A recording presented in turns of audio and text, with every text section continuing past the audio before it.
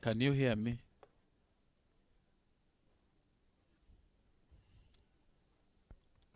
Good morning, everyone, and welcome to the live coverage of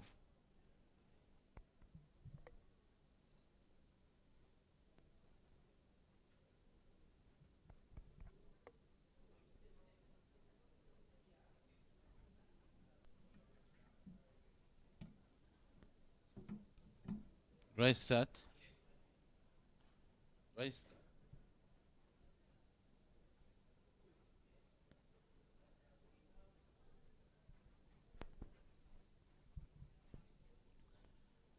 Okay, good morning, everyone, and welcome to the live coverage of the Anti-Corruption Convention 2024. I'm Charles Batamze, and I will be your guide throughout this exciting that's what this week the genesis of society. We are broadcasting live from 4 Points by Sheraton, Kampala. We are set to dive into critical discussions on many issues concerning how we combat corruption and how we build a culture of transparency within Uganda. It will be a very exciting day. I hope that you keep following and tuning in.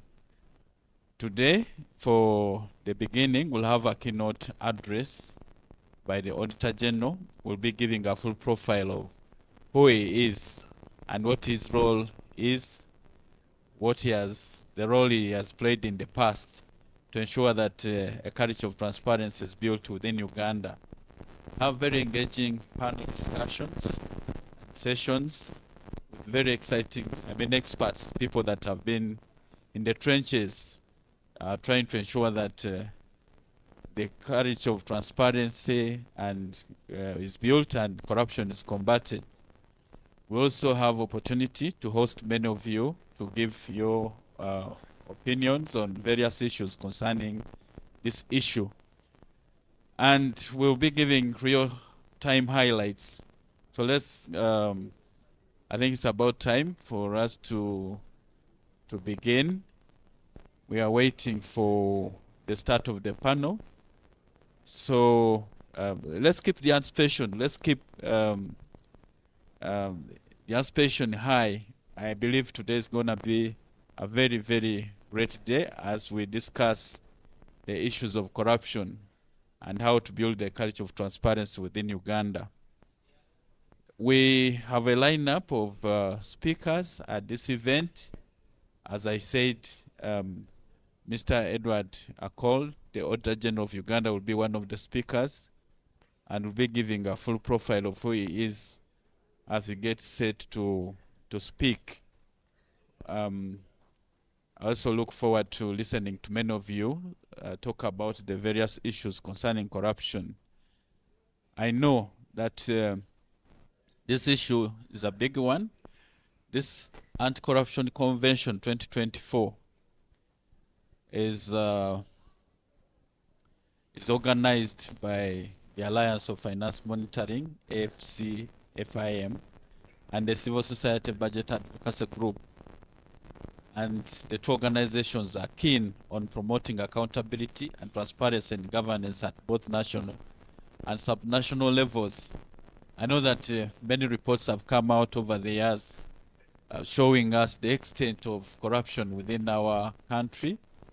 And today we have a big opportunity once again for the eighth time to use this platform to get awareness about the harmful impact of corruption, financial accountability, and to build the capacity of citizens to monitor government activities and demand transparency for enhanced service delivery. I believe many of us know that this corruption fight is not only local, but it's an international fight. And there are resolutions that have been made to the effect. For instance, Resolution 58/4 of October 31st, 2003, where the UN General Assembly designated 9th December as International Anti-Corruption Day, marking an annual opportunity for countries to raise awareness and renew commitments to the fight against corruption. And we know that our country, Uganda, is a signatory to the UN Convention Against Corruption. So this event ties in very well with many of these international instruments. And we believe that today we'll have a great opportunity to really examine and get to know what is happening concerning the fight against corruption. Also, this event, as we'll be hearing, the objective really is to highlight the progress achieved by various stakeholders in combating corruption, to create a platform for state and non-state actors to synergize their anti-corruption efforts, to engage stakeholders in reaffirming their commitment to fight corruption in Uganda. I believe that given the lineup of speakers, the convention will achieve all these three objectives. We look forward to a very engaging program which is running right from now until 3 o'clock. And as I said, we have people from different agencies that are going to speak to us. The keynote will come from the Auditor General, Mr. Cole. We'll have several panel discussions. A panel discussion on asset recovery, which is the next frontier in the war against corruption, and this will be chaired by Dr. Ngabirano Dan. We'll be giving full profiles of these people, and on the panel we'll have other people from Asset Recovery Unit, Civil Advisory Hub, Inspectorate of Governance, Financial Intelligence Authority, Ministry of Justice and Constitutional Affairs, and others. We also have a panel campaigns financing and quid pro quo corruption, which will be chaired by Ms. Josephine Namusisi. Again, we'll be giving a full profile of these persons, but otherwise she's government expert, former DGF, former NDI, and so on. And we have a lineup of panelists that will speak to the issues around campaign financing. We also have a discussion, a third panel on budgeting for corruption, KCCA, Parliament, local governments, Uganda Human Rights Commission, and other people. And again, we have a very powerful chair of this panel, Judith Atim, whose profile we shall be giving as we advance. So, ladies and gentlemen, it's a very rich program for today. And I have just given you a tip of what is coming up. All of us must look forward to this event for us to learn, for us to know the efforts that are in place to defeat this challenge of corruption.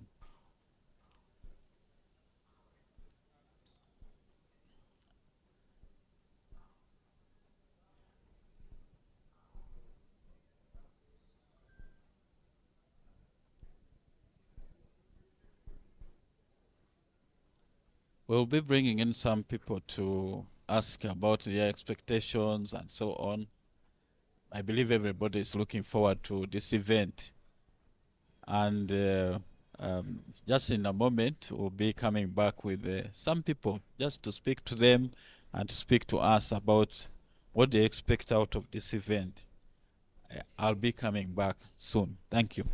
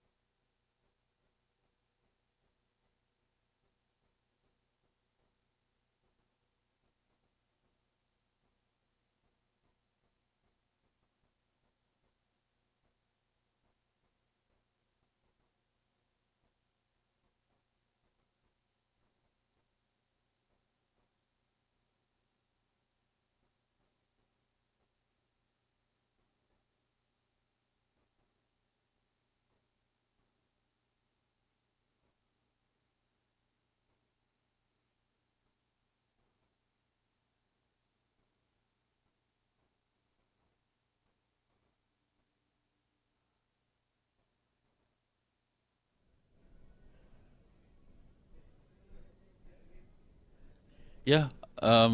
Welcome back once again. As I went for a short break, I promised that I'll be talking to someone, and it's uh, it's a pleasure to have someone, my first guest of the day. Welcome. What is your name and what do you do? Yeah, just introduce yourself to our audience.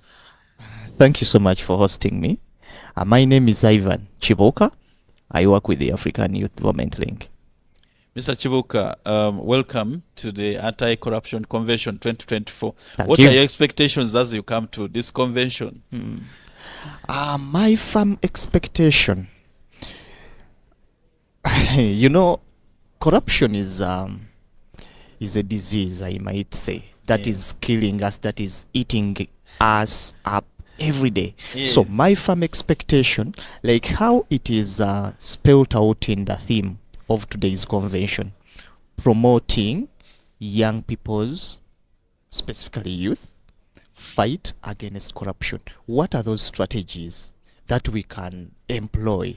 I'm looking forward to that live discussion that can help me as a young person, where I can where I can pick views on how I can effectively participate in this I fight. can imagine that you are so excited by the theme because as a young person, you know the future belongs to you. Yeah, And I do. you definitely want a country that is clean, a country that is delivering services, quality services.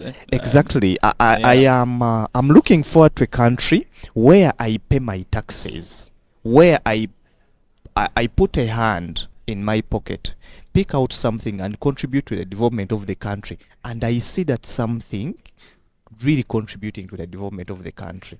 Sometimes we also want to ask questions, but sometimes we don't want to reach that point of asking questions. We want things to run the way how they should run. When I pick my tax to give you, give me the service. Don't wait for me to now come to you and demand and do what. So I'm looking forward to such a kind of a country as a young person. And the strategies that can make me see that country is now what I'm looking forward to. So what would you like to tell young people following our program? And Yeah, I am, as a fellow young person, I would like to tell my fellows that one, as you've spelled out clearly, this country belongs to all of us. It is ours. The Almighty gave us this country. Now, it's upon us to decide which direction this country goes to, which direction this country uh, um, moves to, where it should be. How do we want this country to look in 2060? If we are making a city like now this capital city, we are not caring about it. We when we plan, we don't plan for years to come. You know, it is bad. So we should start owning up the country, and we feel it at heart. so basically, you are Yes. saying that it is the duty of every one of us Exactly. to build a better country Exactly. for us and also for the generations to come. We all have to participate in this. It is not a one man's fight. It is not a Chiboka's fight. It is not a government's fight, but a fight for everyone. A fight for all of us to make this country better. Okay. That is what I believe in. I wish you the very best. I hope the convention, I'm very sure this convention, the information, the knowledge, the experiences I that are hope so. happening in the anti-corruption fight. I really hope for Enjoy that. yourself. Thank during you. the convention. Thank you very much. You're most welcome. Thank you too for hosting me. You're welcome. Yes.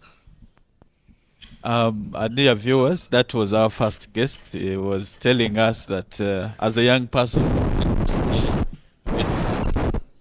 and corruption is the challenge that needs to be defeated for him to be able to achieve that dream.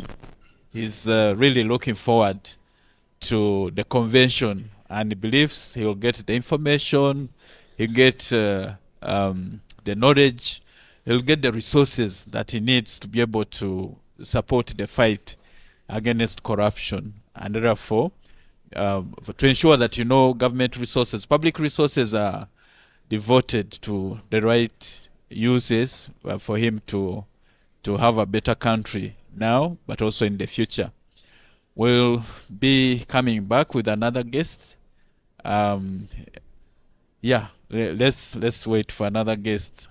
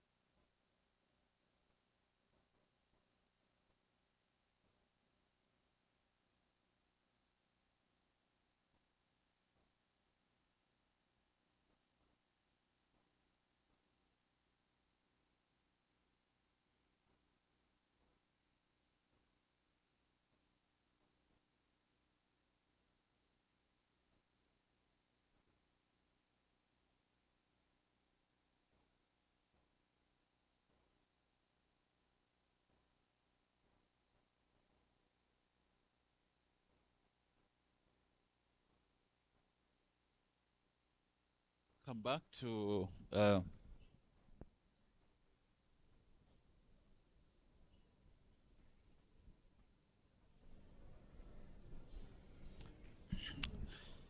welcome back, and it's a pleasure once again to host another guest. Just introduce yourself, what you do to our audience so that they can get to know you. Yeah, thank you very much for hosting me. My name is Henry Muguzi. I am the Executive Director of Alliance for Finance Monitoring. That's a coalition of civil society organizations that follow the money in politics and public institutions, looking for traces of corruption and mobilizing the citizenry to rise up and participate in the fight against corruption. You can tell our audience why this fight is very important. So we are convening here today as the Alliance for Finance Monitoring, joining hands with our partners, Anti-Corruption Coalition of Uganda, the Civil Society Budget Advocacy Group. And the reason that brings us together here is to commemorate the International Anti-Corruption Day. And as you know, the 9th of December every year is when we do commemorate this. So we are having a week of events, and we're here to renew and remind ourselves about the fight against corruption, to reflect on the negative impacts of corruption. And as we head into 2025, which is going to be the year we shall witness campaigns, we also get to be reminded that if we are talking about democracy, the foundation stone for democracy is good governance, and at the root of good governance is the fight against corruption. And so we are here. We've gathered partners in government. So we have here civil society organizations. We have here the academia represented. Religious leaders are here. The youth are here in numbers, but also the private sector. And we think that together we can be able to marshal a strong force that can get to strengthen, but also reactivate the fight against corruption that we think is corroding the development of our country. As we head into 2025 and also 2026, finally for the political campaigns and so on, as somebody that has been working in this area of campaign financing and corruption, maybe briefly tell us the link between corruption and the future of democracy. Yeah, you are right. Actually, one of the sessions that we are going to have is one that is going to help the audience, but also the participants in this conference, to understand the intersectionality between campaign financing and corruption, because we have studies that establish a very strong nexus between these two. So we will do that. One of the things we want to understand is that when the people that contest for elections and those that are going to be nominated next year, when they offer themselves to contest, they don't do so, they're not driven by service of the public, but they are driven by and motivated by service of self. And that in itself is already corruption, because corruption is about using public office for personal gain. So normally it is personal gain that drives them, which is why when they contest, instead of asking you to contribute money for them to campaign, to finance their campaigns, they are the ones giving you. And you can imagine a situation where someone gives you money to serve you. That's quite extraordinary, isn't it? And so we want to help the citizen to understand that, but also most importantly to also interrogate and pay attention to the source of this money. Where does it come from? This money they throw around, dangle around to the citizenry, the voters, where does it come from? And we want to... So it's possible that actually the citizens are receiving money that is supposed to deliver public service to them, and so in effect they are eating their future before it is due. Thank you. They're eating their future, but also most of this money also comes from proceeds of corruption. Yes. So you are there eating dirty money, because the proceeds of corruption are dirty.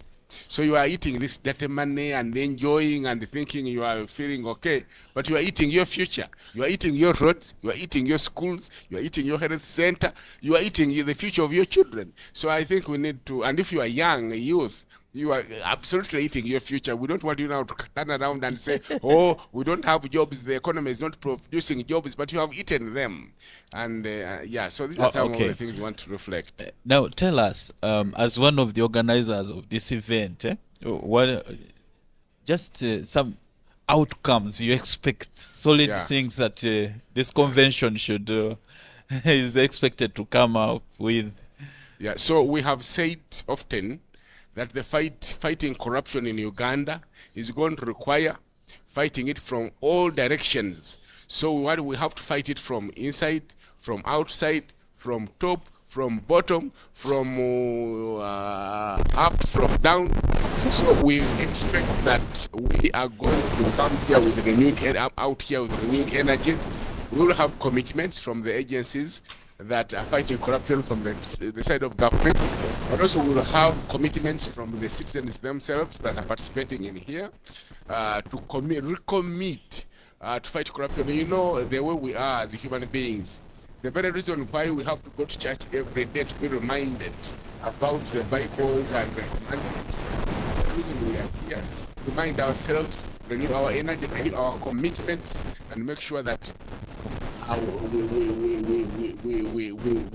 we do what has to be done. So one of the outcomes is renewed the commitment, but the other one is we want to tell the agencies in government that work on corruption, first of all, tell them where we think they are going wrong, but also agree on what they can fix that fight against corruption, strengthen, because without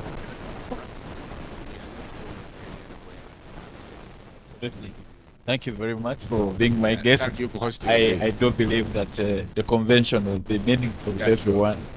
And our dear viewers, it's a great thing.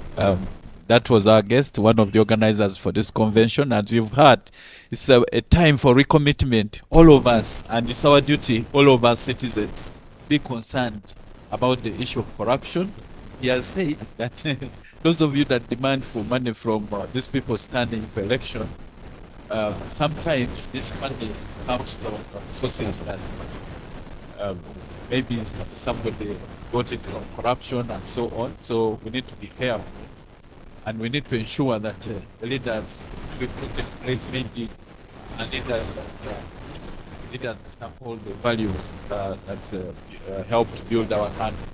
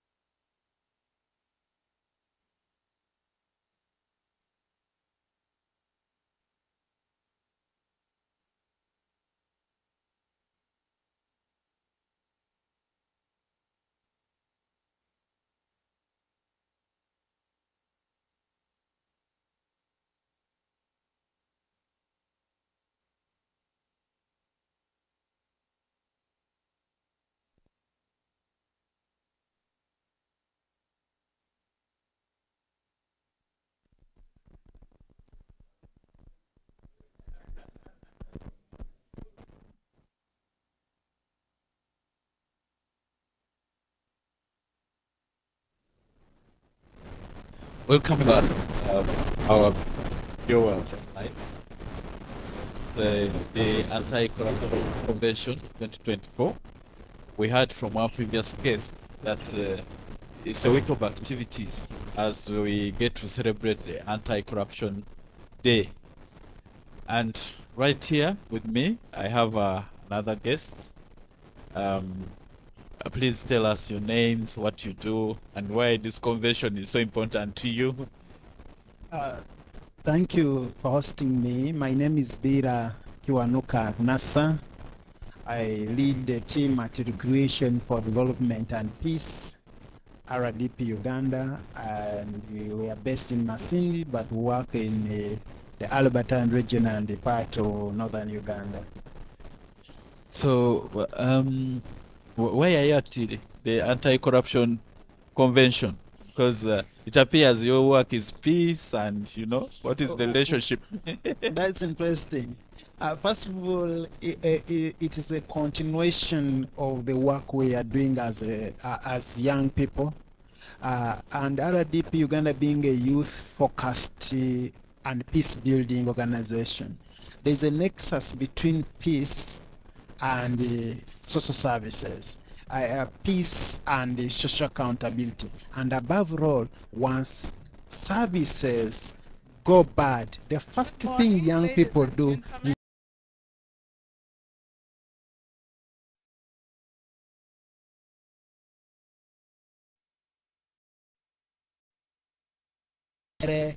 civil. So what do we do? We rather and say, I work for let's- anti-corruption. First of all, we were here in the previous convention. We made commitments, and this is a convention is therefore a continuation of our voice as young people, because in expressing our voice, we are able to amplify the desire for better services, the desire for duty bearers to offer quality services to our young people and the country at large. So, as you come into this 2024 convention, what are your expectations? Well, more than before, it is time for us to amplify the relationship between services and the leadership, services and the corruption. Because look, if young people are disconnected, for example, if the conversation is narrow in the sense that we look at corruption, for example, as a simple vice. For me, this convention, therefore, is a platform for us to reflect on what we are doing as individual organizations, as individual citizens, but above all, as our generation, as young people, and also what government, in this case, the state commitments, in as far as addressing the issues that we have been raising over time. Thank you very much.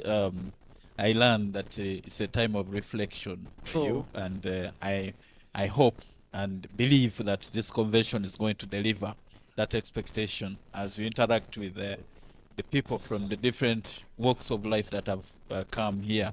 Sure. All the best. Enjoy the convention. Thank Okay. you very much. Thanks very much for hosting me. Welcome. Our dear viewers, we break off for some time as we wait to see whether the official program is beginning. But otherwise, if it's not yet ready, we'll be hosting yet another person. Thank you very much. Keep it here. Don't go away. The whole day we are here to serve you, to get you fired up, and so we can fight for a better country. God bless you.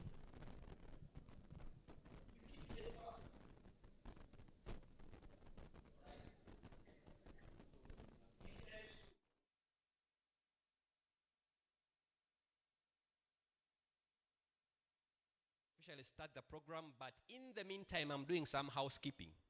Make sure you have the program. And for those of you who have not yet taken breakfast, we got you. In the next 1 hour or so, we will have our breakfast or break tea. This event is hybrid. It's both physical attendance, and it's good to have all of you here, and it's also virtual. It's online. So we have an online audience. How I wish, Jeffrey, can you help us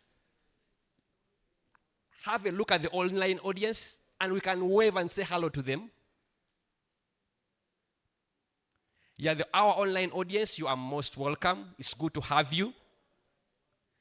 For those who are tech savvy, this conversation is also going to be happening the same time on the streets of, it's now called X. What is it called?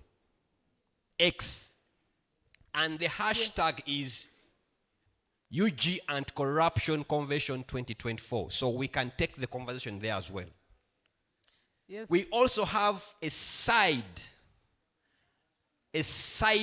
conversation set up in form of a podcast. So we'll be reaching out to one of you, 1 or 2, 3 or 4, to just share your thoughts, your comments about this whole event, about the topic, in more detail for the benefit of those who are following online. So when we reach out to you, please just accept it. Perhaps, Felix, just to add that it will also be live streaming on YouTube channel, and you can go to ACFIM Africa. You will be able to follow the convention and the proceedings at your convenience. Yes. So just make sure that the table you're seated at has a bottle of water, has some sweets, just to keep you active. Yeah. But it's still morning, so I know you're active. And you have the program and some writing material. So for many of you, I know your faces. And some of you, I know your names. I know there are people who are asking for the Wi-Fi. I'll be providing that in a short while. I'll just give me a couple of minutes, and then I'll share the Wi-Fi. For the areas of convenience, Christine, where are they?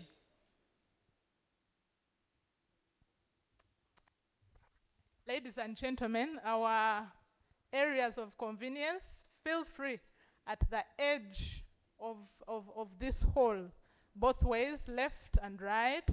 You will be able to find the areas of convenience.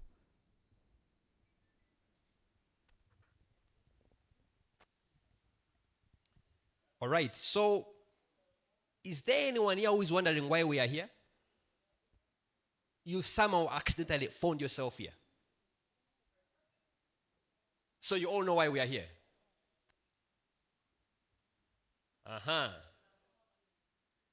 We convene. This is one of those annual activity. We convene every year as part of the many actions that take place in a runner-up to the International Anti-Corruption Day.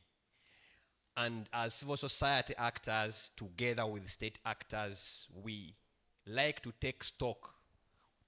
The journey we've moved so far. What have been the gains? What have been the challenges? What are the opportunities to work together? Where are we? So it is important that as you run, at some point you need to stop and breathe and look where you're coming from and where you want to go. So your participation as actors, because all of you here are contributing to the fight against corruption. So the conversations that we have here are supposed to energize us, because I can tell you for sure, I know some of you who joined this work when you were younger, you never had gray hair, you never even had wrinkles. And over time, because of the nature of the work, you've developed some gray hair. That's how stressing it is. You've developed some wrinkles. So it's good that we reflect and reconnect and re-strategize in the fight against corruption. So it's good to have you all here, and it's not by mistake that you are part of this conversation. So once again, you are welcome, and clap for yourselves. Thank you very much, Felix. And at this point, ladies and gentlemen, I beg that we begin our convention. The program is right before you. I will invite you all to this convention, and I invite you to stand, and we go through. We sing our national anthems, and then thereafter we shall pray to the Lord and commit this day into your hands. Ladies and gentlemen, let's stand up for the anthems.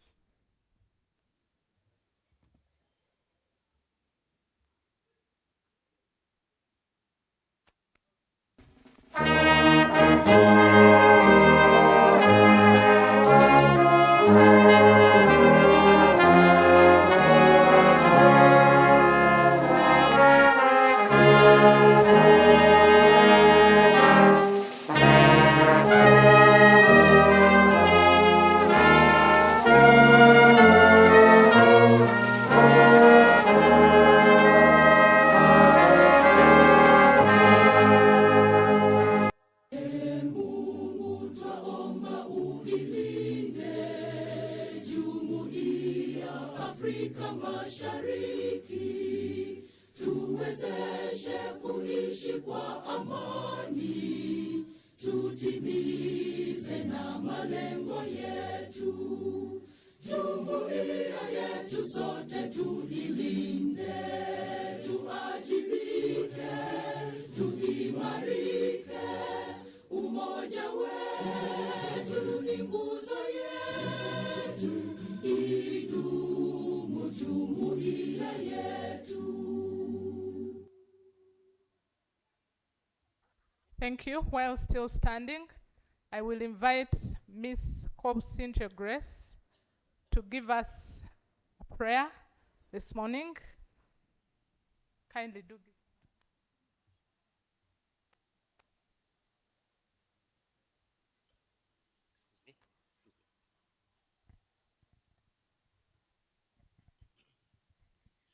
Good morning, ladies and gentlemen.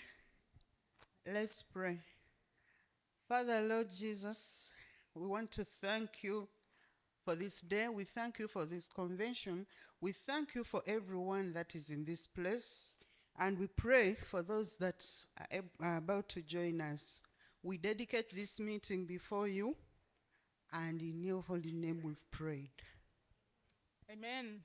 Thank you very much, Ms. Kobsinche. We can now have our seats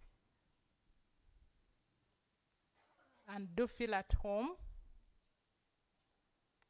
Ladies and gentlemen, we are gathered here to put our hands together, to put our heads together and our thoughts together as we attack and see how we deal with this scourge of corruption. That is why we have dubbed this the ACC, or the Anti-Corruption Convention. We will have an opportunity today as both state and non-state actors to see what strategies we can come with and together collaborate, build partnerships to effectively work together to reduce or eliminate, if it is possible, corruption in this country. And as we do this, we will also have to reflect on the past, you know, for the past years that we have had similar conventions and engagements. We do not want to lose sight of these actions and the commitments that we make on such important days. And so we shall also have an opportunity to reflect and see where we have come from, the commitments especially that we have made as both state and non-state actors, and then to see how far, what progress have we made, but also what support do we need to be able to address some of these challenges. Allow me to welcome you all once again to this convention in your various capacities. We are joined today by quite a number of dignitaries from various agencies, departments, offices, and I want at this point to recognize our partners from government, from the different government entities, from the Office of the Auditor General. Ladies and gentlemen, we have the Auditor General himself. Allow me, Sir, Mr. Edward Akol, also to add, I have had some people call you Mugole, and I want to take this opportunity to also congratulate you upon assumption of the Office of the Auditor General. And we are also joined by development partners, but also various civil society actors. We have both national level and subnational level actors in the civil society. We have a media fraternity. But more specifically, allow me to recognize from the State House Anti-Corruption Unit, Brigadier Henry Soke, Brigadier General. You're very welcome. Allow me to recognize from the Leadership Code Tribunal, Mr. Didas Bakunzi. You're welcome, very welcome. But we also have members from the Uganda Police Force, from the Uganda Revenue Authority, from KCCA, that's the Kampala Capital City Authority, among others, and the Office of the Director of Public Prosecutions here with us. Your Excellency, the Ambassador of Denmark to Uganda, Ms. Sena Wenning Aljag, that is correct, I hope. You're very welcome. And together with your delegation, Kirsten, Mr. Fogg from GIZ, you're very welcome, and other development partners. We do appreciate, Your Excellency, the support that the Royal Danish Embassy is extending to us to be able to have such kinds of fora, together with, of course, together with the partners under PESA from Ireland, Sweden, and the Netherlands. We do recognize them as well. And we recognize the presence of the USAID. You are represented here. You're welcome. We recognize the NDI, National Democratic Institute representative. You're very welcome. Representatives from the international non-governmental organizations, from Oxfam, from ActionAid, from the Uganda National NGO Forum, CSO. You're welcome. And allow me also to recognize the executive directors of the various civil societies represented here. I saw CS Bag, of course, as one of the organizers, the executive director, ACFIM, executive director, Anti-Corruption Coalition, Accord. You're very welcome. Ladies and gentlemen, quite a number of you, but I recognize you all in your various capacities, both at national level and at the subnational level.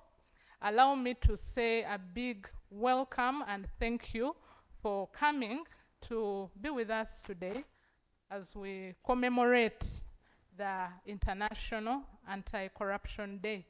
I know it is held or commemorated on the 9th of December, but we as civil society are organizing to commemorate it today on the 5th, together with you.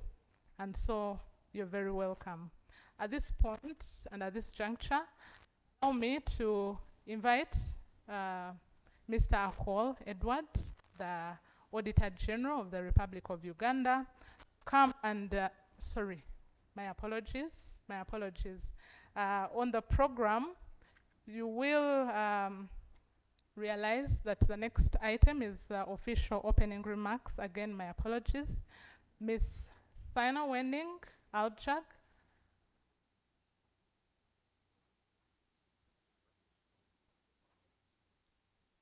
Ladies and gentlemen, my apologies. I guess I'm excited at being here with you today and moving ahead. Let's invite the executive directors and organizers of this event to come and give us their welcome remarks, welcome us to this convention. Mr. Marlon Agaba from the Anti-Corruption Coalition, you're welcome.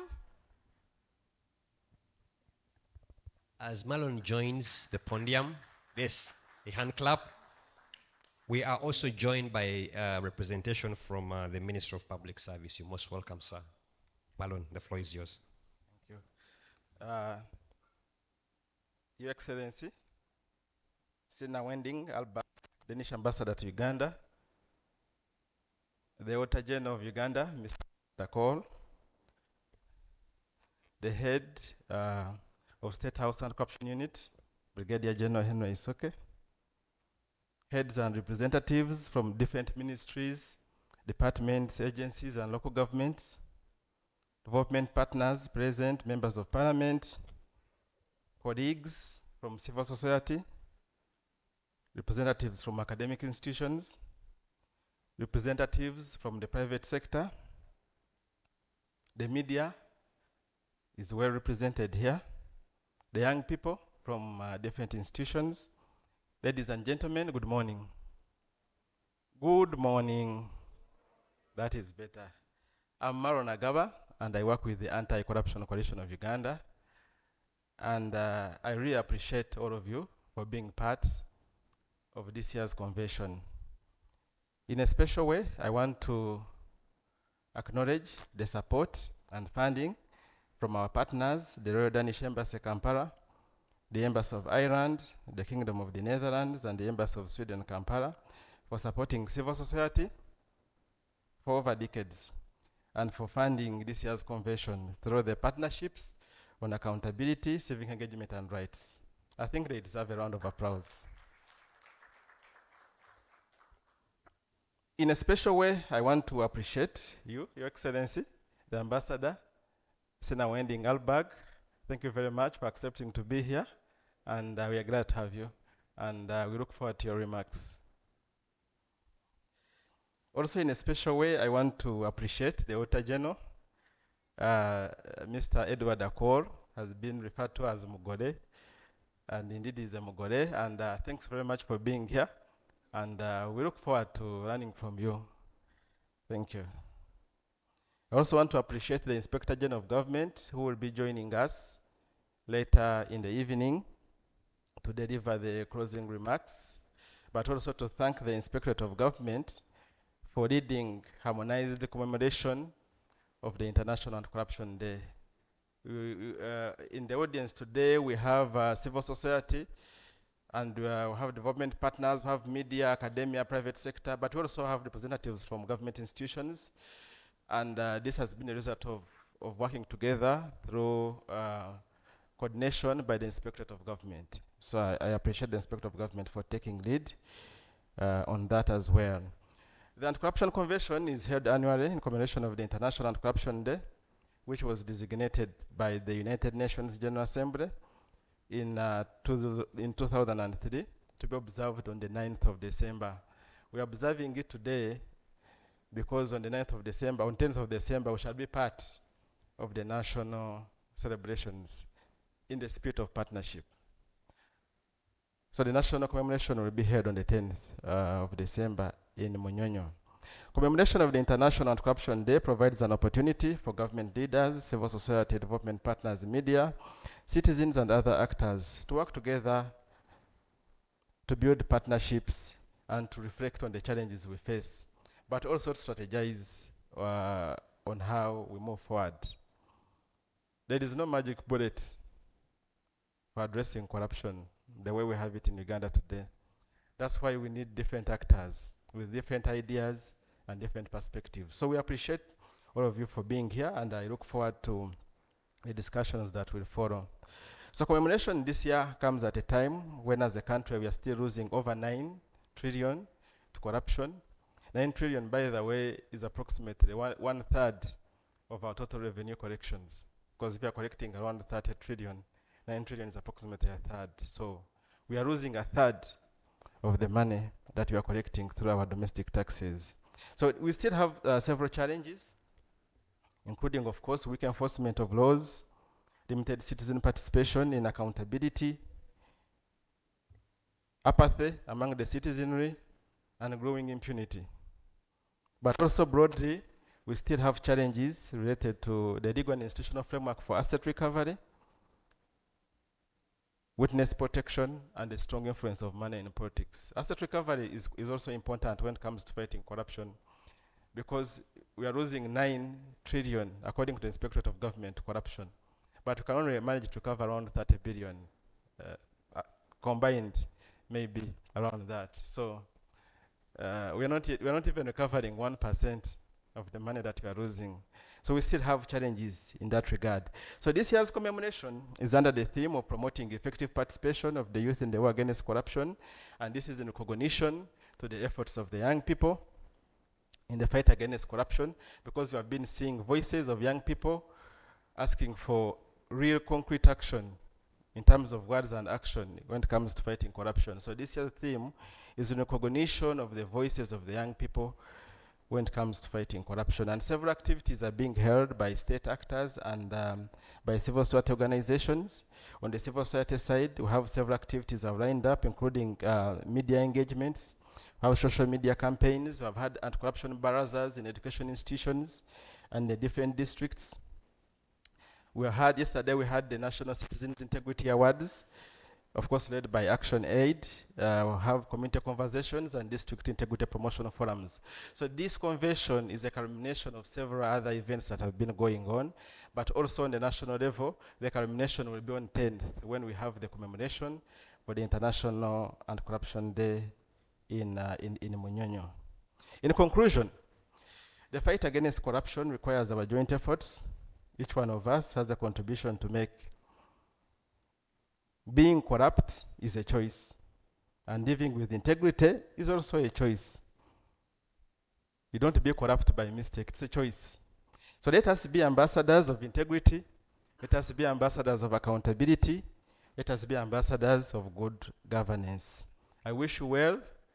I look forward to discussions for God and my country.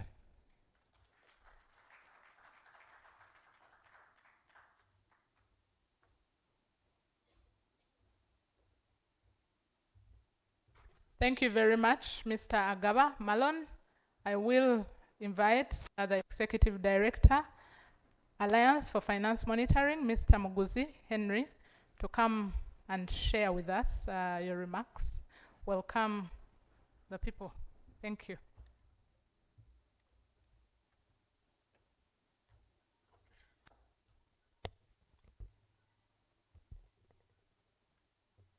So, ladies and gentlemen, I stand on the protocol already established.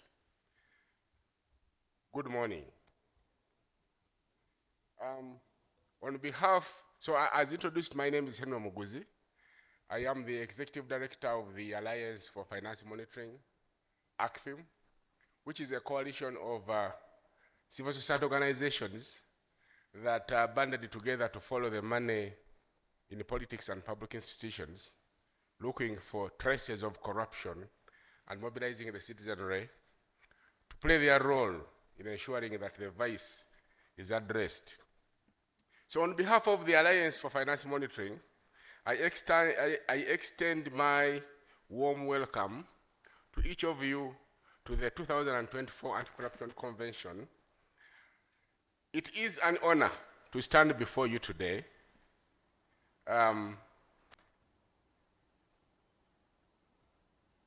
Having gathered here, united by a common purpose, the purpose of promoting transparency, accountability, and good governance in Uganda. So today we gather as representatives of the government, representatives of civil society, the academia, the private sector, the media, and most important of all, the young people.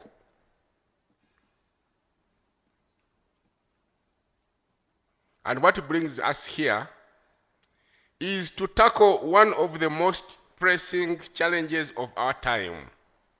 And that's the challenge of pervasive and corrosive impact of corruption on our nation's development.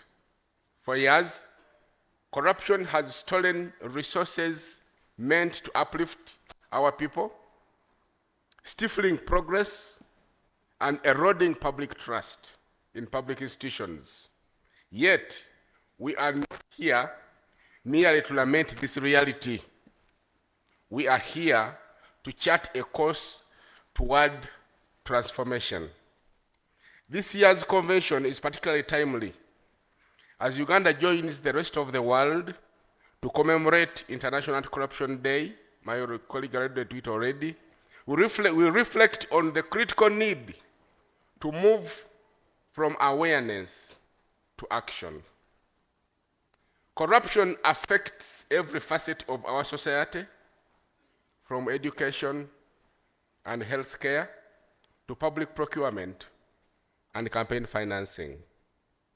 Left unchecked, corruption undermines democracy, economic growth, and the very well-being of our citizens.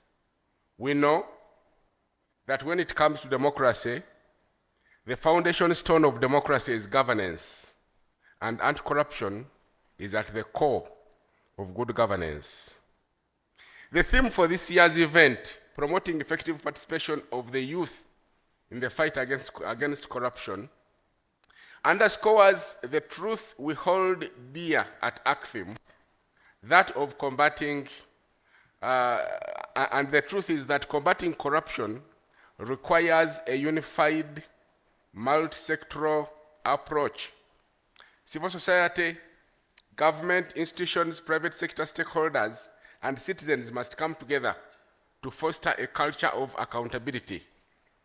Only by working collectively can we break the cycle of impunity and ensure that Uganda's public resources are managed in the interest of all its citizens. At ACFIM, we have long recognized the role of money in shaping political processes.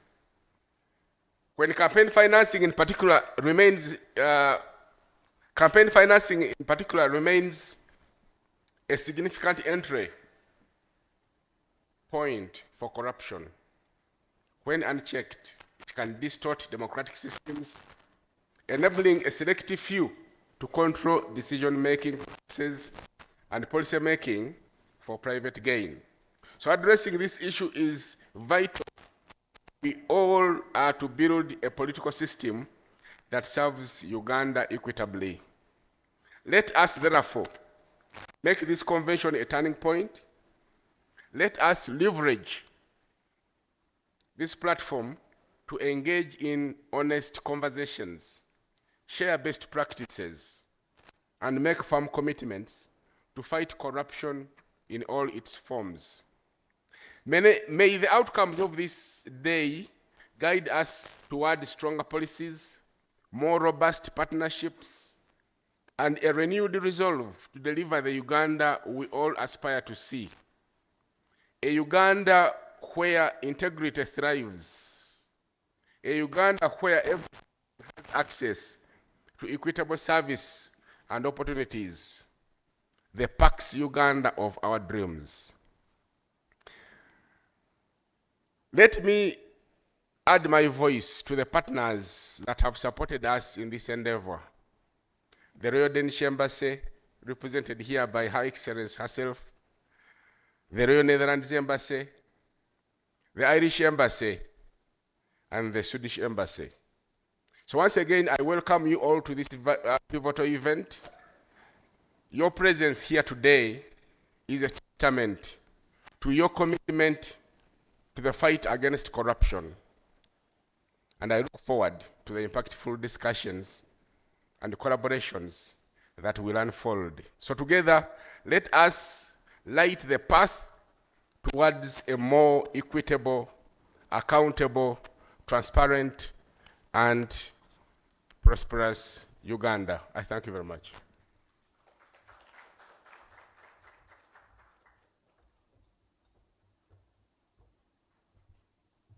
Thank you very much, Mr. Muguzi. Mr. Mukunda Julius, Executive Director of Civil Society Budget Advocacy Group, please take to the floor.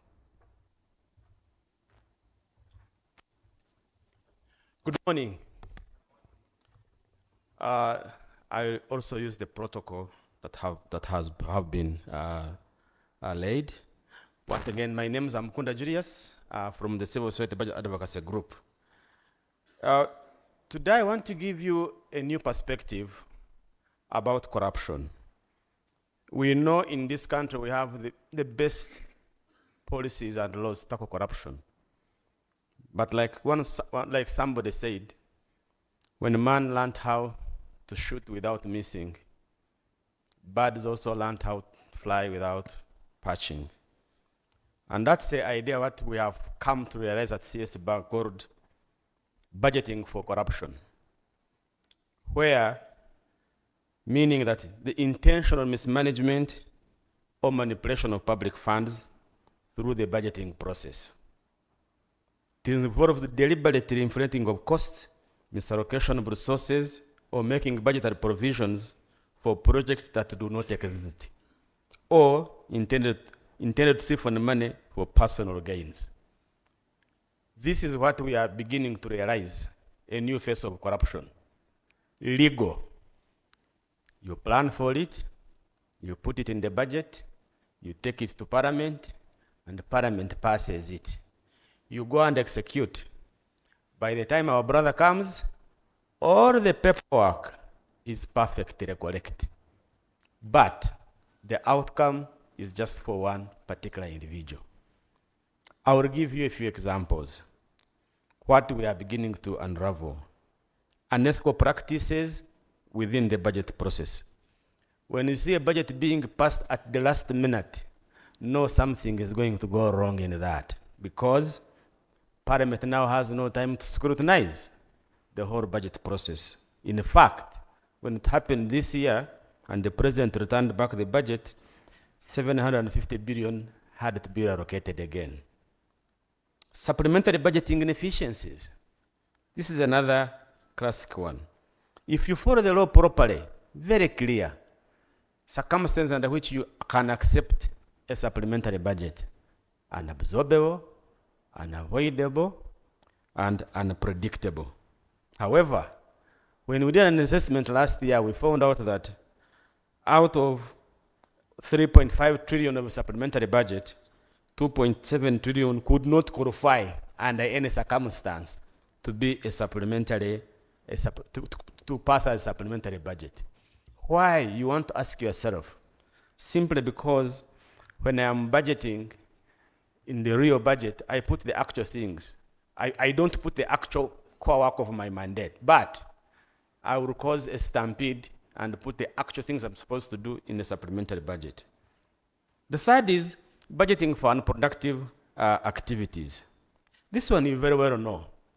For example, we budgeted for 2.7 billion to be spent on Rubowa project. And we all know Rubowa project.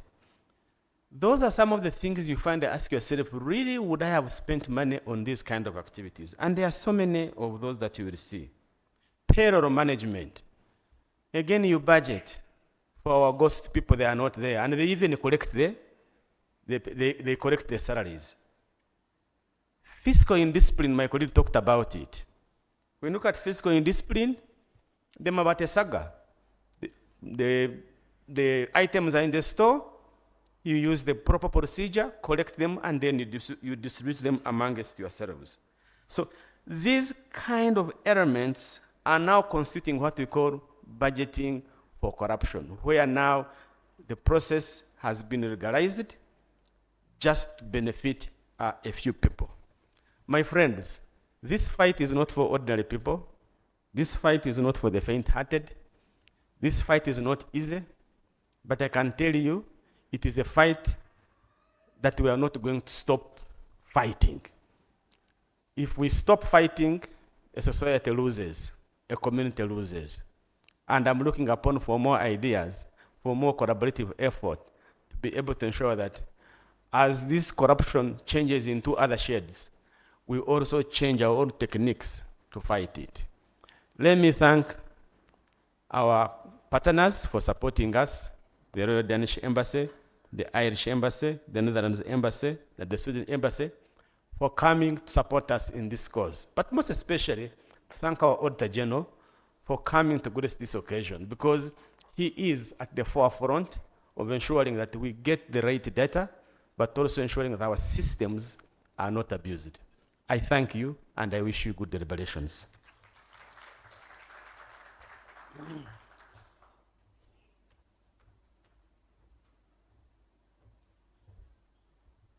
Thank you very much, the executive directors of the three organizing institutions.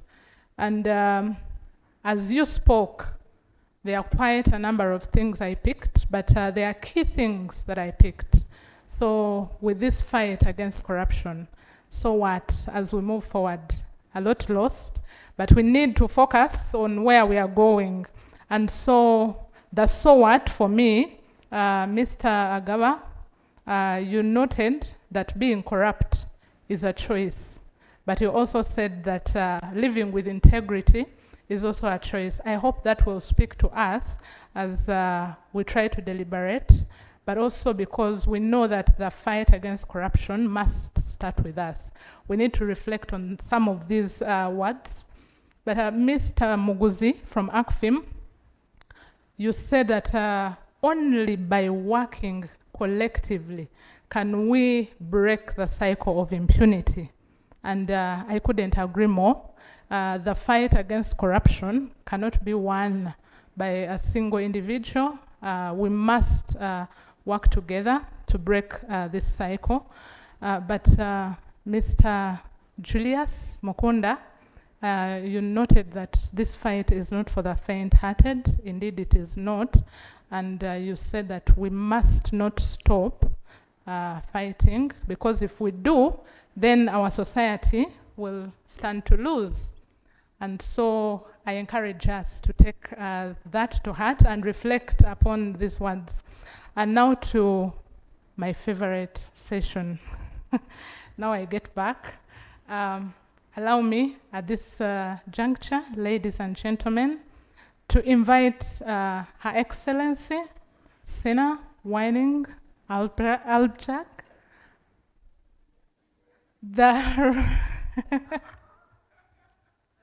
my apologies.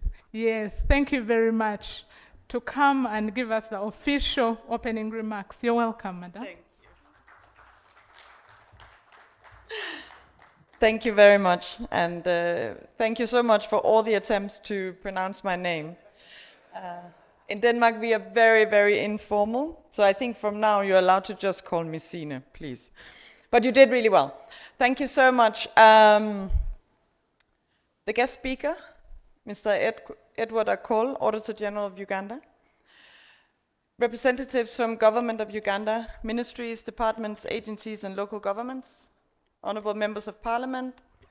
Representatives from civil society organizations, academia, media, fellow development partners, young people here present, or mainly maybe online present. Distinguished guests, ladies and gentlemen, good morning. And thank you very much for honoring us to attend this convention with you. We are very delighted, we're very honored to be here with you on this very important day. And I am here speaking on behalf of not just my fellow development partners, but also the whole of Team Europe in Uganda, commemorating the World Anti-Corruption Convention Day 2024.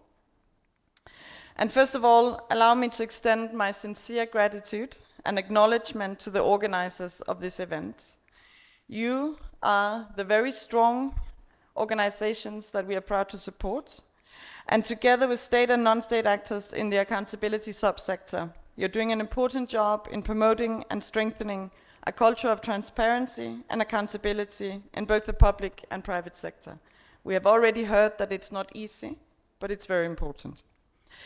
Engagements like this today will help stimulate discussions between government and civil society, to take stock of the country's progress in the anti-corruption journey, to share challenges, but hopefully also opportunities to push forward the agenda. And most importantly, it's an avenue to renew our joint commitment to fight corruption. We just heard that corruption is a significant threat to Uganda's development process. The losing of over 9 trillion Uganda shillings to corruption every year is for me a mind-blowing figure. I cannot even imagine what that kind of money looks like. I cannot even imagine what we could do in this country with that kind of money. It's mind-blowing. And as we have already heard, and as we know from evidence, the victims of this is the poorest and most vulnerable in society. It is the poorest, it is the women, it's the children, it's the elderly, and it's the young people.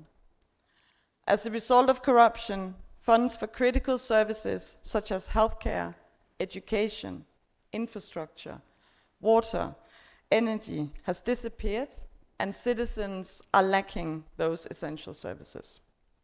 It's therefore of crucial importance that we join forces and work together in the fight against corruption, not just for the corruption itself, not just for the institutions, for the good governance, but for the people who are lacking the services that the funds were meant to fund. This year's theme is titled Promoting Effective Participation of Youth in the War Against Corruption. I find this very timely because it recognizes the important contribution that young people can make in the fight against corruption. We know that Uganda is a youthful nation in many ways, with more than 70% of its population below the age of 30.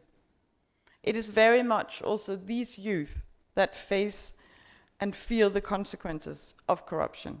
They are seeing their opportunities in life suffer from this, and they're starting to voice their dissatisfaction. We saw it earlier this year when youth, both in Uganda and in neighboring countries, took to the streets, making a passionate call on stakeholders, and especially their own governments, to take actions against corruption. But we also know that it's a difficult journey. The fight against corruption requires a lot. It requires strong leadership. It requires engaged and empowered citizens who are actively demanding accountability. It requires support to anti-corruption institutions and organizations to effectively implement their mandates. And it requires close collaboration and trustful relations between government and civil society, state and non-state actors. And that's why we're here today, and that's why this convention and bringing together these stakeholders are so important. We, Denmark and the whole of Team Europe, are very proud to support and be associated with accountability promoting organizations such as those that are here today. But let me also take this opportunity to recognize the very crucial role of the government of Uganda.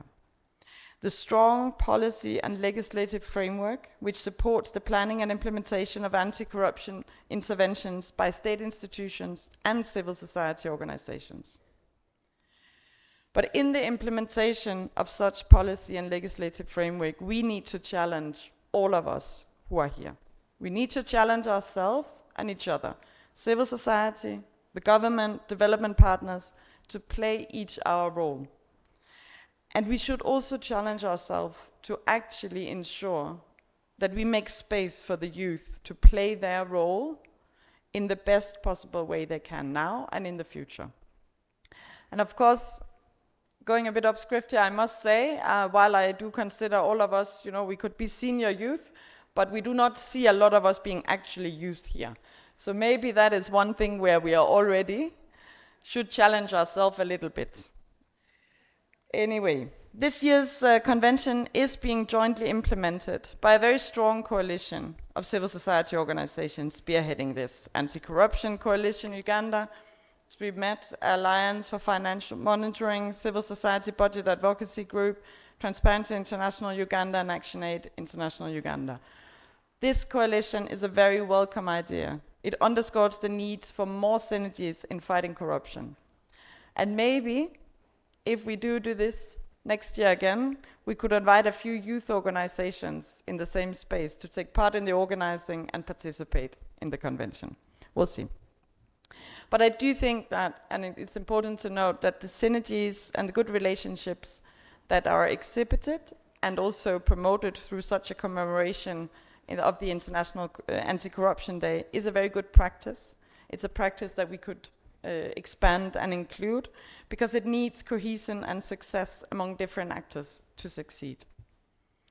And the good relationship we see today is highly commended by European Union and its member states here in Uganda. We are here to support you.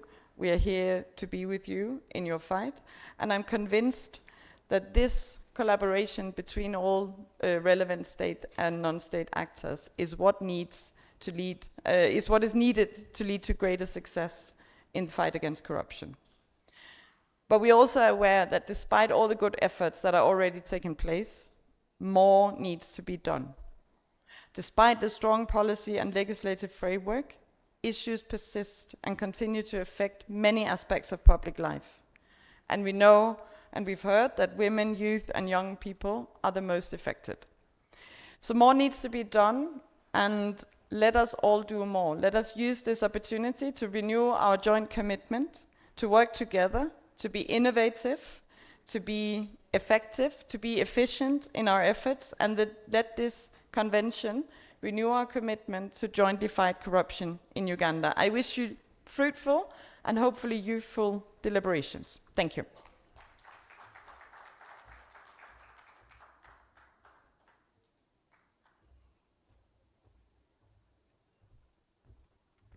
Thank you very much, Your Excellency.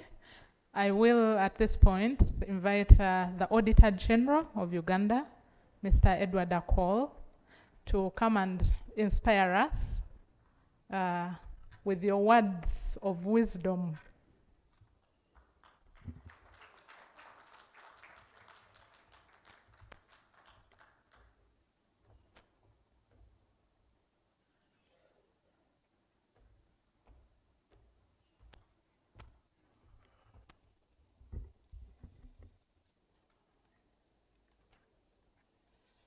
Yes, very good morning to you all. Allow me not to stand on the protocol already observed, because in government we are very formal, we are very structured. So for me not to recognize your presence, it might be construed to be not a government official. So for that matter, I would like to recognize the presence of the Inspector General of Government and her team, the Executive Director of PPDA and his team, the head of State House Anti-Corruption Unit and your team, representatives from the ministries, departments, agencies, and local governments, Your Excellencies, heads of diplomatic missions, development partners, representatives of civil society organizations, academia, and also the media, or what we normally call the fourth estate. Youth leaders present, I don't know how many they are, but I'm told a number of us are senior youth. Distinguished guests, ladies and gentlemen. So before I start on the formal presentation, I thought I would just make one or two remarks just on a personal note to say thank you very much for the congratulatory messages that have come through from you for this appointment as the Auditor General. It's not a very new job to me. It's something that I've been working on for the last 30 years. So it takes 30 years to become the Auditor General. Yeah, but also, most importantly, to be very thankful and appreciative to all of you, and especially the organizers for this opportunity to come in here and discuss with you a very hot topic of corruption. For some of us who work in these organizations, a day can hardly pass without someone calling you, talking to you about corruption. And even that said, it's again a topic that is discussed at various levels of government, if you have to look at the formal structure, right from the highest level, middle, lowest, and apart from that, also in the private sector and other sectors in our country. I don't think you can go to the villages and you talk about corruption and nobody has no idea about it. I think it's something that everybody has an idea about it. So I thought I would just highlight those before I get into my formal presentation here. So, ladies and gentlemen, I am deeply honored to address this distinguished gathering at the 2024 Anti-Corruption Convention. I extend my sincere gratitude to the organizers, which include, of course, the Inspectorate of Government, PPDA, State House Anti-Corruption Unit, Anti-Corruption Coalition of Uganda, Alliance for Financing Monitoring, Civil Society Budget Advocacy Group, Transparency International Uganda, Action Aid International Uganda, and the development partners for convening this vital event and inviting me to contribute to this discourse. The International Anti-Corruption Day, observed annually on 9th December, but in our case it will be formally done on 10th December, serves as a significant occasion to reflect on our progress in combating corruption, evaluate our contributions, and identify areas requiring intensified effort. This year's theme, as most of you know, is promoting effective participation of the youth in the war against corruption. This underscores the critical role of young people play in shaping the future of governance and integrity. It's not just young people, but we are talking about a population constituting about 70% of us. So it's a very vital and important aspect for us to discuss today. My office, established under Article 163(3) of the Constitution of the Republic of Uganda, is mandated or tasked to undertake audits of all government institutions. This include ministries, departments, local governments, universities, and so on and so on. In other words, the Auditor General's responsibility is to audit all public funds that have gone to any institution, whether government or not government. The Auditor General is mandated to look into how those funds have been spent. So you can see it is very wide. So you might be now asking, so how come corruption is going on and yet you have that wide mandate? However, the persistent and evolving nature of corruption, especially in Uganda, demands a more inclusive and participatory approach, one that actively involves, among others, our youth as agents of change. Ladies and gentlemen, corruption in Uganda has evolved into a systemic and deeply entrenched problem with devastating impacts on national development. According to the report by IG, which has already been mentioned, we lose an estimated monies or resources amounting to about Uganda shillings 9 trillion annually on corruption. Resources that could have significantly improved our health care, our education, and all the other essential services. Addressing this crisis requires a deliberate efforts to empower young people through education, awareness, and active participation in governance processes.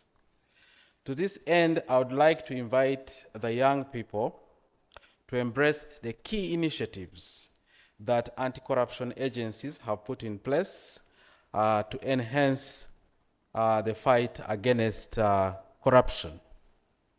Corruption should be looked at as a civic duty.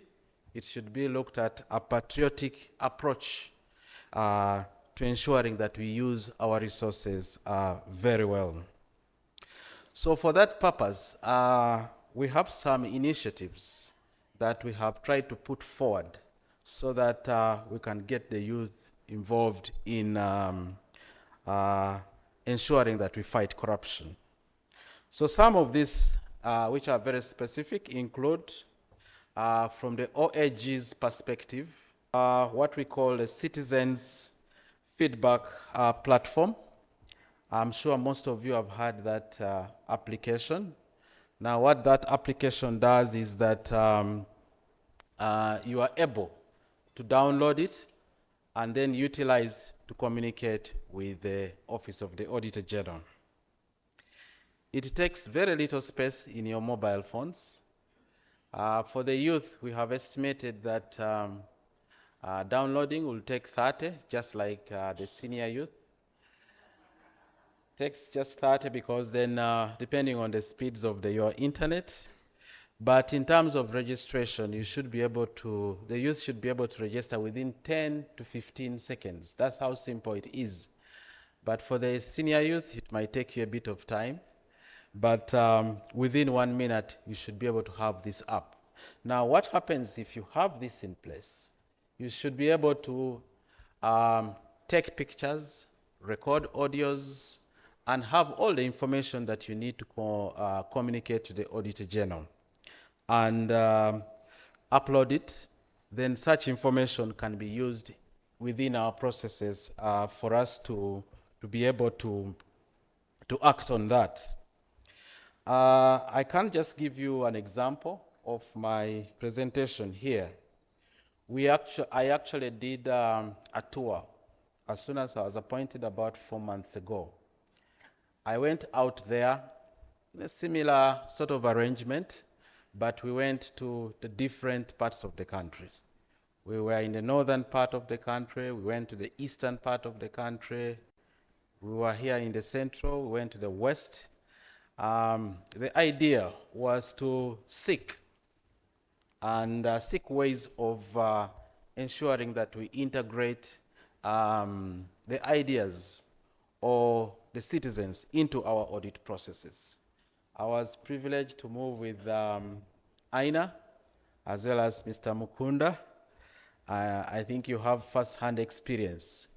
We met the district chairpersons. There were very many district chairpersons. We met the security, we met chief administrative officers, we met the resident district commissioners, all the structures that you can look at the district level.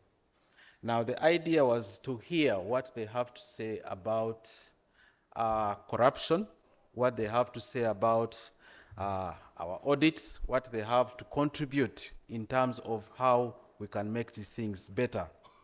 I can assure you there was a lot that came out of those engagements. By the time we were done with that, we had, I think, about maybe 20 pages of issues that we needed to consider during our work processes. So one of the tools that we used was actually the citizen feedback platform to allow them, to enable them communicate with us. And I can tell you, 2 months down the road, we've received a lot of information which will eventually feed into our audit processes. So these are some of the initiatives that we would like you, even at your level, the youth, to utilize to communicate and give your ideas as far as audit processes are concerned. But also specifically, PPDA also has come up with an initiative. You know, PPDA handles or regulates procurements in this country. And also, if you look at the budgets of the country, you find that about 60% of the funds actually go into procurements. So they have come up with a contract monitoring system, which allows you to comment on the procurements that are taking place in this country. But also to add that the Inspector General of Government, as well as State House Anti-Corruption Unit, these have toll centers. Now, these toll centers, you can call in and present your issues, and they'll find their way to the different investigative agencies. You shouldn't mind where you take this information, because the agencies have put themselves together through interagency forums, whereby if you happen to send something to, say, State House Anti-Corruption Unit, and they feel they are not able to handle, they can always say, let's send this to IGG, let's send this to PPDA, let's send it to the Office of the Auditor General. In other words, the entry point should not worry you, as long as this information comes through those defined channels. But I would also like to add that as anti-corruption agencies, we have the responsibility to educate and create awareness to our youth about the nature, causes, and consequences of corruption. Relatedly, we ought to facilitate youth involvement in execution of our mandates for better service delivery, and to also implore us to consider some initiatives. So I've come up with some general initiatives that cut across government as well as CSOs that may improve this sort of awareness and engagement of youth. So from the government perspective, I think as government, we need to be looked at as role models. Government agencies must lead by example in the fight against corruption. If we, the government institutions, demonstrate integrity, deliver our promises, and provide the required services effectively, we will serve as role models for the youth, and the youth will be able to follow that. Anti-corruption agencies must consistently execute their mandates effectively to compel government institutions to adhere to ethical standards. By doing so, we create a framework where young people can observe best practices in governance and grow up with a strong foundation of integrity and accountability. It's incumbent upon us as government actors to guide the youth by embodying the values we want to instill in them. In other words, what I'm saying here is that we as government anti-corruption agencies should be able to inspire the youth, inspire them in a way that they should be proud of the work that they are doing. If you worked in the office of the Auditor General, you should be able to say, yes, when it came to an issue on construction of health centers, we were able to comment, we were able to come up with an audit report that made a lot of recommendations to improve the quality of these facilities, and so on and so on. So that's the sort of inspiration that I'm talking about. As opposed to, I went to work with the Office of the Auditor General, and within 6 months, I was able to build a house, I was able to do so many things, and so on and so on. So we need to be very careful as agencies to be mindful of that. Education and awareness. Efforts should be made to integrate ethics, integrity, and anti-corruption education into school curriculums to instill values at an early age.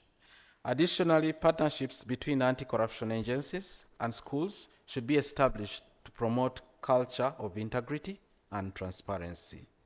Schools should also be encouraged to organize regular visits to anti-corruption agencies to facilitate knowledge sharing and capacity building among students. In terms of strengthening youth involvement in anti-corruption agencies, the suggestion here is that anti-corruption agencies should create more partnership opportunities or internships opportunities to provide the youth with practical exposure to governance and accountability mechanisms. They should also develop collaboration frameworks with youth councils and organizations to harness their collective energy and innovation in the fight against corruption.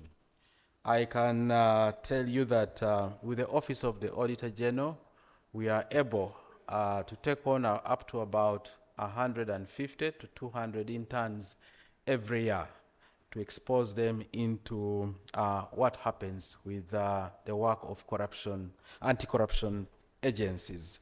So other anti-corruption agencies also, I know, have been doing the same. It's a very good initiative because then as the youth come through the education system, they are able to appreciate that there is a vice and there are agencies that are part of the anti-corruption fight. Anti-corruption agencies should also develop frameworks that allow youth to actively participate in audits and investigations. In regard to monitoring and implementation of youth empowerment programs, The Office of the Auditor General is committed to ensuring proper oversight of projects and initiatives aimed at empowering youth. Effective monitoring of these programs is best achieved with the active involvement of the intended beneficiaries, that is, the youth themselves. The participatory approach ensures that these activities or these initiatives meet their objectives and contribute to sustainable development.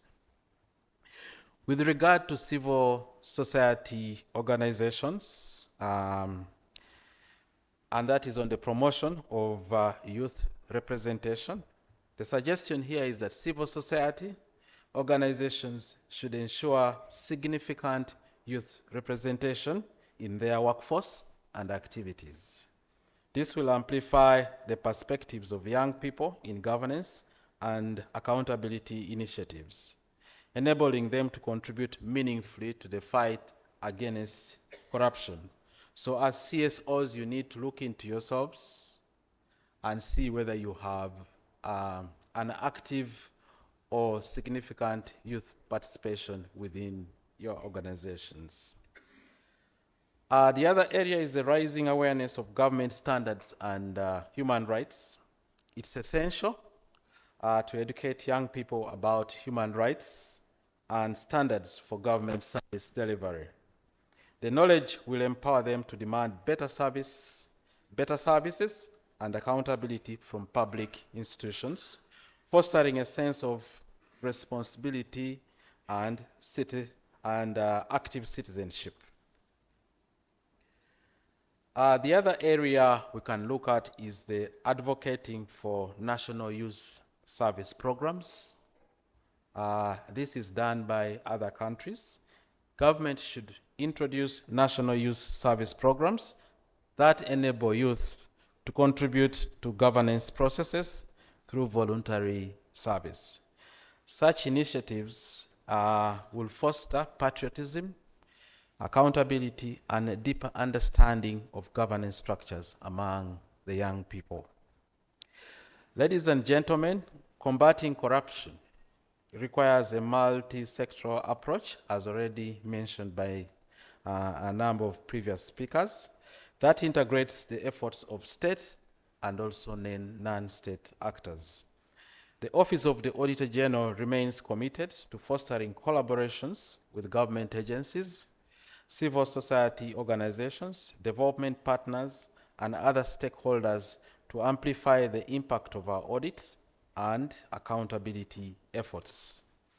We are also enhancing citizen engagement through tools such as Citizen Feedback Platform, which I've already talked about, and also audit recommendation tracking systems, which are in place, our website, and soon to be launched a toll-free call center, which will enable all citizens to reach us.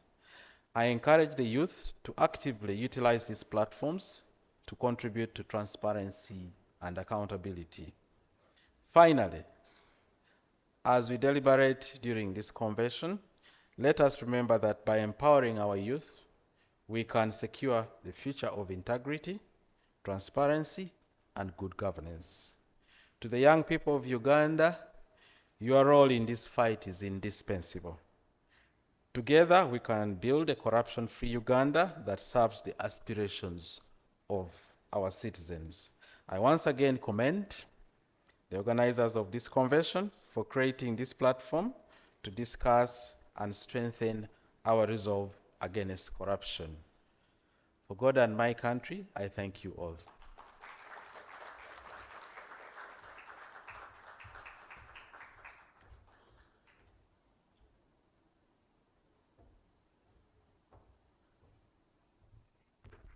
Thank you very much, our keynote speaker, for those words of wisdom and quite a number of recommendations to us as stakeholders, but also what came through both from the keynote speech and from the Netherlands, she gave me the permission to call her Sina.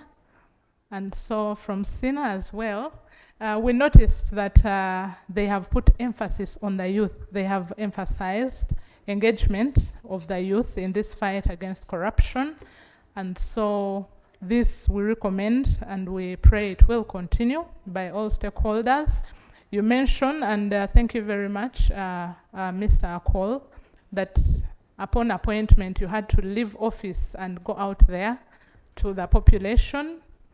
We have seen that government is taking out initiatives like the Citizens Feedback Platform, the contract monitoring system, the different toll centers.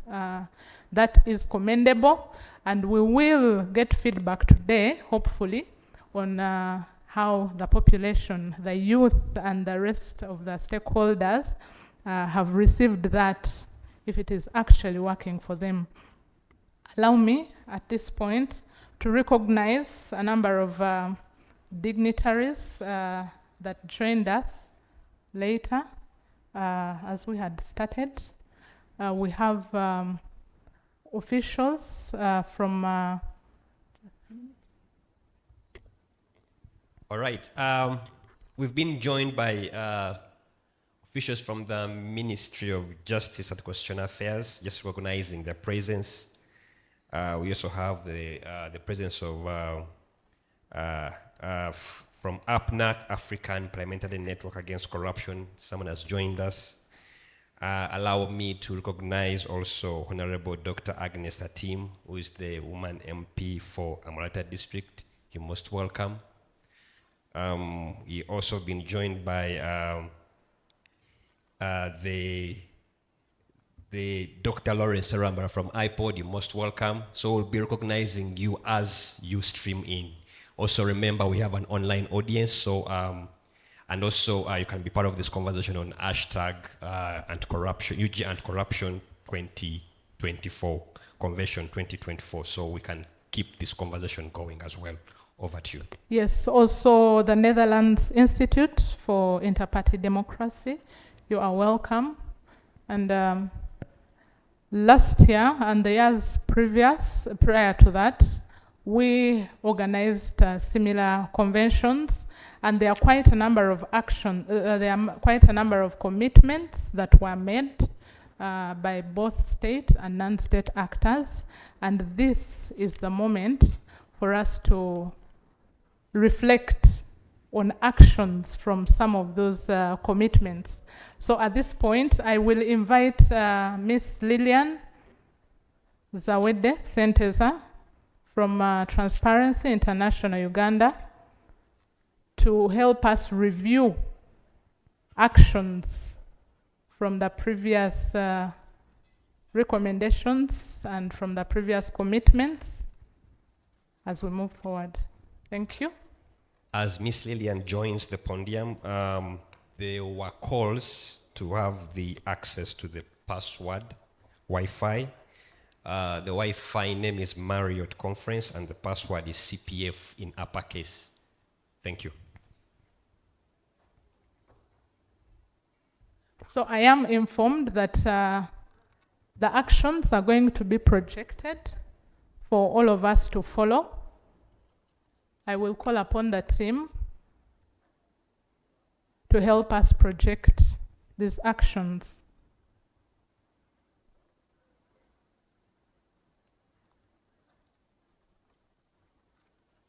Jeff, are we good with the...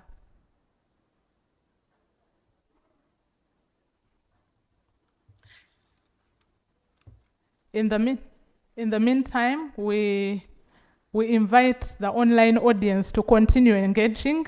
Please do not give up. Engage. Our hashtag is at UG Anti-Corruption Convention 2024. And also to remind you that if you're called upon to kindly go and share your views and thoughts with a team doing the podcast just outside here, please do cooperate and share your views and ideas for the benefit of all the stakeholders here. Thank you. Jeff, we're still waiting on you.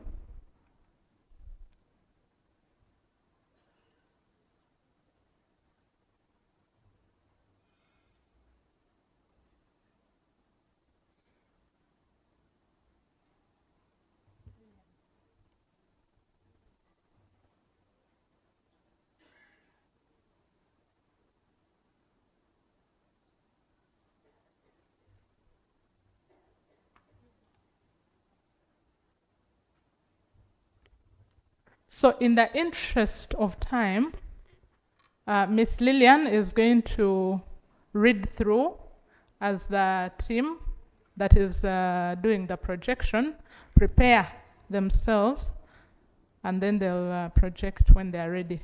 But for now, Miss Lillian is going to just read the actions for us. Thank you.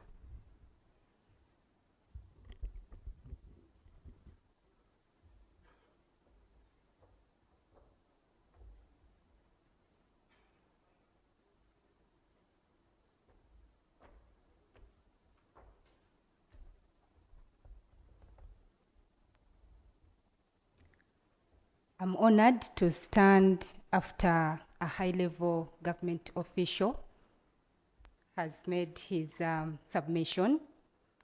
And since he ably recognized everyone in their capacity, allow me welcome all of you to this very important engagement and all protocol observed. Ladies and gentlemen, good morning. Good morning. This session is quite critical because we believe when we convene such an engagement, it's not just about coming, about discussing, and then we leave the room and it ends there. What normally happens as a good practice is to pick out key issues that are followed up during the year.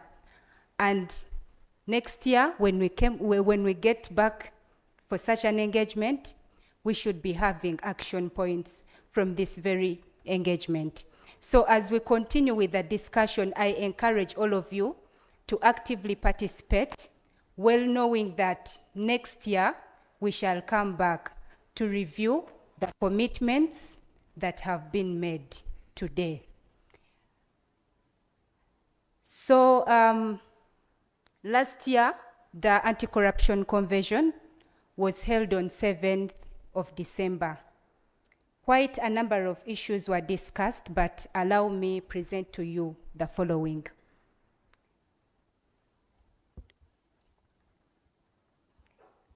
One issue that was documented was absence of government institutional structures or offices in some districts, which has dragged public service delivery.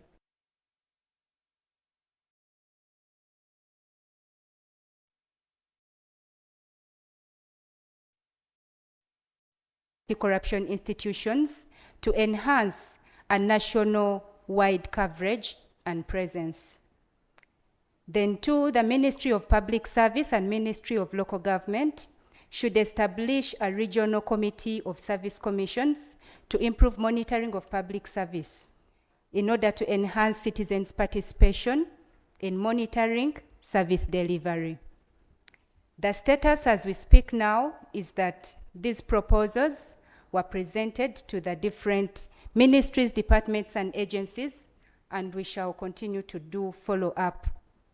The second point was in relation to the gaps in legal and institutional frameworks that protect whistleblowers and witnesses in corruption cases.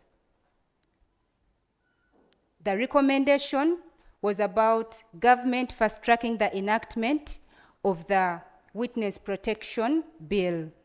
As we speak now, the bill has not been enacted into law because of numerous challenges relating to the financial implication that the law may have.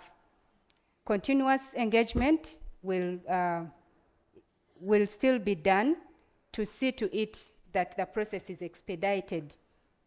Then still in relation to the gaps in institutional frameworks, there was another issue of government complying with the United Nations Convention Against Corruption and expediting the asset recovery legal and policy frameworks. And here the status is that the anti-corruption, that is the confiscation and recovery orders, Rules 2024, are currently being enacted to support asset recovery efforts. There was also an issue still under institutional, the legal framework, about government considering undertaking rigorous institutional trainings and capacity strengthening for key staff in anti-corruption agencies to enable them fulfill their mandates. That we shall hear from the different entities here on how far that has been implemented. The third issue, ladies and gentlemen, is in relation to the weak collaboration among key anti-corruption stakeholders. And the recommendation was that the key stakeholders, that is civil society, private sector, government, media, development partners, should work towards strengthening partnerships, collaboration, and adopt more preventive than reactive approaches towards the fight against corruption. And here, the status is that there has been involvement of the media in the fight against corruption. We've seen several cases that have been reported in the media, and that has supported the aspect of publicity of cases. We have seen various scandals like the Iron Sheet scandals and budget-related... Check 1, 2. Check 1, 2. Yeah, and aspects of budget relating to corruption.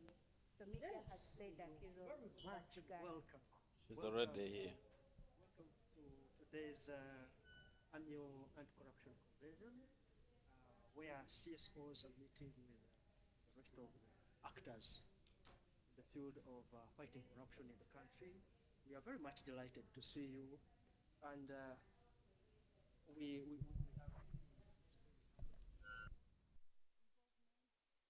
we are really happy to see you, and we are really delighted that you're one of the partners that we have in this kind of conversation. But this podcast speaks to the minds of the young people, and in the minds of the young people are thinking about owning the war against corruption. And the conversations have been about how development partners can to support and drive these discussions forward. So this podcast is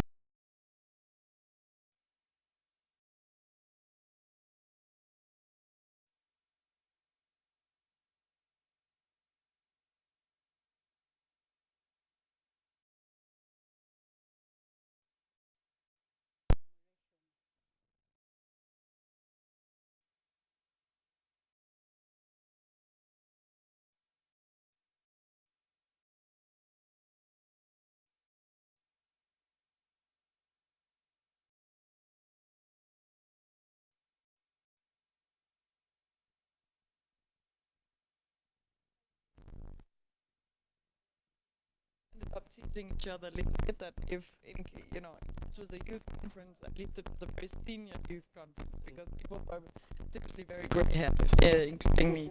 And I do think that that's a challenge that we have to realize that we are not doing enough on. I think it's very important that we try to use avenues like this to actually get out to the youth, use podcasts, use social media, do engagement. I do also think that we should try better to support some of the youth organizations working in this space, to make sure that they can actually be part in organizing it and be part of the core of this convention as well. Because one thing, of course, it's nice now that we are getting the messages out to the youth, and we can tell the youth now what we're doing, but the key thing would actually be to have the youth tell the government and the development partners what they think, because that's really what's most interesting. Yeah, as you were giving remarks and about what is currently happening in the country, and applauding the fact that the young people came out and spoke about the issues of corruption, the young person out there feels so excited and energized to see that we have a development partner who is coming along, and who is trying to see, I think I need to switch the mic, who is coming along and needs to see that at least there is accountability, but and the conversation of we call it a cross-generation conversation towards fighting corruption. Yeah, as you also say, it's absolutely true that you see the actors in here the young people, we are very few. The young people, we are very few. So, Your Excellency, I would really want to maybe pick into your understanding.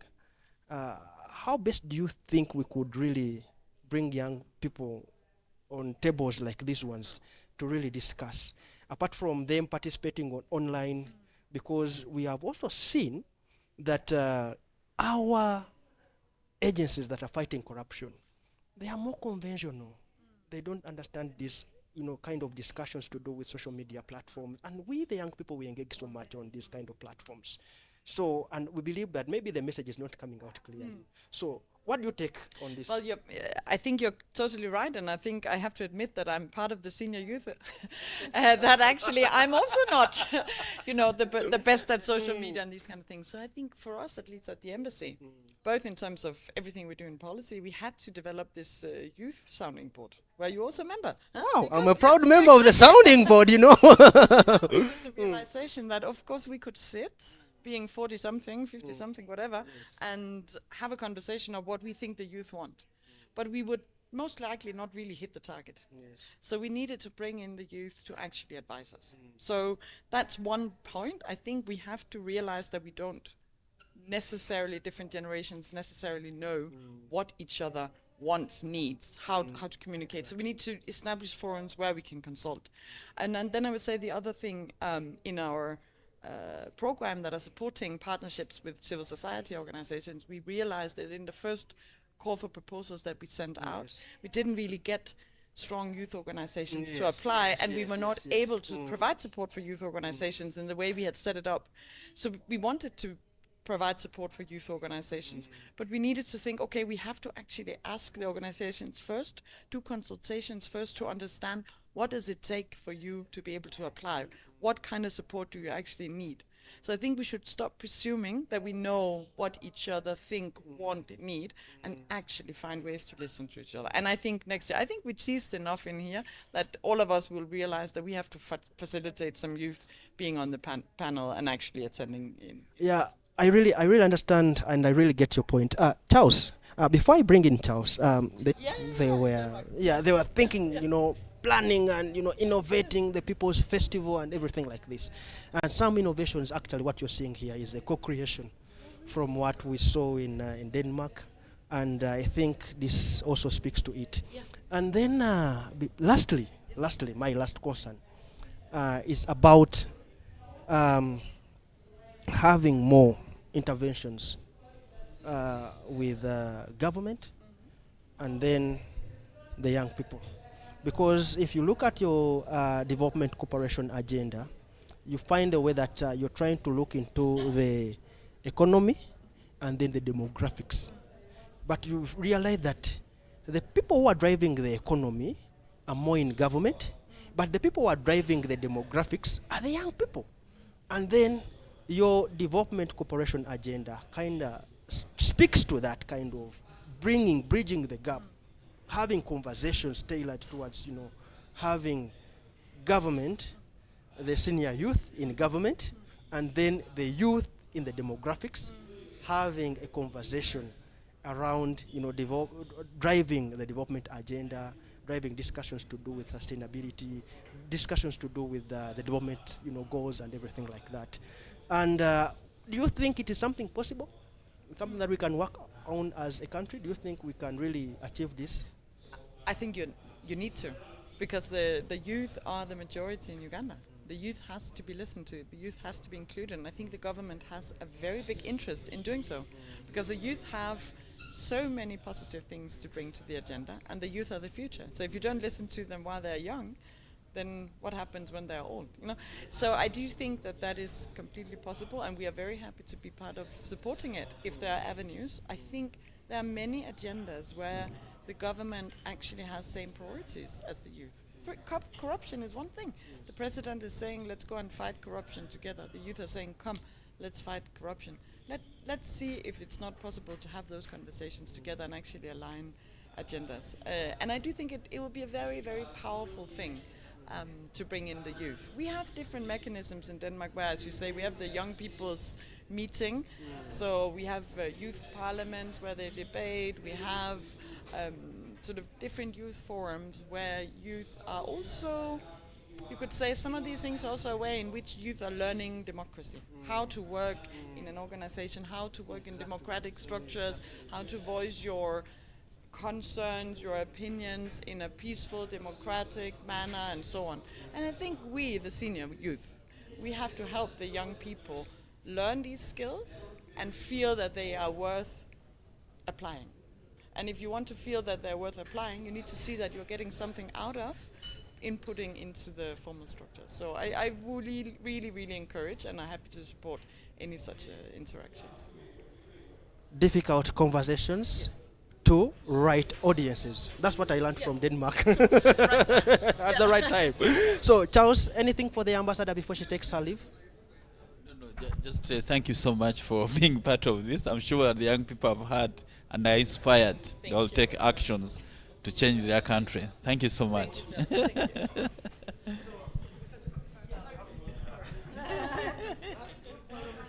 Thank you so much. Thank you so much, those that are following us. So, you talked about the youth island. Maybe you can say. Let's put our studio back in order now.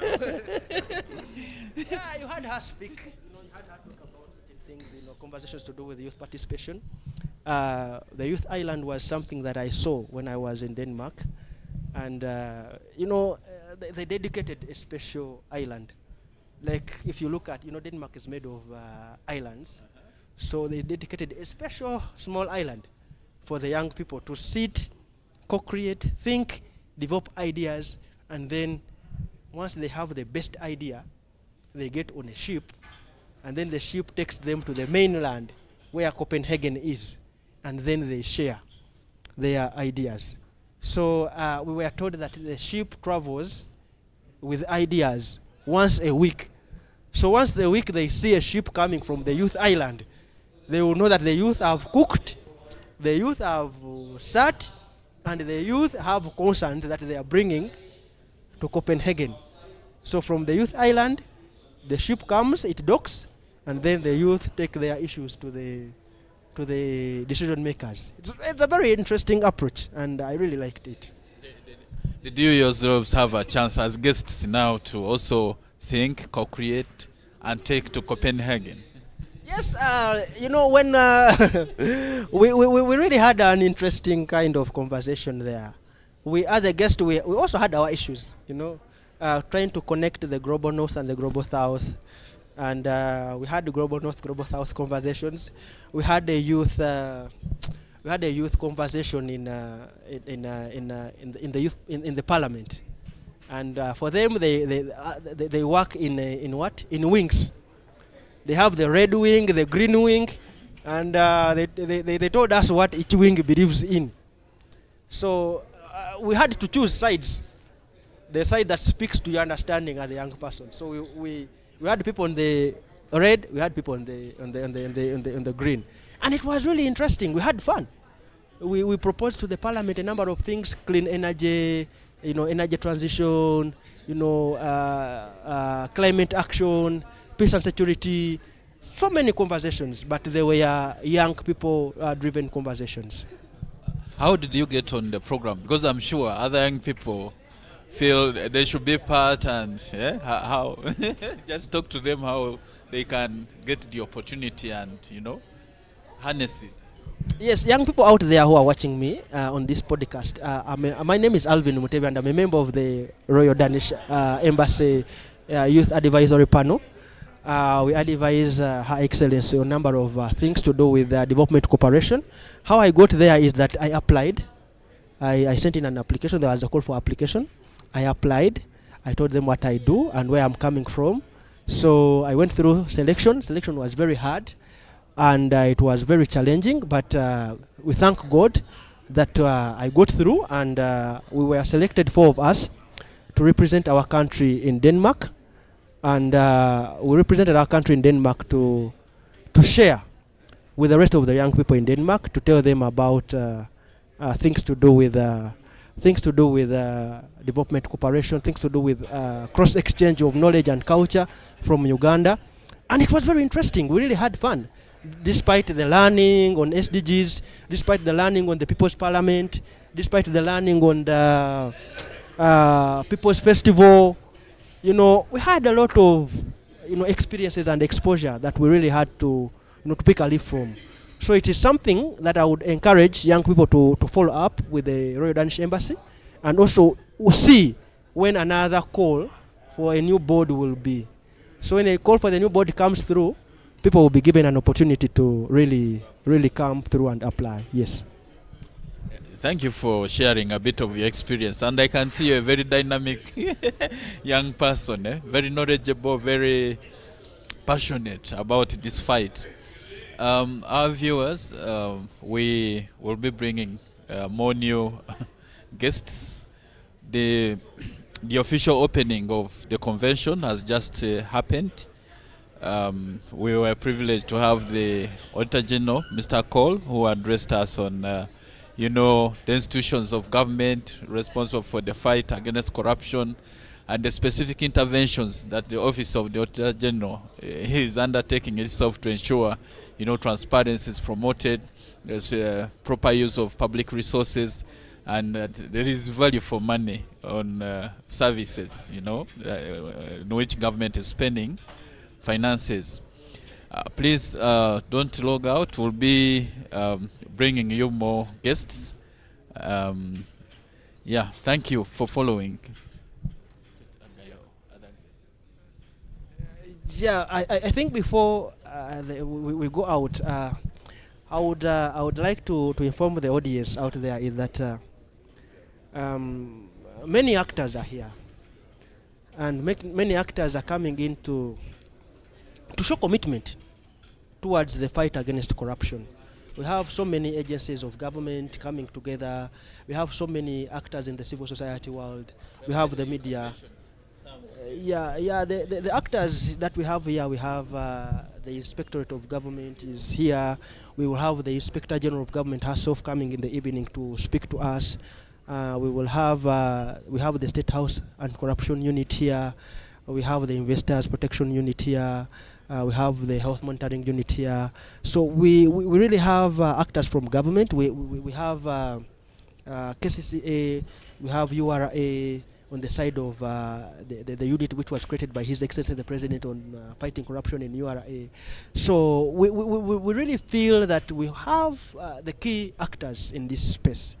But as Her Excellency the Ambassador to the Royal Danish Embassy was trying to highlight, looking at the fact that this year we are looking at the participation of young people in the fight against corruption, I think it is something that we should speak out to these actors here to see how they can harness avenues that can bring on board so many young people to, you know, to take part in the fight against corruption.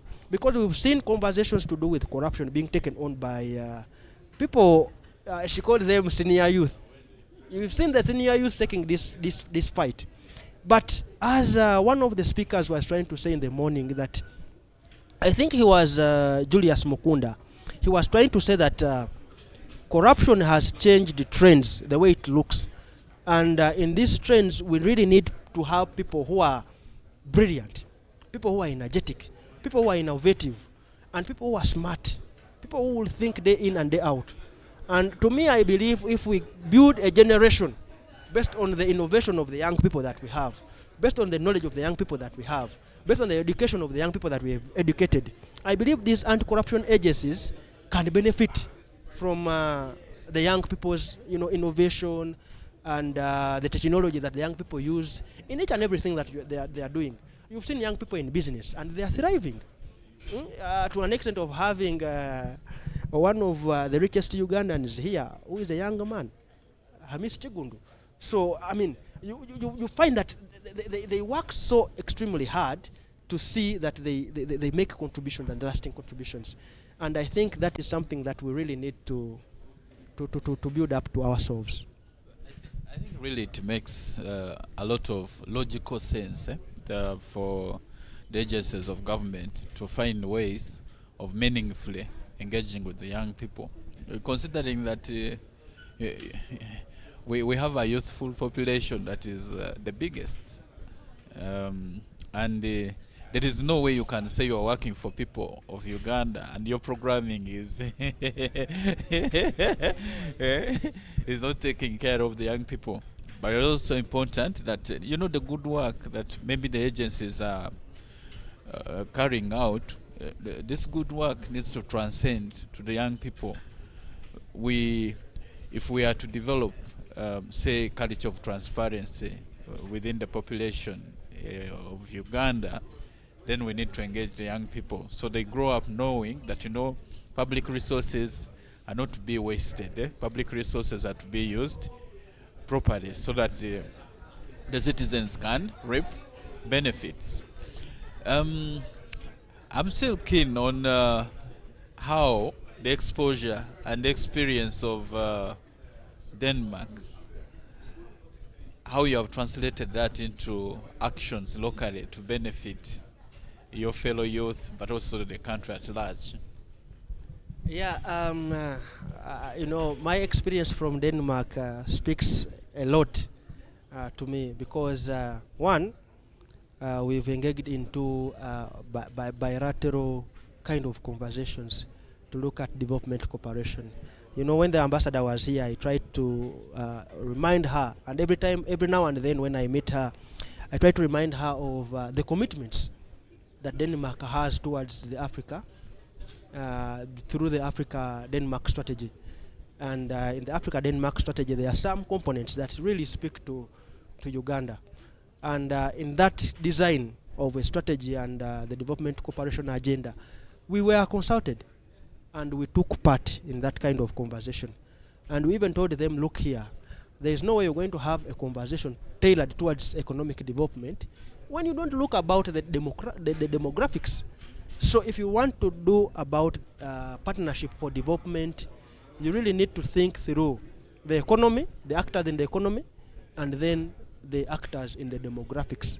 And I think that experience that I got from Denmark gave me a leeway to really make analysis of these two, you know, components in development. And that is what we've used. The experience is what we've used to see that we have such conversations driven at even national and international level.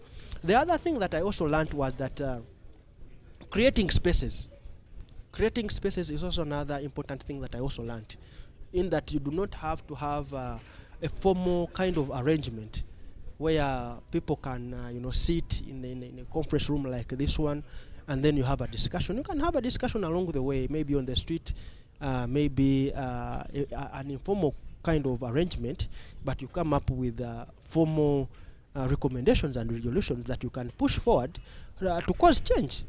The example I would give is on when we were in Denmark, we looked at the Youth Island, and we looked at the Youth Democratic Festival. It looked to be more of an informal kind of setup, but the outcomes of the discussions, we came up with serious recommendations and resolutions that informed the policy, that informed actions were moving forward. And some of the recommendations were reflected in the Denmark Africa strategy. And interestingly, from there, we had the annual youth sitting in Arusha, where we sat young people from various, you know, sounding boards of the Royal Danish embassies in Africa. We came in Arusha and we had to think through, share our perspectives with the rest of the young people in Africa. And these things were taken on. We even had an opportunity to present our ideas before the East African Parliament. So it showed that it started as an informal kind of arrangement, but eventually it transcends into a formal kind of arrangement, a formal kind of recommendation and resolution that came afterwards.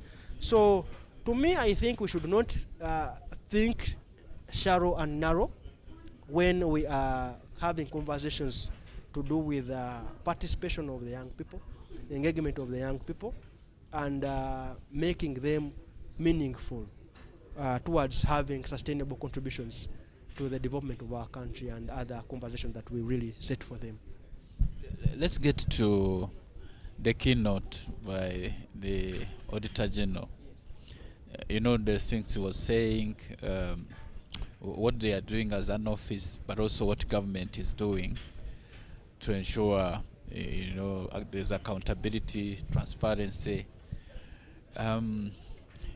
What do you think is the key takeaway for the young people that have not been in that room that you would want them to know and be confident that, you know, maybe government is doing things right, or something else needs to be added on top of what they are doing to make the programs effective and meaningful?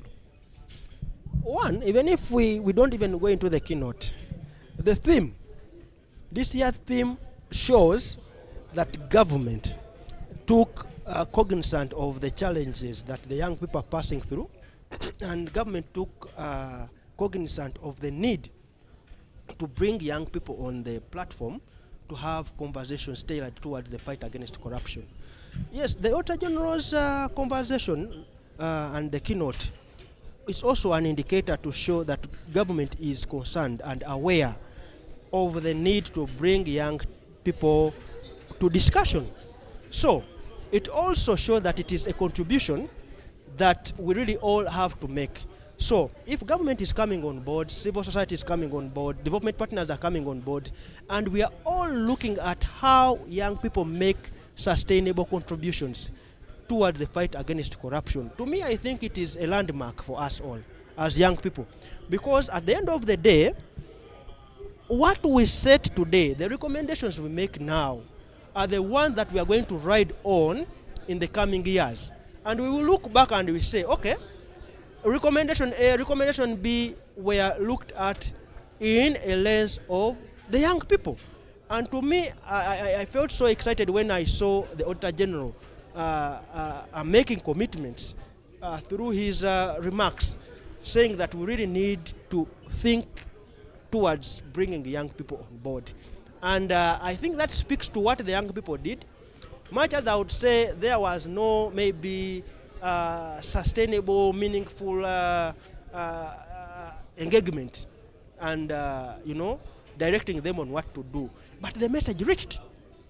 By us having this theme this year, it shows the young person who is actually watching me, it shows that you did something and the message reached to the right people. And they are acting as per your message, as per your commitment, as per your contributions. So we should not stop at this. If we see challenges to do with the need to fight corruption, we shouldn't stop. We should continue the efforts. We should continue being innovative. We should continue engaging and creating avenues through which we can speak to the decision makers, speak to the civil society organizations, speak to media, like what we are doing right now. There are so many people who are listening to us, who are watching and following us. So we should not stop, because there is a keynote that said that if we stop or if we give up on the battle, it is the citizens who will suffer. And who are the citizens? It is you and me. So if you give up and you be like, it is none of my concern, at the end of the day, it is you who is going to be affected. When we say, of course, that statement, that if we give up the fight, it is the citizens to suffer, including ourselves. You know, the ones who should be making the required changes to create a good environment. But I'm thinking, for the young person out there who is listening, and most times when we talk about corruption and so on, many people think it is them. It is them, not us. As a young person and as a leader of young people, it would be interesting for the young people to learn from you what practical things they can do to contribute to the fight against corruption, so that it's not a fight that is left to the IG, Inspector General of Police, and, you know, the different agencies, but, you know, at the different levels that all of us are contributing. What are some of those specific things? When we say fight against corruption at a personal level, what are we talking about? Okay, it is very interesting. One, our constitution under Article 17 gives us a duty and responsibility to fight corruption in all its forms.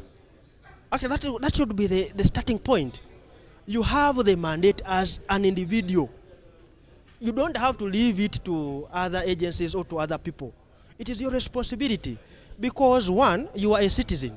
Two, you are a taxpayer. And then three, you need to live an environment that you will enjoy. So there's somebody who said that corruption cripples development. So if you want your development to be crippled, then you would look at corruption as none of your business. But if you don't want corruption to cripple your development, then you have to take action. So the thing that the young people out there could do is report, refuse, and then recognize.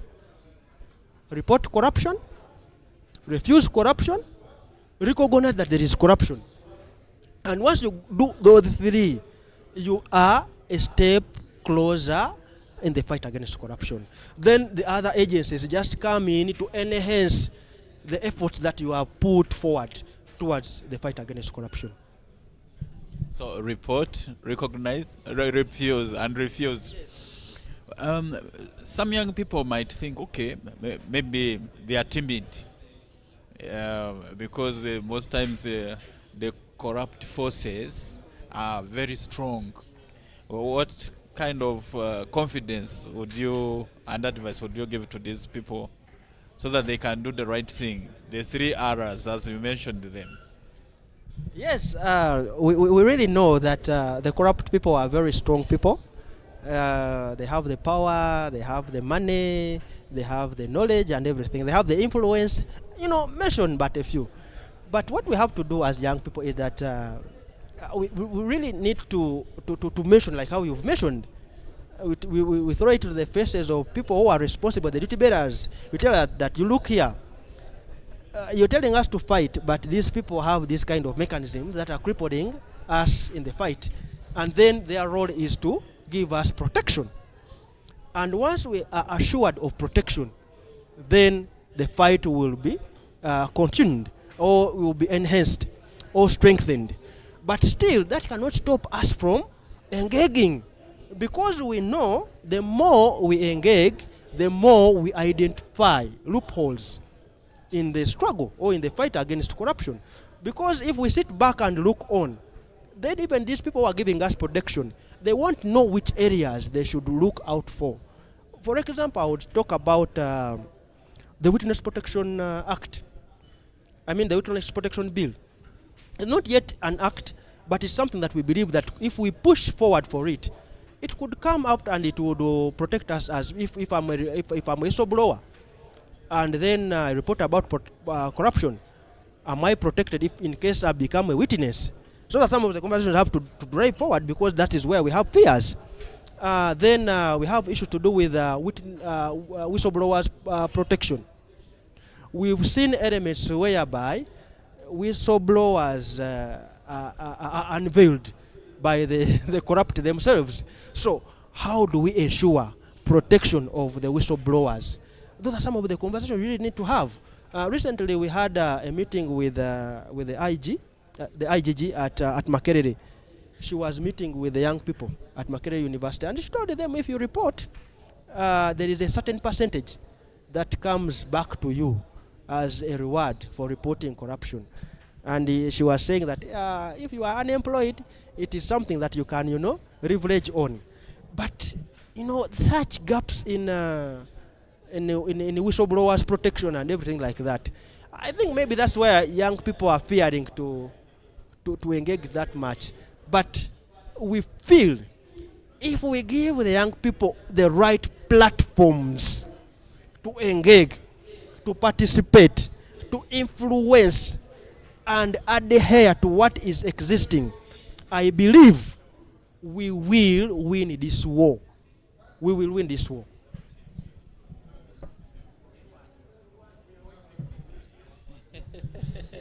Thank you.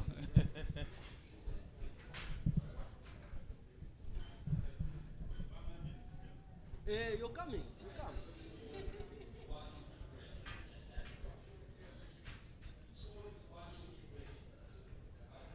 word working is redundant. Your cup of tea. Can you reconvene?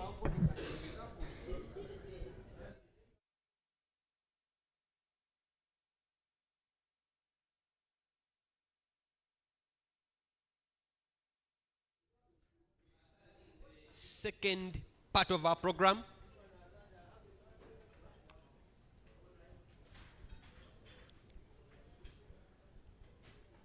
I don't want to call out names. It's rude. But to manage time, I might be forced to call out names. I call from inside.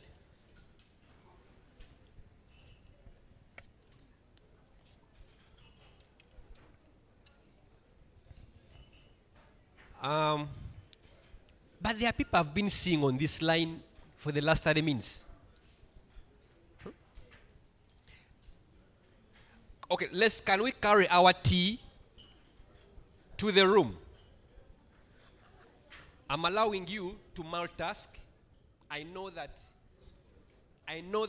the jaws will be busy, but the ears and the eyes will be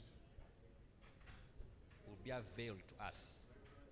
So can we carry our tea back to the room?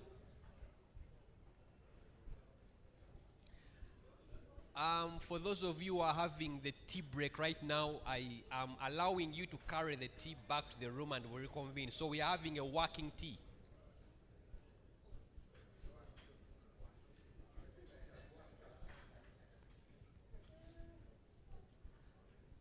As we get back to the room, we are going into the sessions where we now discuss specific items on the subject of corruption. We'll be having 3 different discussions that have been structured in what we call panel discussions. So we're having one straight after the tea break that is going to look at a very interesting topic called asset recovery.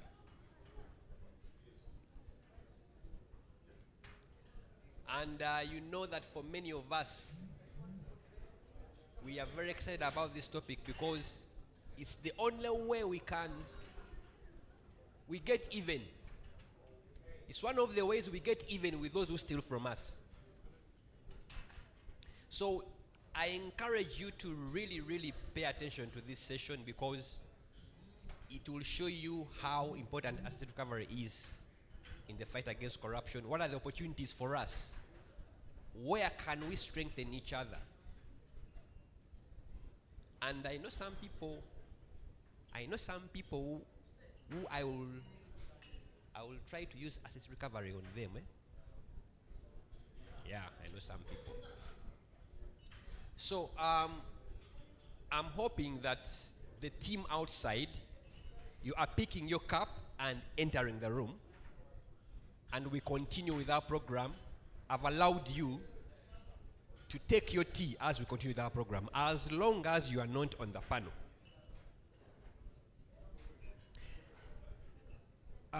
Is Marlon in the room? I'm just checking to see if I have Marlon with me in the room, because it's the next panel chair. Anybody who has seen Marlon, lost and found? Lost and found Marlon? Okay, as I look for Marlon, I hope, Marlon, that your panel is complete. Because the first panel has about five panelists. I hope your panel is complete. Marlon? I also request the communication team to flash the Wi-Fi password in the meantime. For the online audience, we've not forgotten you. We are with you in spirit. Sorry you could not join us as we were having our tea break. But at least you were able to see that we're having tea break. That's also, it's called transparency. We were transparent enough. So the tech team, communication team, I would want you to run the login details for the Wi-Fi, the password and the Wi-Fi name. And I'll also, as we wait for the people to get back to the room, you can run the recommendations that were read by Miss Lillian Senteza Zawede. Okay, I seem to be getting the bodies back here. This is good quorum. Okay, can we stand? Let's stand. Just stand quickly. Let's stand. Yeah. You're asking what's happening here. Okay. If you know, and this is the honest, I call this a honest game. If you know you have never paid a bribe, it could be a police officer, it could be to access healthcare. If you know deep in your heart and you know that you've never paid a bribe in your life, remain standing. If you know you've never paid a bribe, remain standing. Be honest. Me, I can't see you, but God is seeing you. If you know you have never paid a bribe in your entire life, remain standing. It is a simple question. Now someone is being scientific. Whether knowingly, but can you pay bribe unknowingly? Let's make this fast. So I'm seeing people who are standing, sitting. So those of you who are standing, of course, me have never. So all of us have been victims. So all of us have been victims and what? Perpetrators. So when we talk about integrity, and someone said it starts with you, I think can we commit that moving forward, we should not pay bribes? It starts with us. So one of the takeaways from this, moving forward, can we commit not to pay bribes? If you are stopped by a traffic officer, what do you do? Please either plead and ask for.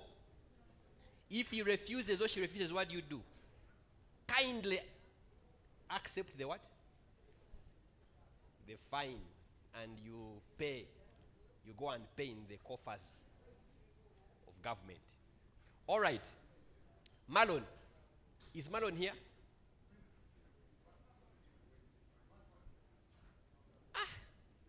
I'm about to. Should I declare Marlon absent? Awol. Okay, as we try to look for Marlon, anybody who has seen Marlon, please help me locate Marlon. So we are going into the second phase of the program, and the first phase, which was mainly opening, the official opening and the speeches, has come to an end, and thank you so much for sitting in. You have no excuse not to follow the second one, because you've taken break tea. At least you've eaten something. So as Marlon comes to manage the next panel, because the panel moderator, I hope we have the following in the room. I'm just doing a brief check. We have the Director, Legal Affairs, Inspectorate of Government, Ms. Sarah Birungi. Are you with us? Oh, thank you. Thank you so much. I'm also cross-checking. Do we have Mr. Cedric Osuret, Director, Analysis and Monitoring, Financial Intelligence Authority, FIA?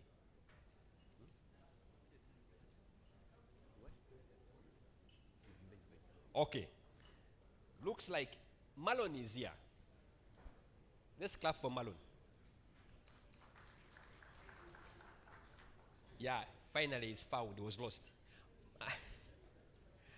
So I'm handing over to Marlon to take on the next phase of the program, and then I'll come back to just help us transition into the next panel of discussions. So once again, thank you so much, and you're welcome. Malone, the floor is yours.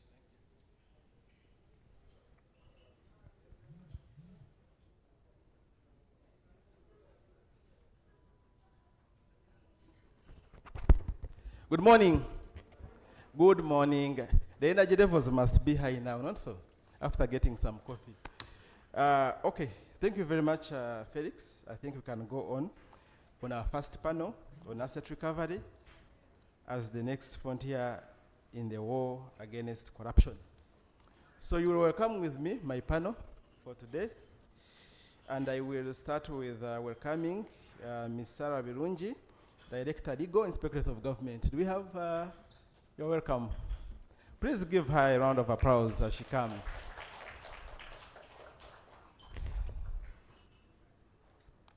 Ms. Sarah Birungi is the Director Legal Affairs, Inspectorate of Government. You're most welcome. Please also welcome with me Mr. Cedric Osodet, Director Analysis and Monitoring, Financial Intelligence Authority. You're welcome, Cedric. A round of applause for him as he makes his way.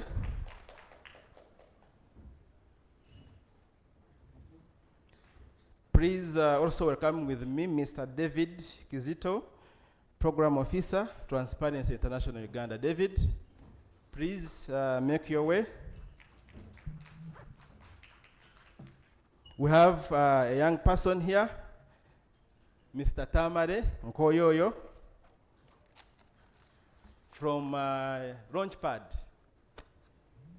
You're welcome.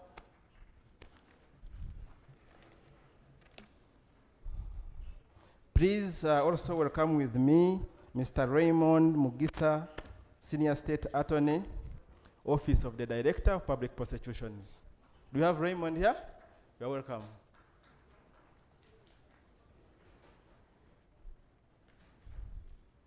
Honorable George Didi, I think, will be joining us.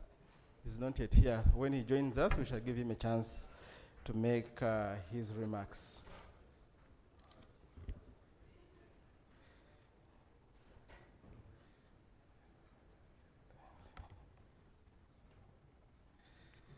Thank you very much.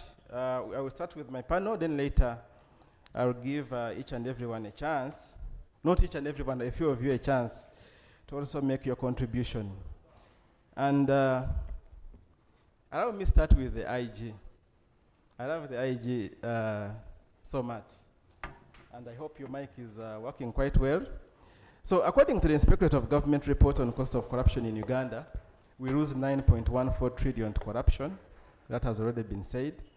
But when you look at the recoveries, in 2020-2021, we only managed to recover 2.2 billion. This is according to the Inspectorate of Government report. In 2021-2022, we only managed to recover 12.5 billion. And in 2022-2023, we only managed to recover 14 billion. There is improvement, of course, I must say, in terms of the recoveries, and I must applaud the Inspectorate of Government team for improving recoveries. But we are still below 1%, because if you are managing to bring on board 14 billion out of 9 trillion lost, we are below 1%. So, Madam Sarah Birungi, where is the challenge? You're not recovering even 1%.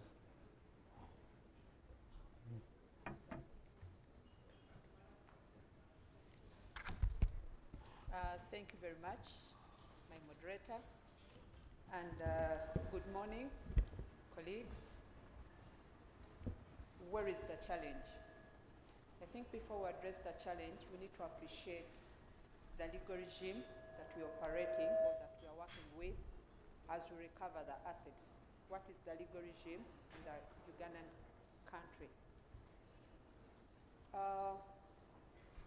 The legal regime that we are operating is a conviction-based legal regime, which requires you to first have somebody arrested, charged through the court process, found guilty, then you get a court order to recover. We all very well know how long it takes to do a good investigation. Prosecuting somebody through the court system, because a person has a right of appeal. In most cases, you can get a conviction, but the person fails an appeal. As we speak now, I can give an example. IG has an appeal up to the East African Court of Justice, where we got a conviction in the lower court, but the person has appealed up to the East African Court of Justice. So even if you have a court order to recover the amounts of money that you should be recovering, definitely you're not going to move very fast. The recoveries are going to be very minimal compared to what is lost. It's equally important for us to appreciate the fact that it's not as obvious as it might seem that once you get a conviction, you're going to get a recovery order at the end of the trial. In the process of investigations and prosecutions, you have to connect the stolen assets to the crime and to the individual such that you're able to make a prayer for recovery of those assets. So with those orders, we have so many on the record, court record, that you're supposed to recover so much, but the processes of getting to that decision to have the money recovered or the assets recovered is not easy. I would also like to add that as IG, you find the billions that you've talked about. A number of them are arising out of voluntary relinquishing of the assets that have been stolen by the people, as well as administrative orders that are issued by the IG. You conclude an investigation and the person says, can I bring back what was stolen in lieu of prosecution, and maybe you take other action against me. So the big numbers the big amounts of money, though not even 1% of what has been stolen, arise from the administrative orders and voluntary relinquishing of the assets. The person says, in lieu of prosecution, let me give you this. So biggest challenge is the legal framework that we operate. Those that have been able to make big strides, that is other jurisdictions that have been able to make big strides, have the civil asset recovery law in place, which necessitates or allows prosecuting agencies or individuals to file actions against the stolen assets. You find an asset stolen, file a suit against the asset, and whoever has a claim against that asset should file a defense in court.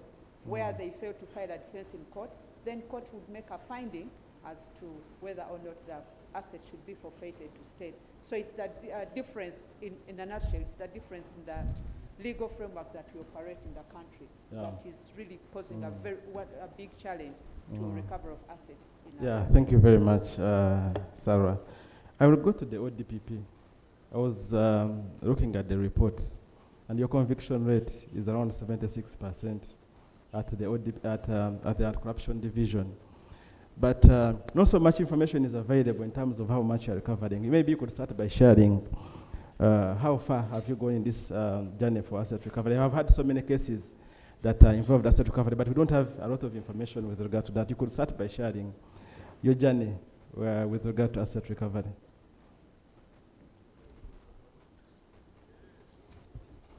Thank you, Mr. Gaba. Good morning, members. Well, our journey with asset recovery has been one with bumps and some successes. We've recovered quite large sums of money. As we talk, we've recovered about 2.5 billion. In what period? Is it in a year? I'm talking of a period from 2022 to date. To date? Like 2-3 financial years? You'd said 2 financial years. Okay. That's quite a step, given the challenges that are faced with asset recovery. I'm only talking of the monetary aspect, the other assets that have been recovered. We've recovered a farm, for example. We're in negotiations with one of the convicts who owned a farm, and that has been recovered.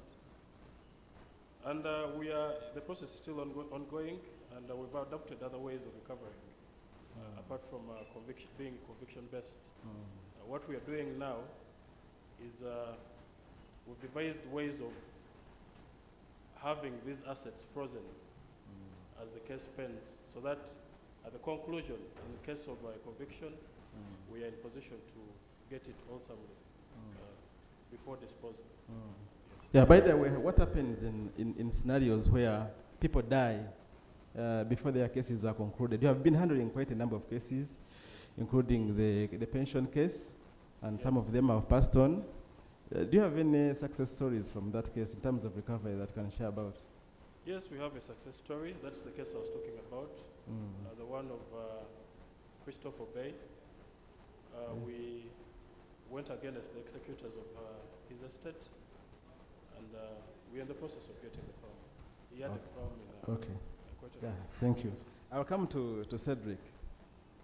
Financial Intelligence Authority is always very swift when it comes to freezing funds suspected of terrorism financing and things like that. But have you taken time to trace where this 9 trillion is? I mean, you monitor the accounts. Can you tell us where is this 9 trillion hidden?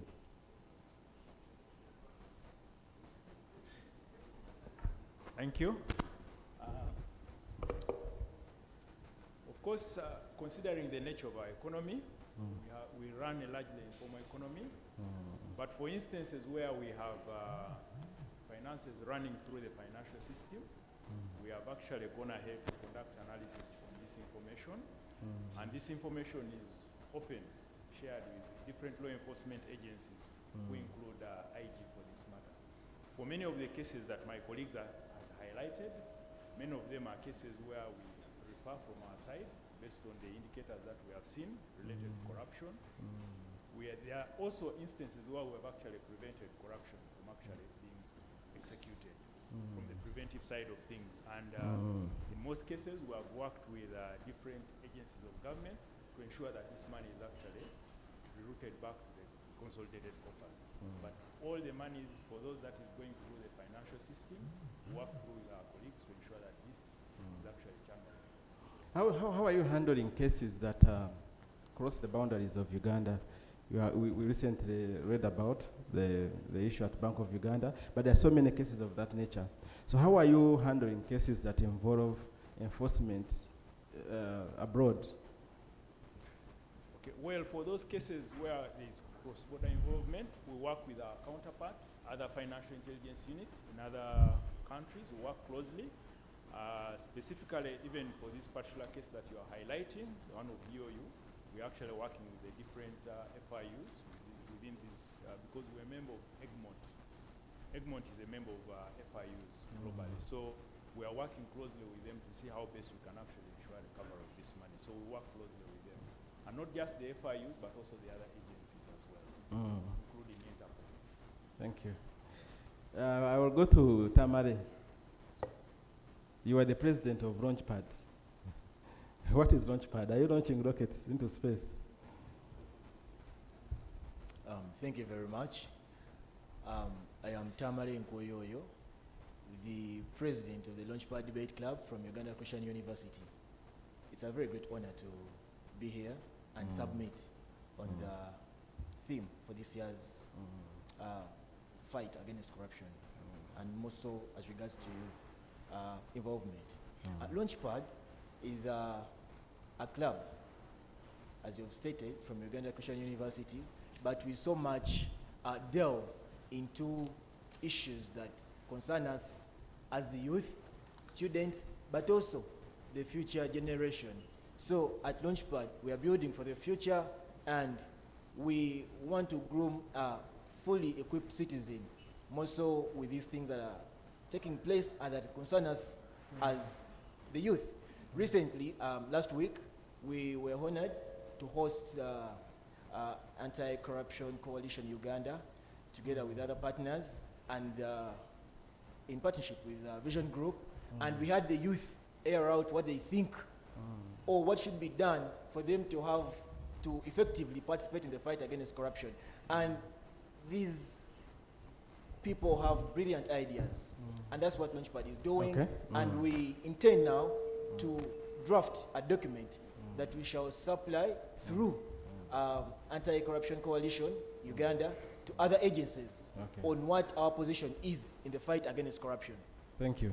Thank you. So what are your perspectives on asset recovery? I mean, you have heard about the figures, quite a large sum of money that we are losing as a country. You as young people, what do you think should be done to address this? Asset recovery, as in your opening remarks, could have been you, who said that it's a very tricky area in the fight against corruption. After the convictions have taken place, then what next? As you have seen all over, after judgments have been passed, then the enforcement side comes in. And if you look at Article 126 of the Constitution, compensation, then Section 7 of the Anti-Corruption Act that provide for compensation, reimbursement, bring back this money. Now, who is charged with that task after a person is convicted? Who is supposed then to go back and find out? You've heard from the IGG stating that it's not even a percentage of 1% of what is lost. 9.14 trillion, and we are recovering close to 7 billions. Now, what we think should be done is government as a whole, we need to devise new avenues that we should ensure that these assets are recovered. And what are those? We have recommendations as regards to where these assets are. You've heard about declaration of assets, the Leadership Code Act. Yes, these people are given, it has become just a custom, a formality over time for these people to declare. A person will just put the goats, a few things, and those that are on a fit within their salary, and leave out the rest. So, after the convictions, where are we going to find this property for us to attach and recover? That's why you're hearing from him. For between 2022 and 2024, they have only recovered 2 billion of the lost monies. So, these people have hidden the property away from us. Some have invested abroad. It has now become a custom that every government official, many of them, to have a home, to have a family abroad. And where are they getting that money? You saw in the case, if you interested yourself in the case of Kazinda. Yes, because it's on record. He spent way far away from the much that he was receiving as salary. He was receiving 83 millions. We are paying him, taxpayers. And when he's told he spent in 6 months 250 millions at Sheraton just for that period of time. Just for that period of time. We don't know what he was doing at Sheraton, but for all that time, that's what he spent. And we are looking at, this is not commensurate with how much they receive, and is not commensurate with the property that they own. So we want government to track as citizens. Let us go back to these people. We know these things. IGG, after you've carried out the asset declaration, bring it to the people. We know these people. We know where their homes. We know how many homes they have. We know how many farms they visit over the weekends. Please, discharge. Tell us, bring on any whatever station. Tell us now, your MP. Now, Honorable, I'm glad that you're here. MP now, they disclose. If you hid away your home that is in Muyenga, and then for us we see you every day going there and you're not renting, then we shall know this is another property that she's hiding. Okay. So we want you to disclose this property. These people have declared they are hiding property, and so we cannot have any successful asset recovery without that. Thank you very much. Thank you very much. I'll go to you, David. Transparency International conducts the Corruption Perception Index every year, and you have been ranking us so unfairly. 26% in the 144th. When you look at the League of Uganda, we are with countries like Yemen, Sudan, which are basically states that have challenges. But have you taken time to look at efforts on asset recovery as well when you're doing the CPI? Maybe I would wish to ask the audience, but maybe I'll just leave it hanging. How many of us believe that corruption is reducing? That's an open question. Because what happens is that every time we release the CPI results, they tell us that we are doing so much, but the numbers are, very poor. And when you decline from 28 to 27 and now to 26, we all get worried. But then the general agreement in the public is probably that 26 is a true reflection of the events in the country, and probably we need to do more. So I don't know what will happen next year when we release the next CPI, whether we shall move from 26 to 28, or maybe we shall go closer to Yemen, like you've said. But we pray that things change for the better. So in one of the engagements, we all believe that asset recovery is one of those game changers, especially when you lose money to corruption or through illicit financial flows and aspects of money laundering. You want to recover, as government, you want to recover what is lost. And one of the means of recovery is through asset recovery, either finances or all other assets. However, in Uganda, I think we have so many challenges, and I think most of them have been alluded to. But one of those key challenges is that the success rates when it comes to the convictions, the money lost, vis-a-vis what is normally being recovered, it's normally less. We are doing a study, and I think next year we shall be launching the results. We are looking at the prosecution of high-level corruption in Uganda. And one of the elements we are looking at were how long it takes to get a conviction of high level. So let's leave these people who take bribes, shit, shidogo here and there, but we are looking at the huge sums of embezzlement and things like that. Monies that relate to over 20,000 US dollars. And what we noted is that the average time it takes to have a conviction is about 5 years to have a conviction.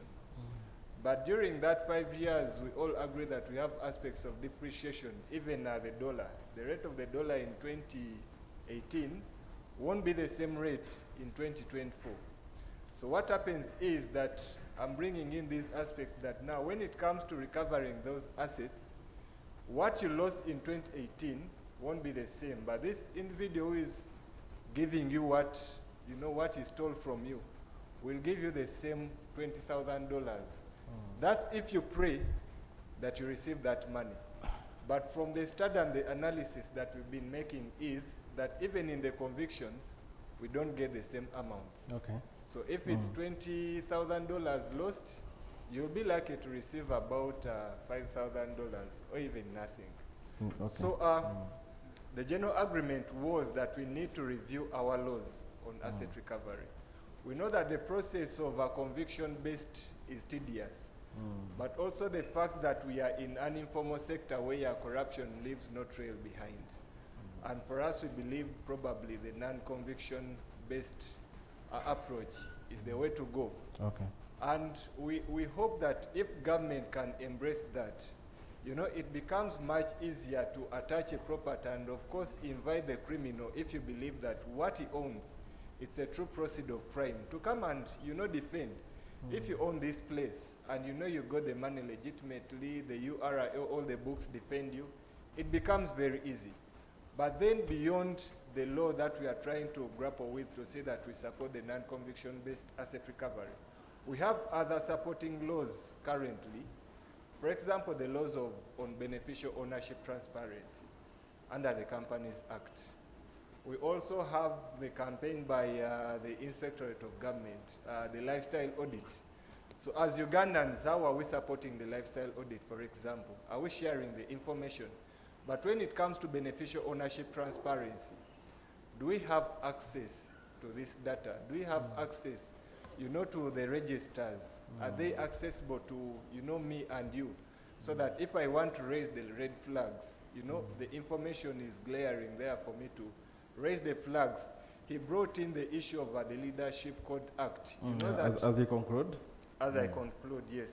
There are issues of the Mwananchis who have the information, the Wananchis. But they don't have the resources, the monies, to access this information and, tell you that as much as my politician declare this and this, they actually own way much more than that. So these are aspects we've been trying to analyze and see how we can make a contribution to and, Okay. cause change. Okay, thanks very much. I'll come back to the IG, and I'm looking at figures for 2022-2023. You handled 387 cases involving asset recovery. And from these cases, 3.1 cases were conviction-based recoveries, and 96 were non-conviction-based recoveries. And I agree with you that we really need to go on the non-conviction-based recovery because it is much shorter and less tedious. However, the question is the how. Because we have seen cases where people have been made to refund through either pre-bargain or out-of-court settlements, but these people are maintained in offices. So do you think really are being very effective if somebody has stolen $1 billion, they refund maybe 500 million or 900 million, but they still remain in office? Are you really being effective when it comes to fighting corruption? As IG, when such decisions are made for people to refund the amounts of money stolen, we make additional orders for them to vacate the offices. However, there is a process that has to be followed before somebody leaves office. If you do not just wake up and make an order and then somebody leaves the office, we are all aware of the principle that he who hires has the power to fire. So the IG does not hire. So at the end of the day, you recommend or order the institution that hired to dismiss that person. But before they do so, they also subject the individuals to the disciplinary process or the process of dismissal. And that also takes its time. At times you find that they give the individuals a right to a hearing, which is a constitutional right, and then when they hear them, at times they come up with conclusions that actually the person should not leave office. So what should the IG do? Because it's a free world, there is rule of law, you've made the recommendations, you've recovered, and you've ordered the responsible appointing authority to have the person out of office. You cannot move and remove the person from office yourself because the law does not allow. Actually, in the event that you do that, you'll be taken to court as IG through the Attorney General for violating the laws. So we may not be doing as much, but I'll tell you that the recommendations and the orders are being forwarded to the responsible appointing authorities to have the individuals out of office or being dealt with administratively. Okay, thanks very much. I will go to Raymond. I don't know whether you have done any studies in terms of where this money is, the proceeds are mostly kept, whether it is in Uganda or abroad. But I know we're having challenges when it comes to cross-border kind of enforcement, when it comes to recoveries. But are there any cases that you have handled that involve recoveries from outside Uganda, and how have you handled that? Do you have any frameworks of cooperation with other countries? Yes, we've handled quite a few cases where some of the assets are outside the country. And we've relied mostly on mutual legal assistance with other countries. The countries we have treaties with, and we normally seek for assistance. Like how many countries? I could mention like a few examples. I can't give you the number of countries offhand, but there are quite a number, mostly in the Commonwealth. We do have treaties with those countries. And where we don't have treaties, we've always, for example, we use agencies like FIA to help in get in contact with those people. That is for cases to do with money laundering. And with other countries where we have embassies, we've sought assistance, and it has been forthcoming. Yes. And ODPP is doing recoveries, IG is doing recoveries, State House Anti-Corruption is doing recoveries, and several other units. But how are you coordinating when it comes to the issue of asset recovery as the different anti-corruption agencies that have a mandate of recovery? We do share information, and but also for State House, police, we work hand in hand directly with them With the IG has, they do have their own cases where they do asset recovery, and we also have our own. But we work hand in hand with them. Thank you very much. I think I will come to Cedric. You talked about the cooperation, but I'm not so much convinced, especially, of course, cooperation amongst the anti-corruption agencies, but also amongst other agencies of government. For example, like the lands, for instance, revenue, or even water. I know these are quite important. Is there any mechanism of coordination between the different arms of government when it comes to tracking the proceeds of corruption? Thank you. Yes, there is certainly, there are quite a number of mechanisms. I'll speak from the perspective of FIA, for example.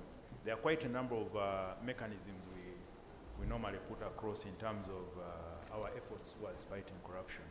I'll give you an example. Every time, if we have a case, for example, we know corruption is among our leading predicate offenses for money laundering. But when we identify cases of corruption, in most cases, because like I highlighted, these proceeds are useless to the potential official who has engaged in corruption, because he has to take them through the financial system for him to actually make meaning out of it. If not through the financial system, then he will invest that money somewhere.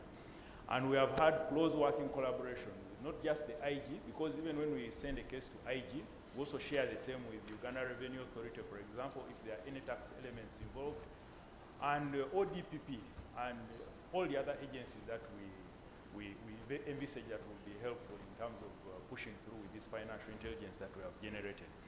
And we often organize quite a number of symposiums to just share ideas of how best we can actually work together and improve on and address some of the challenges like my colleague from IG has highlighted. We often meet on a quarterly basis. For IG, we meet on a quarterly basis.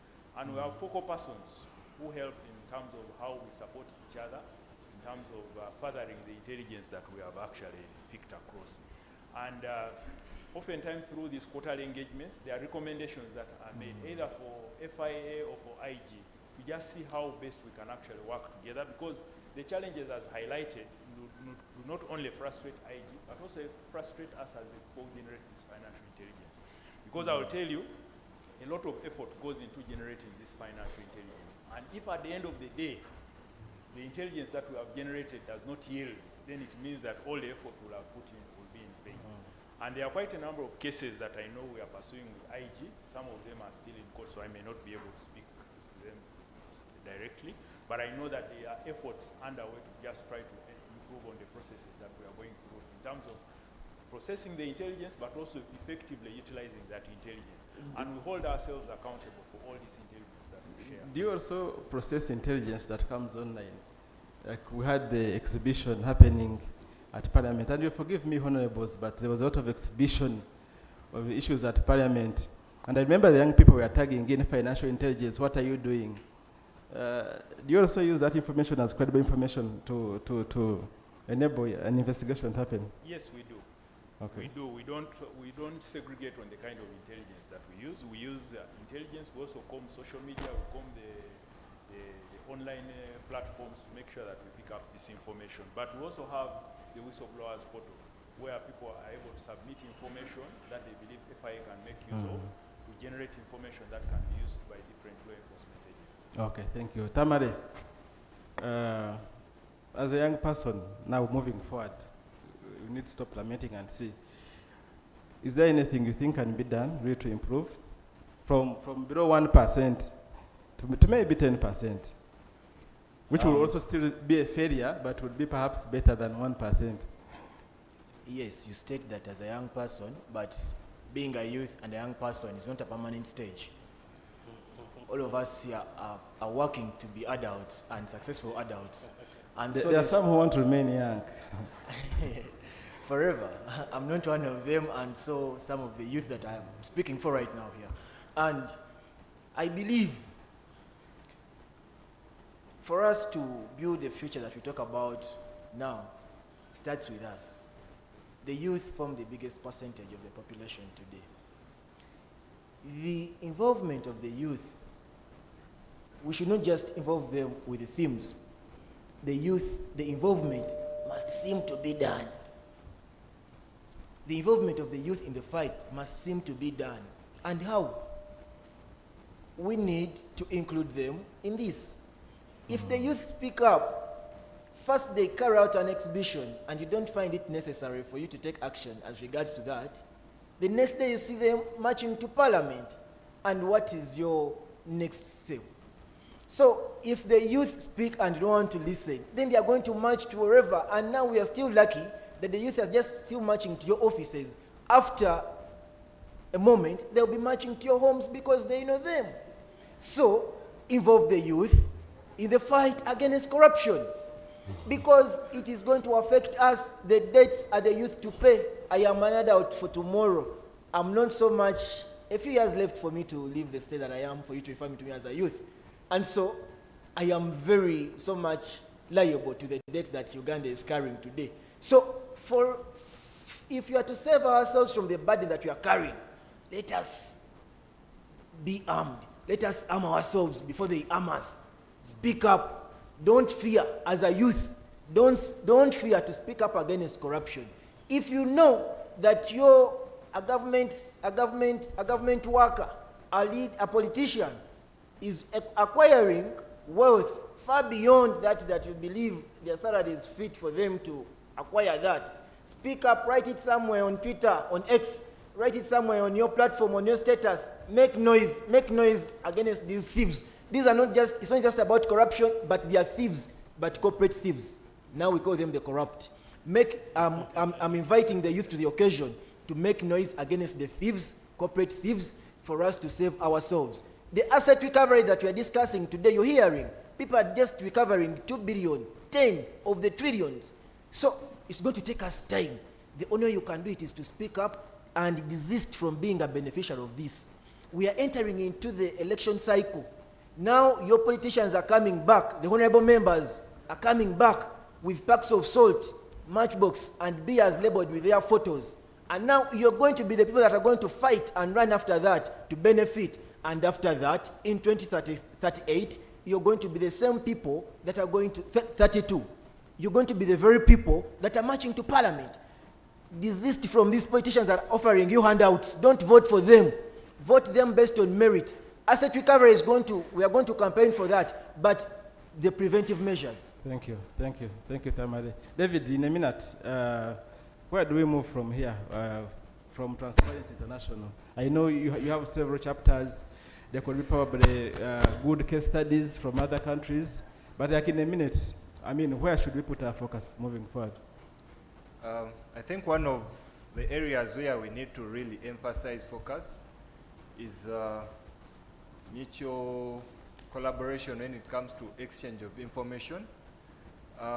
It's a key element. As much as this has been between government, I think it's the point that even civil societies are brought on board. There's also the role of investigative media, especially when it comes to tracing the money. I think on some of these tables, it's high time we involve the media, but also as government, it's high time we start enforcing issues of reducing the informal financial sector. You know, when we still run the cash-based economy, you'll never trace the money with cash. So, and we can see from the BOU, the current haste, we are only lucky that now we know some money went to UK and the other money went to Japan. The money that went to UK was frozen. The money that went to Japan, I think we are still negotiating. But if it was cash, it would be probably impossible. But also the fact that we need government now to provide the tools for accessing information.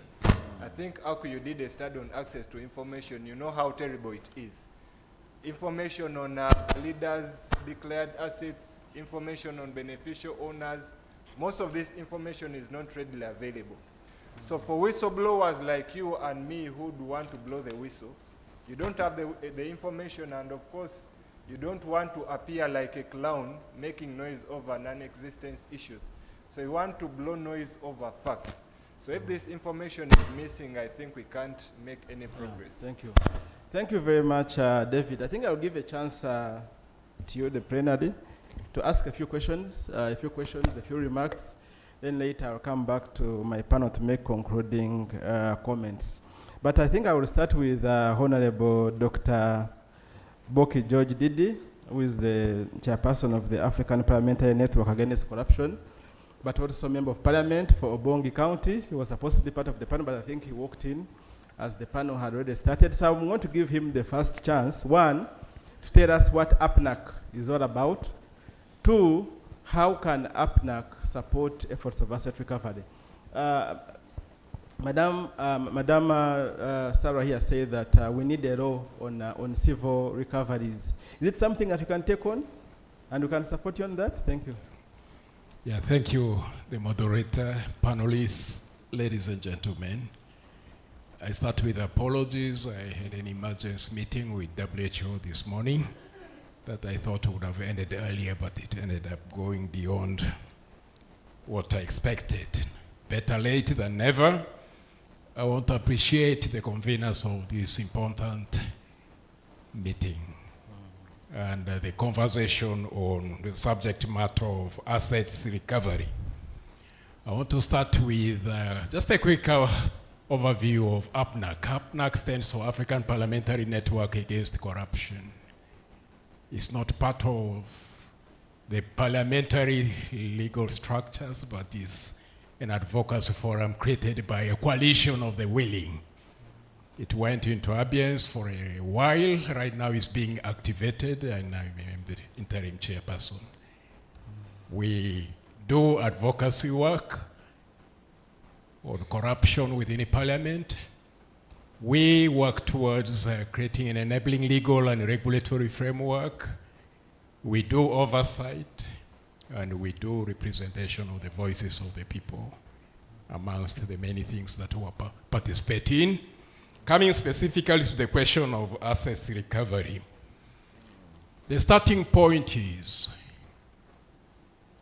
how can we make the illegal removal of assets that do not belong to you very, very risky and unpalatable? So people do not touch what does not belong to them.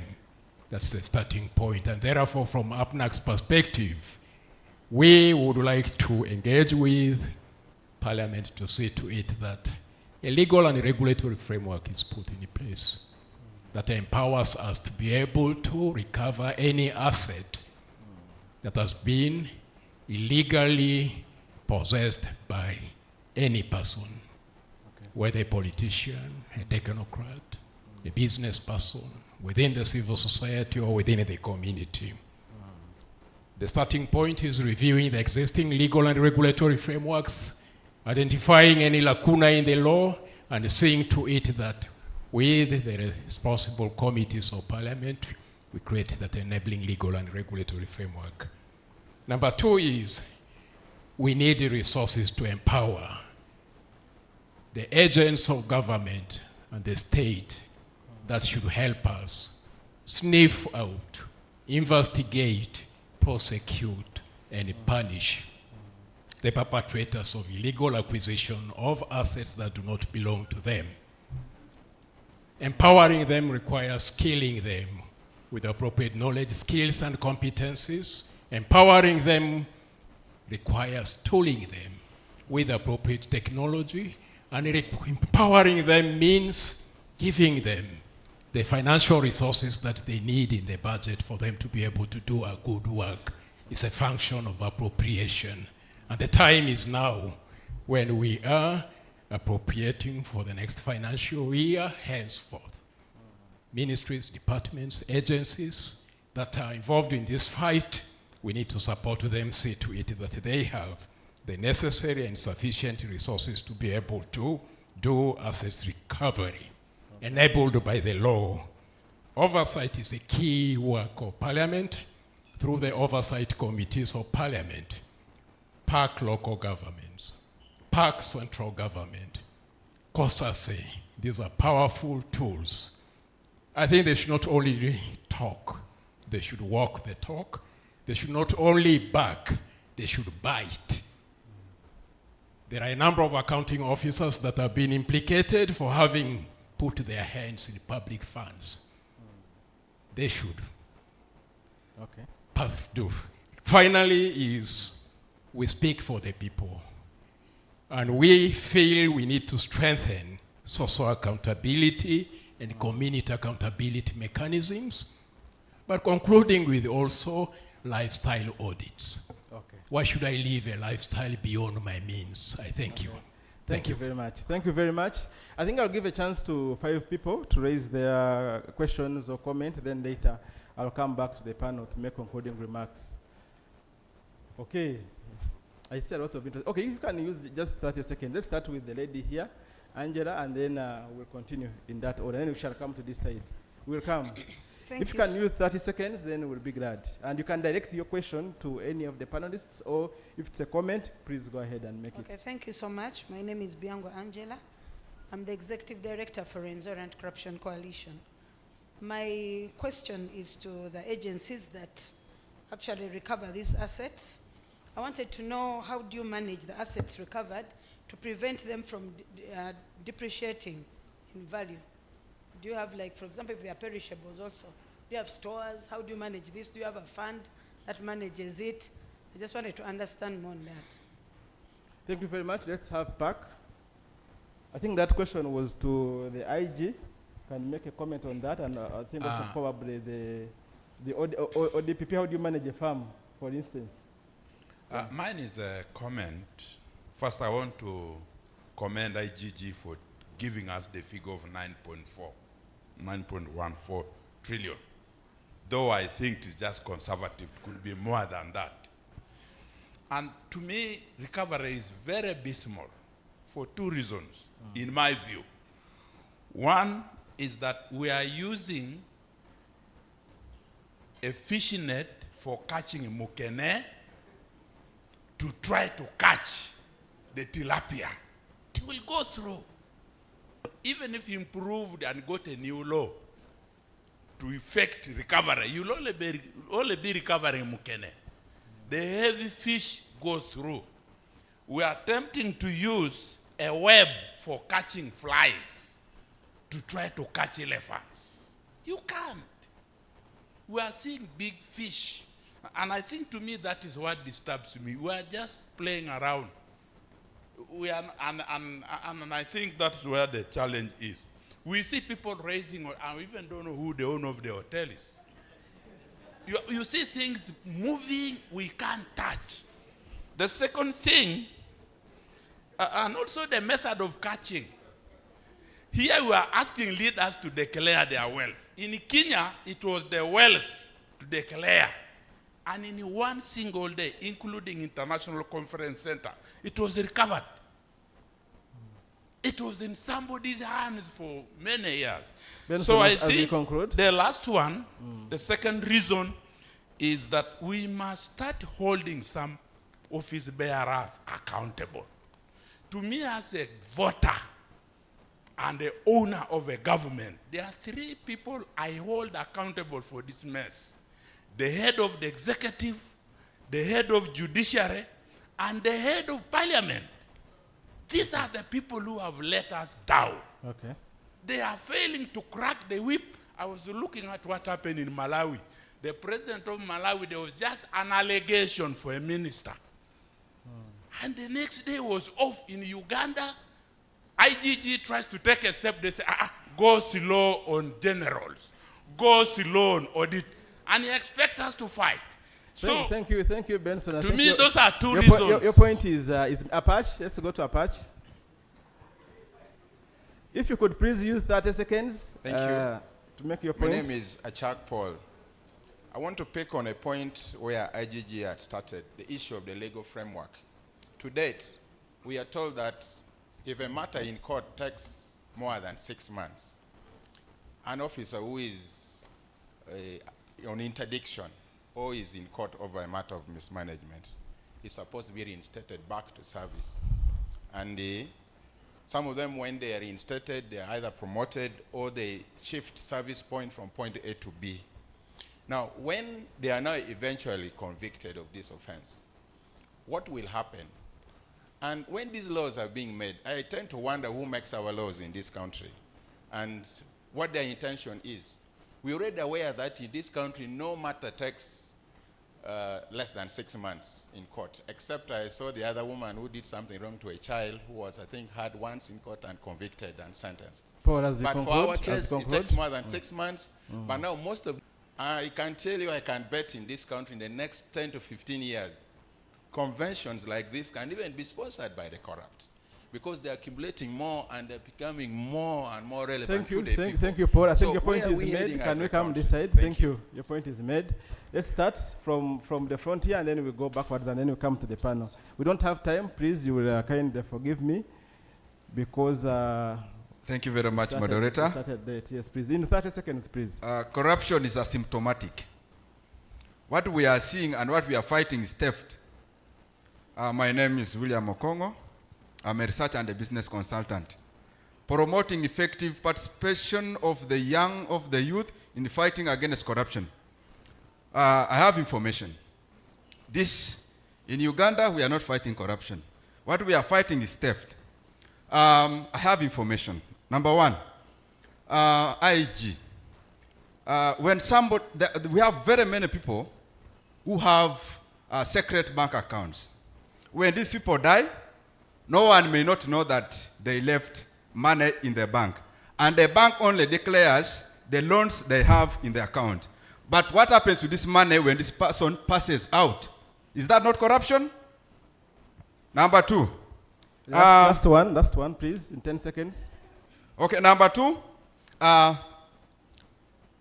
It is very hard for young people to do business in this country because of the what?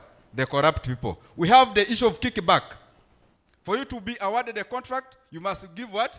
A kickback. For example, a road may cost or may be budgeted for 5 billion, but what goes to the contractor, it is 2 billion. Then after the contractor failing to effectively implement the project, then we say the contract is the one who has failed. Meanwhile, the corruption started from the boardroom, from the procurement what? Process. So fighting corruption in Uganda, please, we are just catching thieves, not fighting corruption. Thank you very much. Let's have Judith in the corner, and then we shall have 2 more people, and we'll be done. Thank Sorry you. about that. I'm cutting you short. We don't have so much time, and we are eating into time for the next panel. Yes, Judith, in Thank 30 you. seconds. Thank you very much, Marlon. My name is Judith Atim. I am from the Center for Constitutional Governance. Very quickly, I think you focused on asset recovery, but I think I would encourage you to focus more on prevention, okay? Because we are here to basically do post-mortem. If the prevention was done, we would not actually have lost all this 9.14 trillion. And what does prevention look like? Basically, how are you integrating ICT and digital technologies in your work? We've seen success stories, how ICT has actually helped to stem the tide of corruption and losses. The Department for Immigration at the passport issuance offices, if you look at what is happening today and what used to be 10, 15 years ago, there's a very big difference. When you go to the issuance of driver's licenses, ICT again is helping in that area. And so many other examples, so many success stories that you could learn from. I think that's just what Thank I you want very to much, say. Atim. We're going to have 2 more people. Please, you'll forgive me. I think Macho West Nile had the hand up, and I think him too. Sorry about that, but we shall have a session for plenary. We cannot have all the views right now. We will have a session in the afternoon for plenary. Let's conclude this. Let's have West Nile and the gentleman in blue, and then we'll come to the panel. If you can use 30 seconds, Ernest, please. 2 quick concerns for the IG. One reason I see why we have very low asset recovery rate is our approach in the application of the law. We hold the perpetrator and detain him, but we leave the proceeds that constitute the basis of the litigation at large.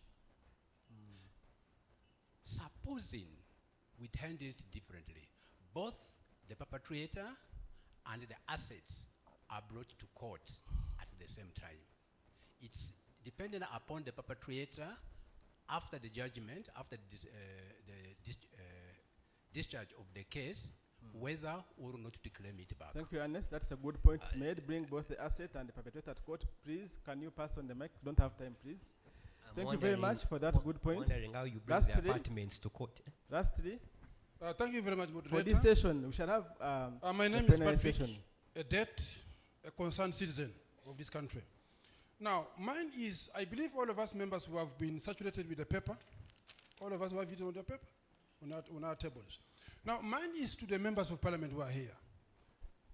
My worry is that as you read through this paper, it has been clearly put that now corruption is now clearly has been elevated to another level where it is a planned, budgeted for, and forwarded to parliament and parliament approves. My humble appeal to the members of parliament, especially my brother who has just spoken from parliament, please, you are the people who approve these budgets. Especially right now, we have a process going on of budgeting and, it's supposed to be taken to parliament. Please, we who are here, it will be very difficult for us to crack down to see how do we mitigate this. But you members of parliament, because you represent Ugandans, we beg with you that please scrutinize these budgets when they come to parliament.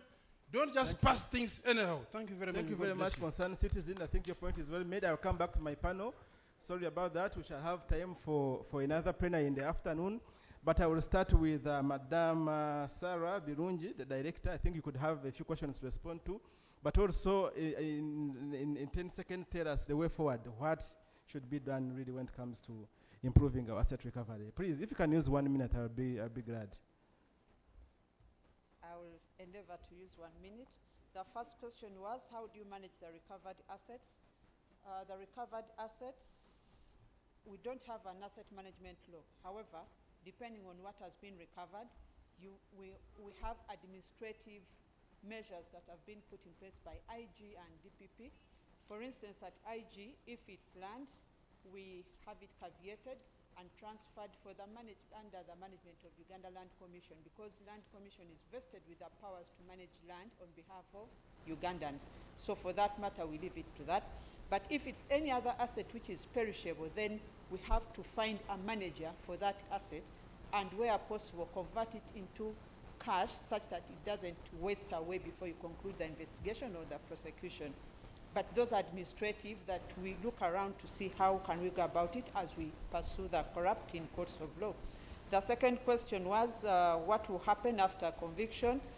Previously it was section 46, I think now it's section 45, which provides that for any of the Anti-Corruption Act, for any person who has been convicted of a corruption offense under that act must vacate office. So for those, whether they were put back to office after 6 months or whatever, upon conviction, the section is compulsory that they must vacate office. All that is required is to communicate the judgment and ensure that the same is enforced. As you conclude, give us the way forward. Do you have more questions? The way forward, it's a collective responsibility for us to fight corruption. You don't leave that responsibility to IG alone. And for purposes of asset recovery, we need to embrace the civil asset recovery approach to civil asset law. We have to have the civil asset law such that we are able to recover enough assets, as well as supporting the investigative institutions and prosecuting institutions as they investigate and do their work to be able to identify the assets, to be able to restrain them, and have them confiscated at the end of the trial. Thank you very much. If we do that, we shall be able to make Thank you very much, strides in the fight. Ma'am Sarah Birungi, for those concluding remarks. Cedric, moving forward, what should be done? Thank you, as part of moving forward, but I also just wanted to highlight, somebody raised the issue of prevention, and I highlighted that a lot of preventive mechanisms that we have put as FIA. Every time we see funds that we believe are proceeds of corruption, we have often frozen those funds until the person who is responsible accounts for it. If not, we work with government to ensure that it's returned to the consolidated coffers. I thought I'll just highlight that. But as a way forward, I think asset recovery is the way to go. It's not enough for us to just stop at the point of prosecuting and convicting these individuals.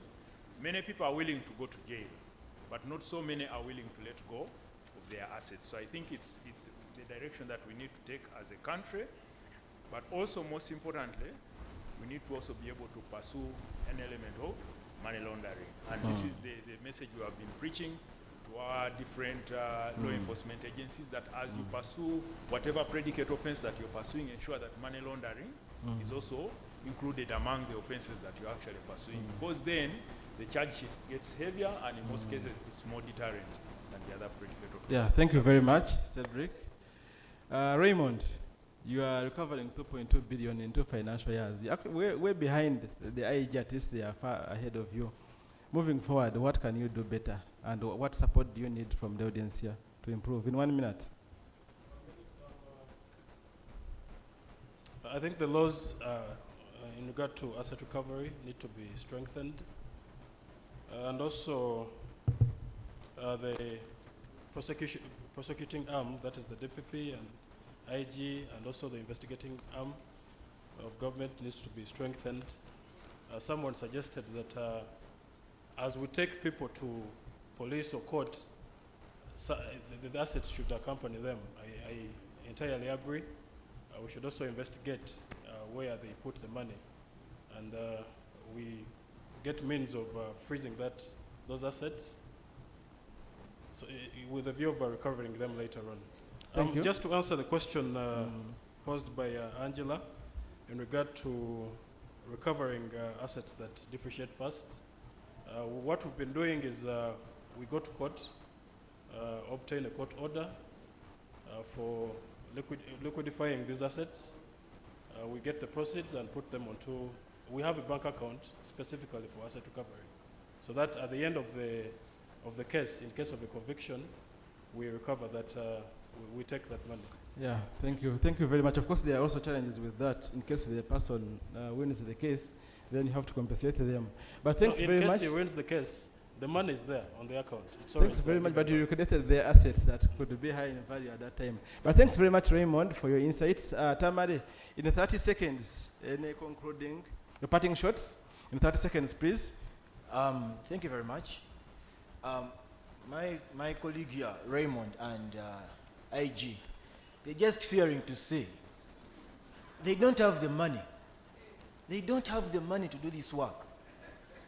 These people, they are underfunded.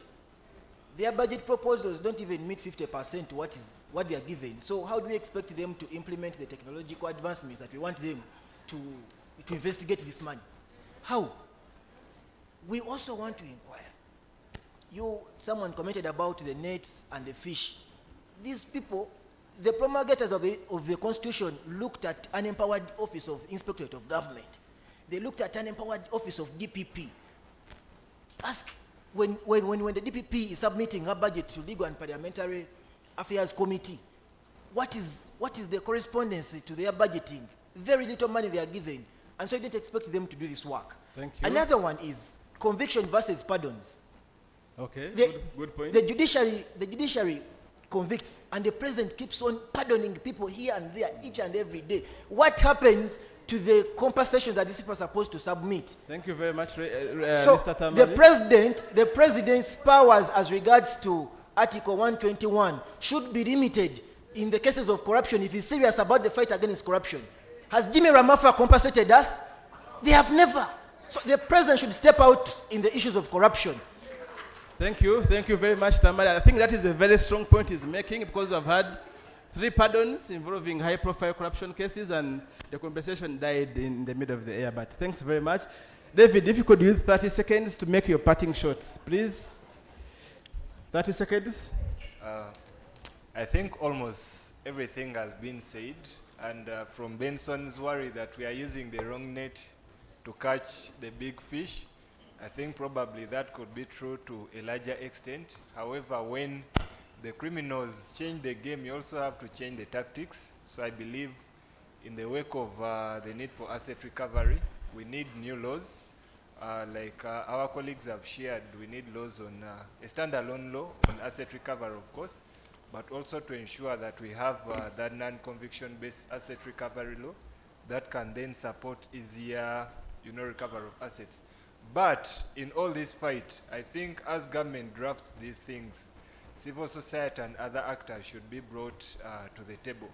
But I think also most importantly, the flow of information should be more easier. Otherwise, even if we discuss this, even if we have the information but we are not in sync, we won't do much. Thank you very much, David. I think from this session, just to sum up, I think two main recommendations coming up. One, we need a law on civil asset recovery. I think that is quite important. It is coming out quite clearly, and also making the asset declarations really work, because now we are having more of like a routine thing that is not effective. Of course, on the pardons, I don't know how effective that would be, because even in America recently, a president pardoned the son. So I don't know whether it would be effective at taking away those powers. But ladies and gentlemen, a round of applause for my panel today. I think they have done a very good job. And thank you very much as well for your contributions. Thank you. Back to you, Felix. Please show them some love. A round of applause. Thank you so much, Marlon, for seeing this panel through. Thank you so much, panelists. I noticed there was only one lady, and the rest were gentlemen. Yeah. We still have a long way. That the content matters, yeah. But what I'm saying is that, yeah, we can do better. But thank you so much, Marlon. The panel took longer, but you'll permit me to also borrow extra time for the next panel so that we break for lunch 1:45 when we've finished the second panel. So as I invite the next panel on stage, especially the session moderator for the next panel, Miss Josephine Namsisi, to come to the podium. A couple of things to reflect on. If my statistics are correct, I remember in 2006, they used to report 500 billion lost, mainly to procurement. 2011, there was a report which was pointing to 1.3 trillion lost.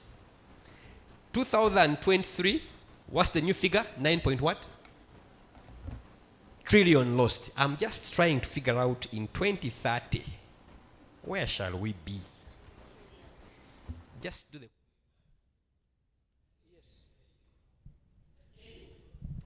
Yeah, so Charles, you know, this is really getting interesting.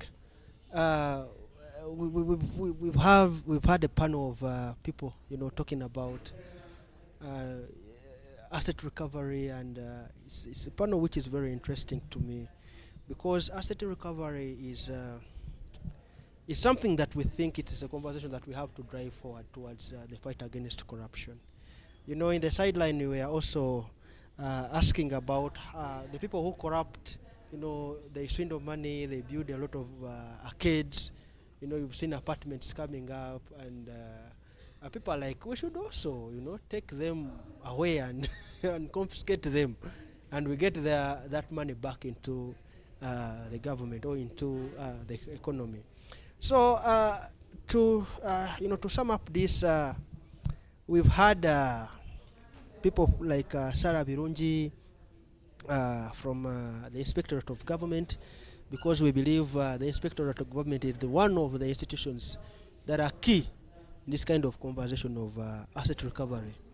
Remember, we had the conversations to do with the lifestyle audit, where they say that, Charles, if you have, if you build a mansion, and I look at you and I'm like, Charles's mansion he's not worth the mansion. So I go and tell the IG that, but this man, he has a mansion, but he's not worth the mansion. So they come and you do lifestyle audit. So I also had someone from Financial Intelligence Authority, that is Cedric, Mr. Cedric Osuret, yeah, Director Analysis and Monitoring at the Financial Intelligence Authority. So Financial Intelligence Authority is more of dealing with the anti-money laundering kind of conversation, but still anti-money laundering has some elements of proceeds of crime, because I mean, you steal, you get money, and then you put on the account. So Financial Intelligence Authority comes into that kind of perspective. We had Honorable Mugabe Baka, Chairperson Committee on Legal and Parliamentary Affairs of the Parliament of Uganda. We had David Chizito from TI, Civil Society. And then we had George Didi, Chairperson African Parliamentary Network Against Corruption. And then Tamale Nkoyoyo. Nkoyoyo is coming from UCU, the president of the Launchpad. Actually, what I liked about this young man, he said that there was an issue of the march to Parliament. And what the younger man said that you can stop us from marching to parliament. And if you stop us from marching to parliament, we will march to your homes because we know where you stay. So, so I think he was trying to mean that if we try to march to parliament and you don't listen to us, then we will use other avenues that will make our voices, to reach out to you so that you can get time to listen to us. So this conversation on asset recovery, what do you really pick out of it? Thank you very much. You know that the skyline of Kampala changed after COVID. And there are rumors that most of the apartments, the high-rise buildings and so on, it's not that people had made money and kept it somewhere, and that they found this period when the country was under lockdown to change the skyline of Kampala. It is alleged that, many of these things came up because of proceeds of corruption. It is believed, because you know that the COVID fight had lots of resources. It attracted lots of resources invested in the fight, and it is believed that some of it was lost to corruption. And the end result is the change of the skyline in Kampala. So this discussion coming at this time, in my view, is very, very critical. Asset recovery as a new frontier for in the fight against corruption. But I think that in a way people have been stealing or getting money illegally and investing it in assets of different kinds. Some of it are buildings. I don't know whether they are assets in terms of factories and stuff like that, but we'll get to know as a result. So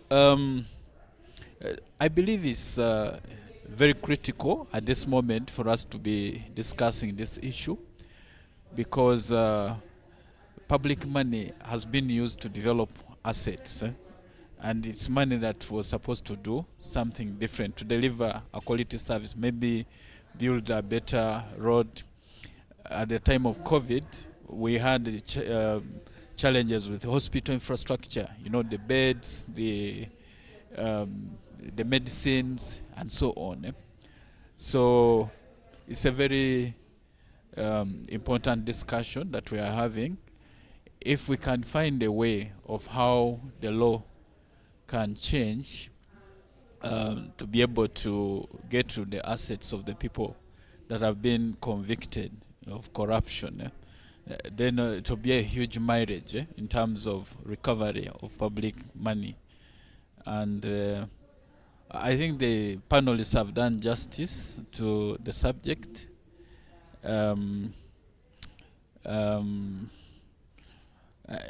I mean, like you said, the IG, the office of the IG has to do much more. I think somebody said that, the declarations that public officials make to the office of the IG are not the ones.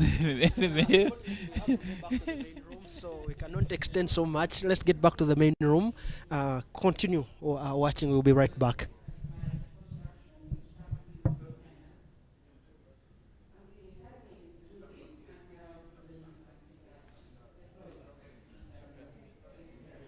Okay, thank you very much, Josephine, and thank you, colleagues. So I want to start like this, by saying that there is a very strong nexus between campaign financing and corruption. I want us to be clear on that one. I also want to state that the companies or individuals that bankroll political parties and candidates for elections may not necessarily do so because they buy into the philosophy or ideology of the manifesto of the party or candidate, but they are seeking for avenues and ways of benefiting if this candidate or political party got into power. I also want to state that the decision to stand and contest on an election is not largely informed by service of the public, but to satisfy the intention and the desires of the individual that is standing. I don't know if you agree. So if you agree with me that those are correct, then we can state that the very essence of contesting and starting is the end game is personal gain, not public gain. And if you agree on that, therefore, we can start by tracing the commonalities of what we've come to define as corruption, because you have defined corruption as misuse of public resources for personal what? For personal gain. And we do know that this exchange starts early. So the companies that are in the business of getting contracts from governments, wanting to have legislation that would favor their businesses, others would want other opportunities. They start early by, they look around and scout for which political parties or candidates are likely to go through. Already, we have now less than 14 months to the next election. They are scouting. And once they start, then they would bankroll these political parties and candidates. And many of them don't even want to be mentioned. Someone comes and gives you a donation of 50 million shillings, another one 100 million, and they're saying you don't even have to mention me. So we are saying that there is an essence in which these who are looking for public contract, and if you look at them, some of them are in the sectors of construction or financial sector or industrial sector, now oil and gas, extractive industry. We have a lot of now minerals. We are the leading exporter of gold in the region. We have a lot of minerals in the Karamoja. There's a lot that is on offer and can attract anyone. So they bankroll this. So there is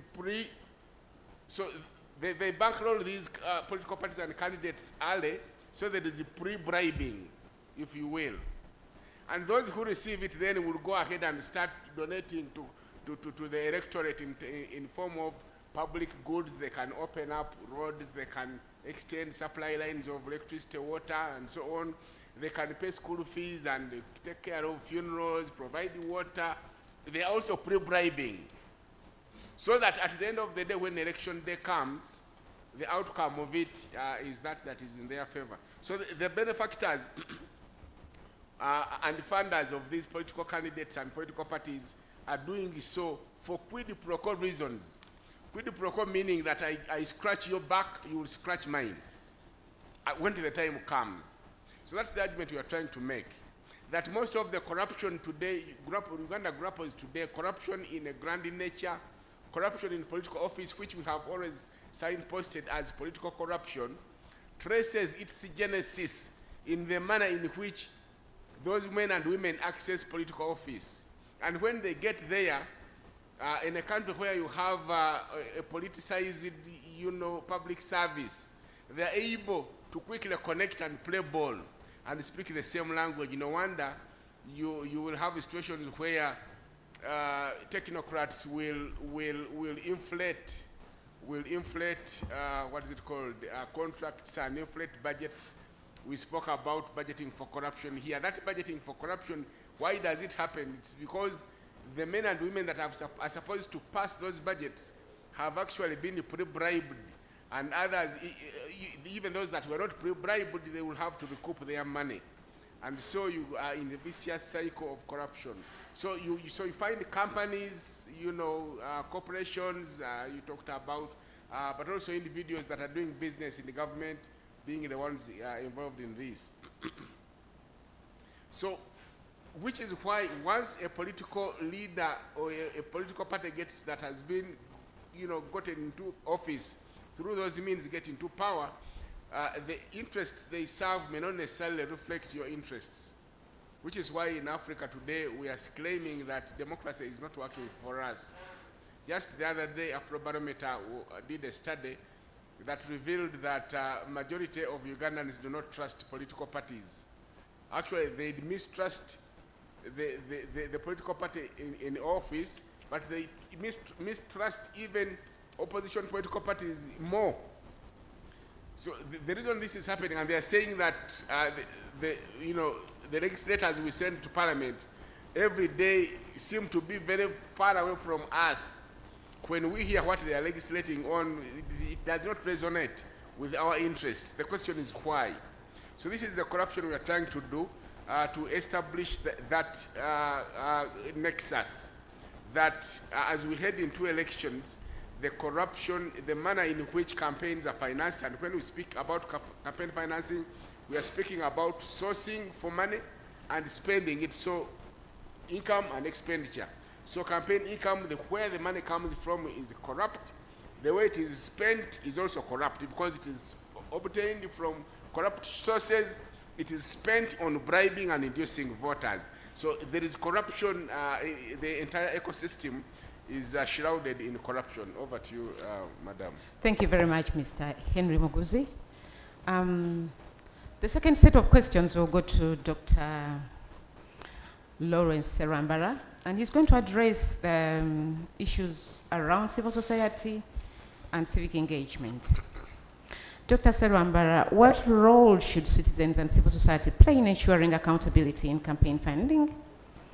And what specific reforms should Uganda prioritize to make campaign financing more transparent and accountable? And probably, we would like to know what strategies can be used to strengthen citizen oversight of campaign finance. Thank you very much, Dr. Serambala. Over to you, please.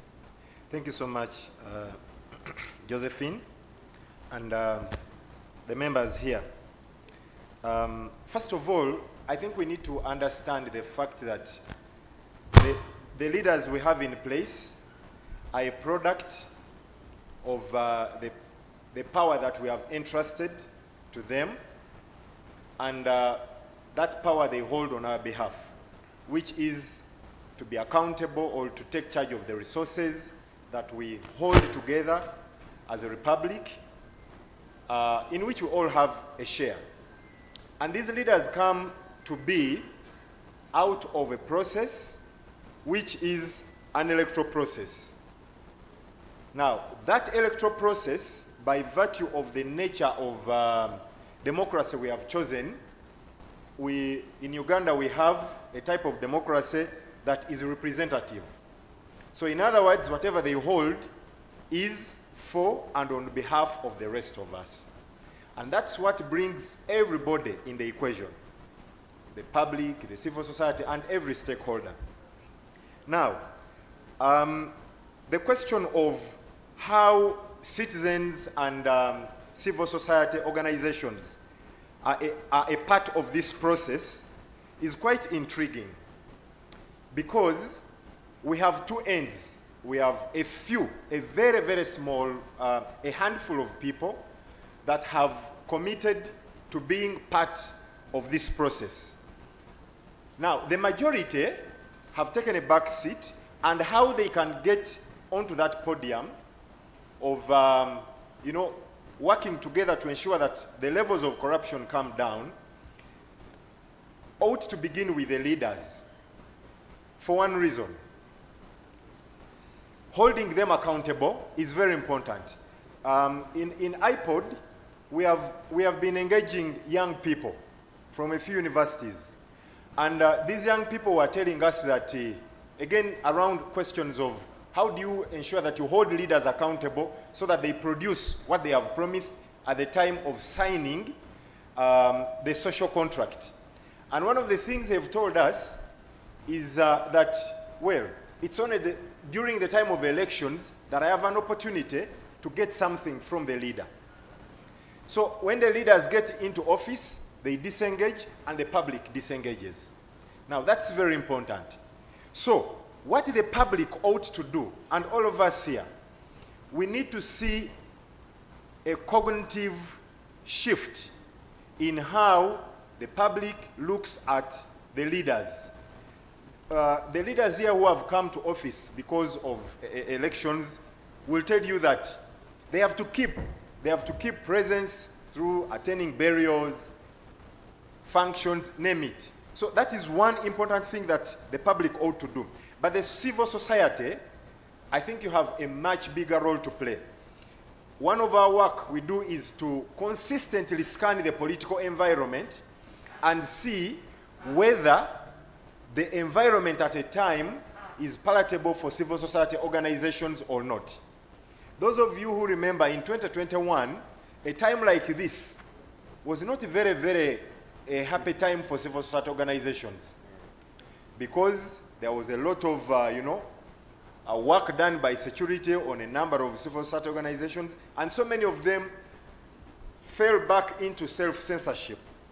But what civil society organizations ought to do, I think in the changing face of the time, is we need to ensure that beyond the physical engagement, we now have the opportunity of leveraging digital tools to engage the public, designing supporting packages to the public. I'll tell you one touching story. After the elections, we got, not after the elections, actually last year or this year, about 20 women came to office and said they needed help. And this help, and this is a changing face of corruption. When we talk of the quid pro quo, it is not about I give you money or kitu kidogo. So we have seen that in the last elections, because especially women did not have the money, some political leaders resorted to using a different means. They say, if you want a ticket, you have two options. It is either money or the other thing. Which one? The other thing, I may not talk about it. I remember some of these women breaking down in office because they gave out the other thing and they actually did not make it. So some of them carry the guilt, the pain of having gone through that process, and we are going to see that happen. So the exchange of a ticket for something else. And I think for us here, civil society organizations especially, we need to see how to help these people. And then for actors like Parliament, I like the fact that Julius here talked about the budgeting for corruption. A number of our leaders do not even know how to interpret the budget. So a lot of these things simply sail through. They are not able to articulately read and detect. I think it is important that as civil society organizations, we embark on, among others, capacity building initiatives to help members of parliament on a continuous basis to interface with the changing face of the development terrain. And lastly, in IPOD, we have started discussions around generating legislative reforms which are designed to bring together political actors so that we have specifically an amendment on the Political Parties and Organizations Act with a schedule there. The schedule number 4 of the Political Parties and Organizations Act was a product of collective work, and that is about the code of conduct. But Henry here often talks about the lack of a legal framework that helps to regulate. That act talks about, I think it caps what a party can generate from the foreign sources to 200,000 currency points, which is about 400 million, but that is at the institutional level. Now, corruption is not anymore at the institutional level. It has cascaded or is more centralized at the individual level. So we are working with other stakeholders. We are still consulting, but the appetite is very, very big, and we think that as we go forward, this is one of the things we may see probably before the elections. Thank you. Lovely. Thank you very much, Dr. Henry Serwambala. And finally, we will go to Dr. Waliemera. Dr. Waliemera is going to talk about a few things to do with the that are related to the legislative aspect of campaign finance. Dr. Waliemera, what role should Parliament and political parties play in addressing campaign finance corruption? And finally, we would like to know how can we ensure that elected officials are held accountable for the campaign donations they receive? Okay, thank you very much. Just to start off from a very simplistic view, political parties need money to do campaigns. And they need that money in order for them to bring their ideas, their versions of ideas, so that you are able to make a selection on who should govern the country. Now, the money that the political parties need, should it be regulated or should it not be regulated? So there are two philosophical viewpoints or schools of thought.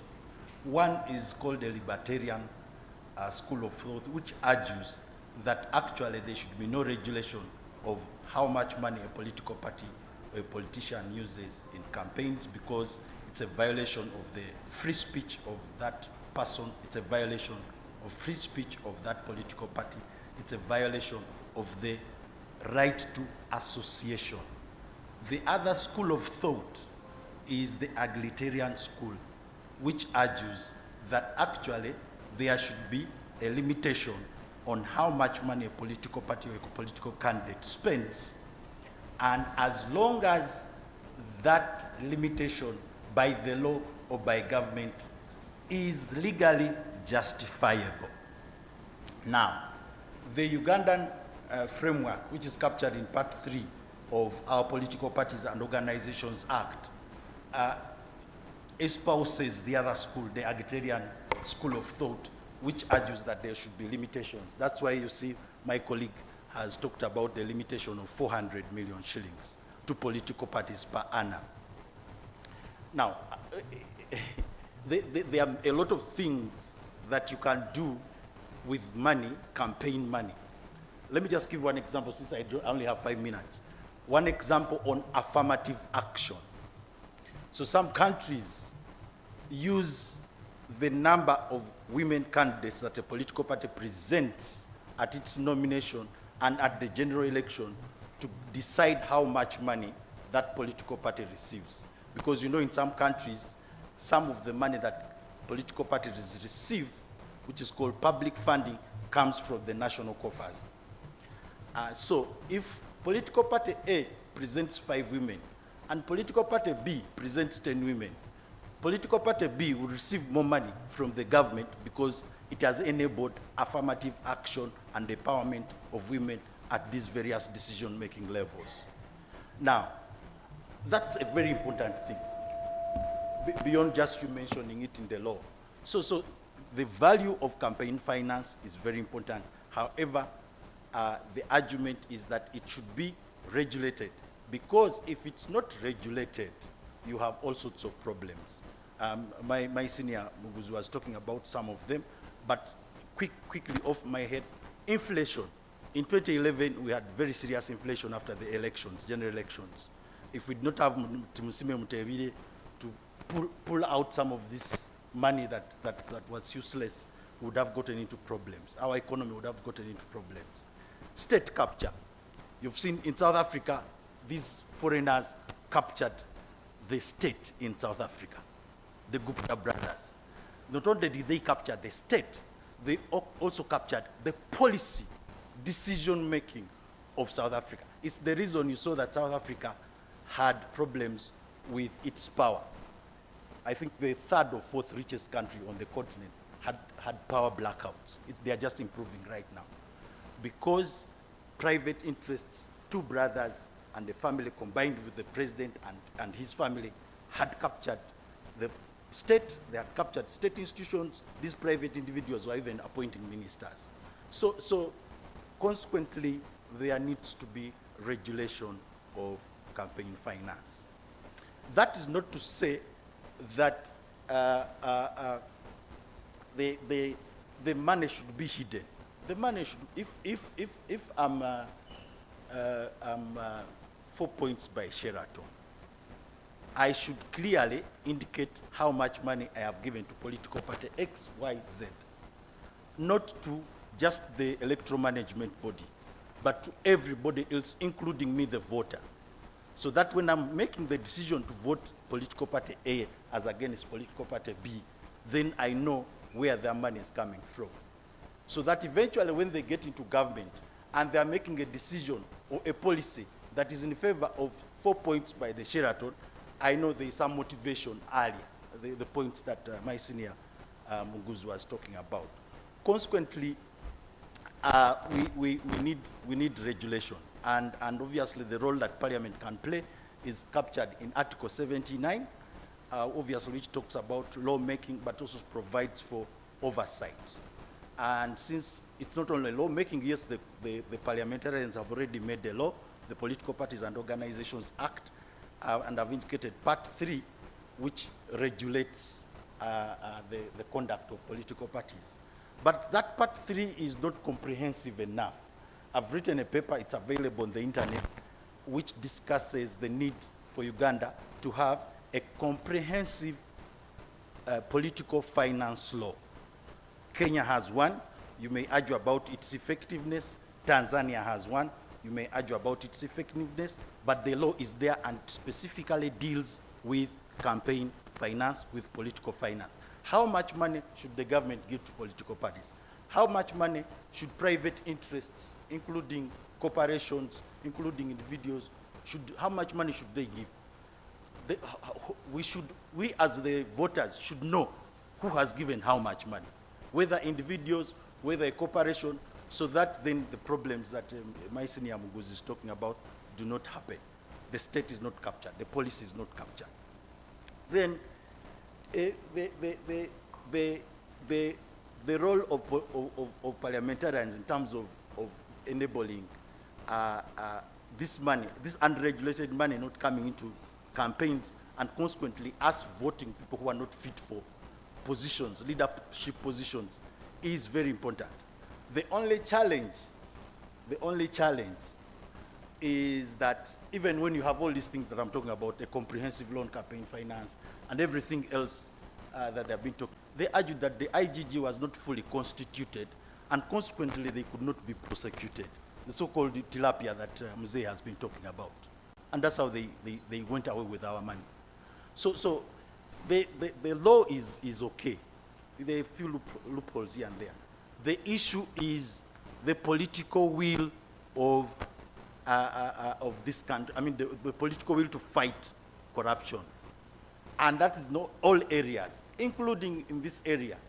For example, the part 3 of the Political Parties and Organizations Act that I'm talking about is comprehensive enough.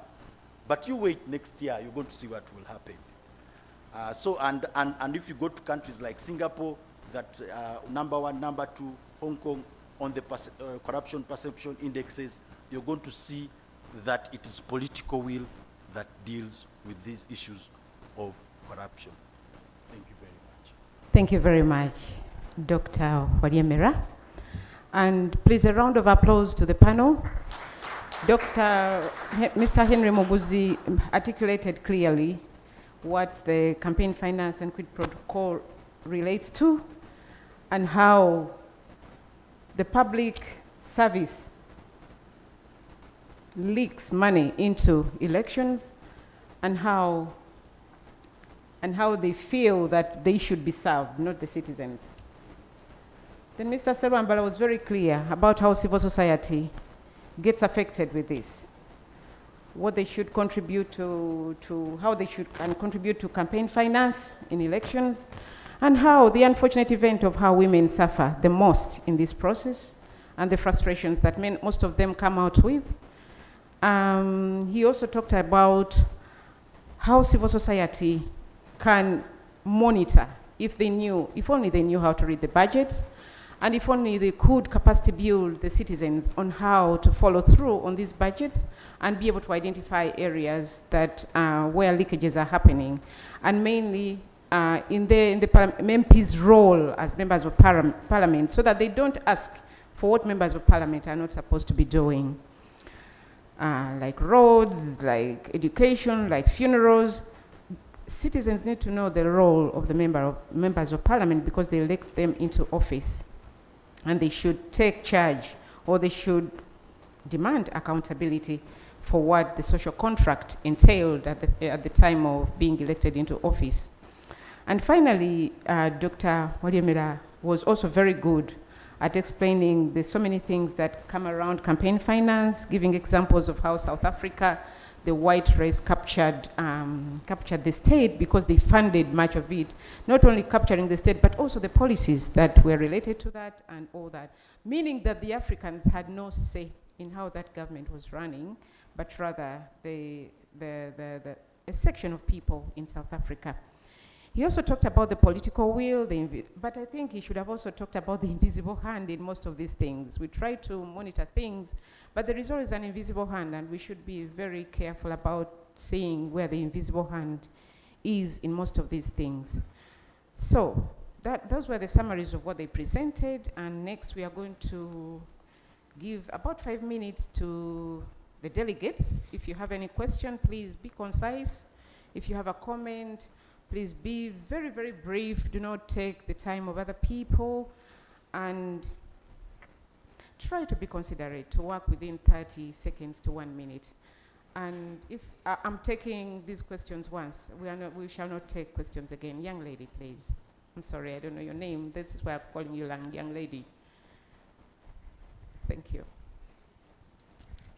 Thank you so much. My name is Tumsime Jacqueline, Minister of Justice and Constitutional Affairs, Makerere University. So mine is a comment that as long as we still have corruption at the grassroots level during campaigns where people accept salt, sugar, and soap for votes, then corruption will not end in the country. And my suggestions are two. Number one, that we should not only look at legislature and improving the legislation that we have, but also grooming, because even the adult thieves and corrupt people that we have now were once children. They did not begin stealing when they were adults, but as long as parents, we still exchange sweets and give our children all these petty gifts in exchange for them to do for us all these things, then we are grooming the future corrupt people. Thank you so much. Lovely. Thank you very much, Jacqueline. Would you like anyone of the members of the panel later on to respond to your comment?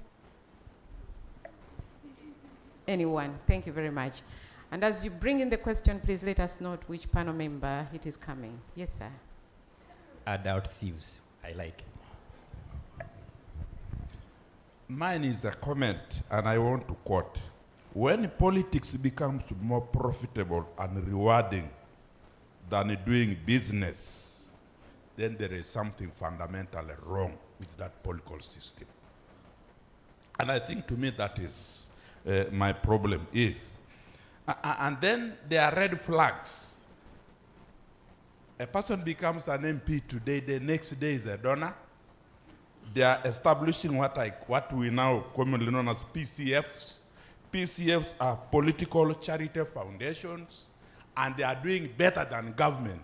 In my region, a school established by foundations and a hospital is about 30 times more efficient and powerful than the next door established by government. So what am I proposing? Let us enact a lifestyle audit law to enhance wealth and financial discipline, and to widen and strengthen the web or a net for catching thieves. I'm sure if we did that, and that's how recently you saw what happened in the US, a very vocal parliamentarian was netted through a lifestyle audit law. He had evaded the tax, he had done so many things, he had done what, but they saw that he was able to put a number of things. That's when we can be able to question, where did you get the money to establish a foundation that is functioning better than the government? You serve as a speaker, you serve as a vice president, you serve as a minister. How? Thank you. Thank you very much, sir. Can we have your name, please, again? Thank you.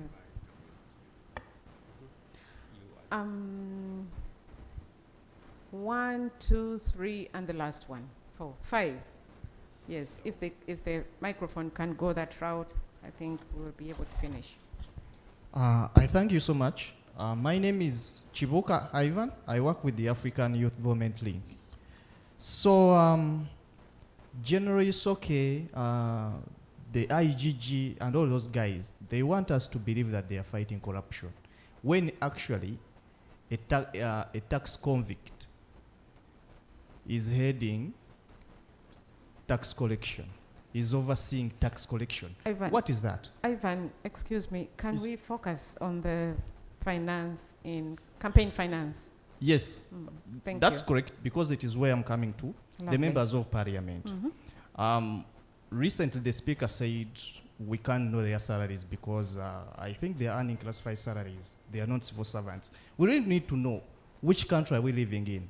Then, as individuals within this room and outside there, we've given birth to good children and we want to give them everything. So when we take them to school, they contest for prefectorial positions.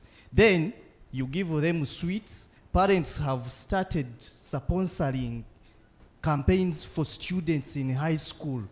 It's like, then you wonder which kind of child is this person going to be in the future.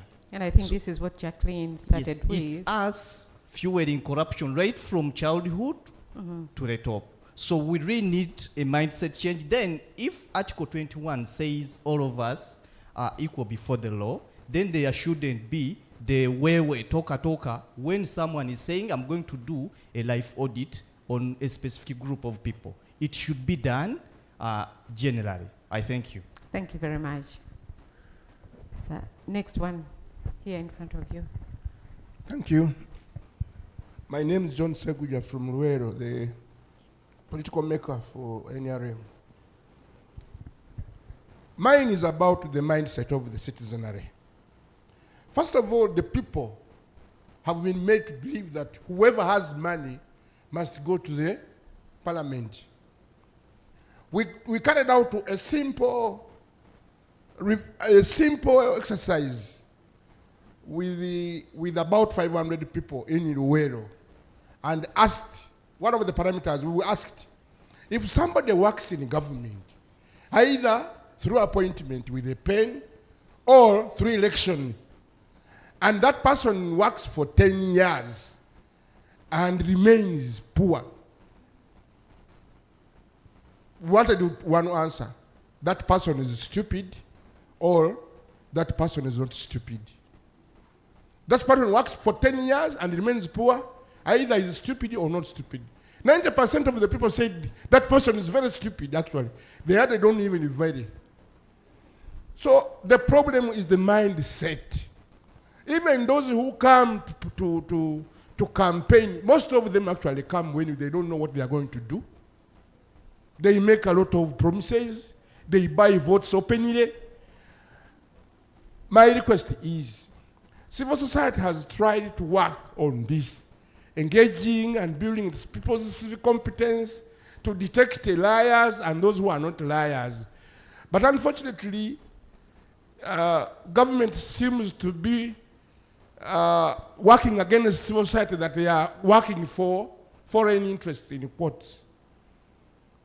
If a civil society comes out and we educate the citizenry first to appreciate that these supplies that people are giving you and the monies will be recovered in parliament. I've heard of budgeting for corruption. That's where it comes from. It has been estimated that to become a member of parliament in Uganda, if you don't have more than 500 million, you cannot win an election. You can't. Even in very remote areas, today as I speak, people have started giving out offertories in big sums. People are building schools.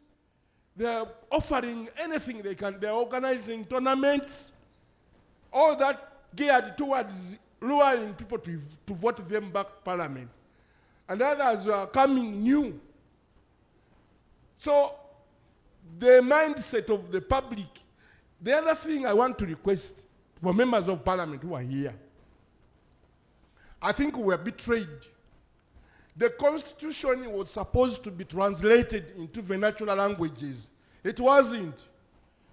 If everybody, Ugandans, would read the constitution like they read the Bible, like they read the Quran, and they can refer to to the constitution like they refer to Bibles, people would know their rights. But now people don't know their rights, and they don't know what a member of parliament has to do. They just vote and just that. And the politics has become business, you see. And they know when you go to parliament, you are going to make money. So give me money and I give you my vote. Thank you. Thank you. We are taking two more and then close it. Alex, I've already spotted the two. Just take those quickly, please. Kindly. It is 30 seconds. Thank you. My name is Bira Chuanuka Nasa. I work with young people in an organization called the RDP Uganda. I think as a country, I wanted to share that we must interest ourselves in the manner in which actors who are stealing are sanitizing what has been stolen. For example, if you are keen whichever part of the country you come from, we know most of the people who are not clean. But they have young people like me who are bloggers. They have agents, and their role is to smear Samona, move it, and call it Carolite and what have you. And fun enough, even if you ask the top 10 political actors in this country, actually let me say the top 3, each has got a blogger in each of our regions. And what are they doing? Blogging evil that is being done. And as a country, because we have not redefined our known value system and inculcated it in the population, we have taken it as a gospel truth, and everything they blog has become normal. I submit. Thank you very much, sir. So the remaining, the lady has the mic. I didn't see your hand, though. But go ahead, please. Thank you very much. The remaining ones. My name is Joy Kawanguzi.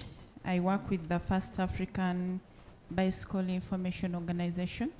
We are based in Jinja, Busoga. I want to appreciate the panelists, and I think I resonate with Dr. Daniel's recommendation that we need a comprehensive regulation or legislation to ensure that we minimize the finances. But my point is, with the regulation, yes, but the politicians, do they embrace the fact that campaign financing is a problem in this country? Are we at the same page with them? Because the legislation, the process has been there. I know that civil society attempts have been there to ensure that, we have this legislation in place, which did not translate into an actual legislation. Now, how different can we do it? How do we make the politicians, the legislators, to appreciate that surely we need this in place so that we speak the same language, so that we are able to yield this whole thing called legislation on campaign financing. Otherwise, they are spending, they are benefiting. I mean, I don't expect, if I'm the beneficiary, again, to have a legislation that is more or less, watering my efforts down. I beg to submit. Thank you. Thank you very much, please. Yes, please give them, and the last ones. Quickly, please. Thank you. Petero Semambo Mumbia is my name, Deja University. My point is about the budgeting bit of it.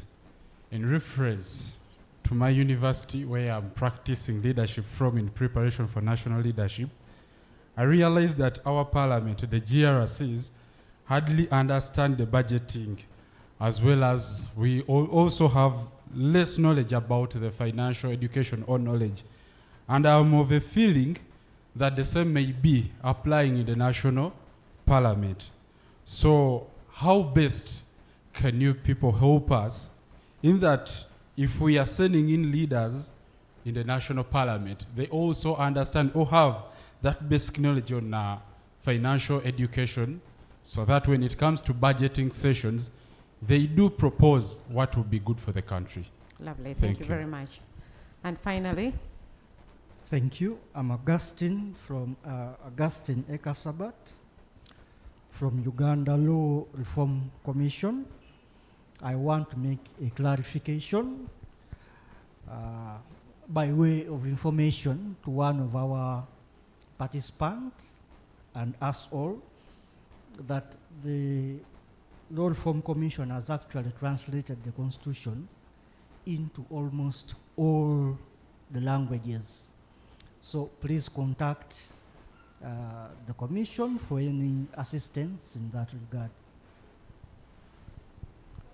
thank you. Thank you very much. We've had several questions and comments. I don't know how these are going to be answered, but Jacqueline started it all by talking about the sweets and the poverty with the people in the rural areas and how they quickly accept a packet of salt and a bar of soap or a tablet of soap for a vote. This was again mentioned by the next speaker, or the third one, who was Chibuka Ivan. He also mentioned the same thing. Mr. Ocheng is still recommending to enact a lifestyle audit and to find ways of strengthening ways of catching thieves. I got you right. And then Mr. John Seguja has just received a clarification about the ways in which, or the different languages in which the Constitution has been translated. And maybe you'll have a private discussion later on. But even the people who speak the English language, how many of us know what is in Chapter 3 of the Constitution? Hands up. Chapter 3 of the Constitution, what does it cover? So really, it could be about translations, but also the reading culture. I think we need to interest ourselves into loving to read these things and be able to know what is being violated and what is not being violated, who has this role and who doesn't have this role, who is supposed to deliver this and in what time, so that we have full information before even starting to engage. And then we had the next person talk about redefining the system of campaign financing, which Dr. Waliemida talked about. And then, finally we had the Ndeje University GNZ, another one, talking about budgeting and finding ways of educating citizens about financial issues of parliament. Now, all these people didn't point to anyone, and I would like to welcome any member of the panel to, in just about 2 minutes, to respond to some of these comments and areas that have been mentioned by the delegates. Thank you very much. Can we start with Dr. Waliemida, please? Thank you very much. So there has been a lot of guests talking about lifestyle audits. So in the countries that they work, lifestyle audits do not work as themselves alone. They have to be combined with other anti-corruption measures. For example, we have already one here, which is the declaration of assets, of income, assets and liabilities for our public leaders. Then in a few countries, it's coming up now, there's something else called the unexplained wealth orders.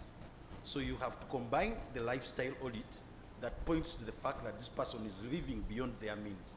But then the IGG or the anti-corruption police has to go in to find out. Because supposing you're saying I get 2 million shillings, but my grandfather owned the whole of Kampala, and I'm driving a Range Rover 2024 model, and I'm getting 2 million shillings. And you say the man is corrupt. You'll have a problem. You'll be violating my right. Because I inherited this money and I have a right to enjoy it from my grandfather. The fact that I'm getting 2 million doesn't mean that I cannot afford the Range Rover 2024. So the lifestyle audit is just simply, it gives a lead to the investigators to then go in to ask the questions. And if you combine it with the declaration of assets, income and liabilities. If you combine it with unexplained wealth orders, then you have a tight system.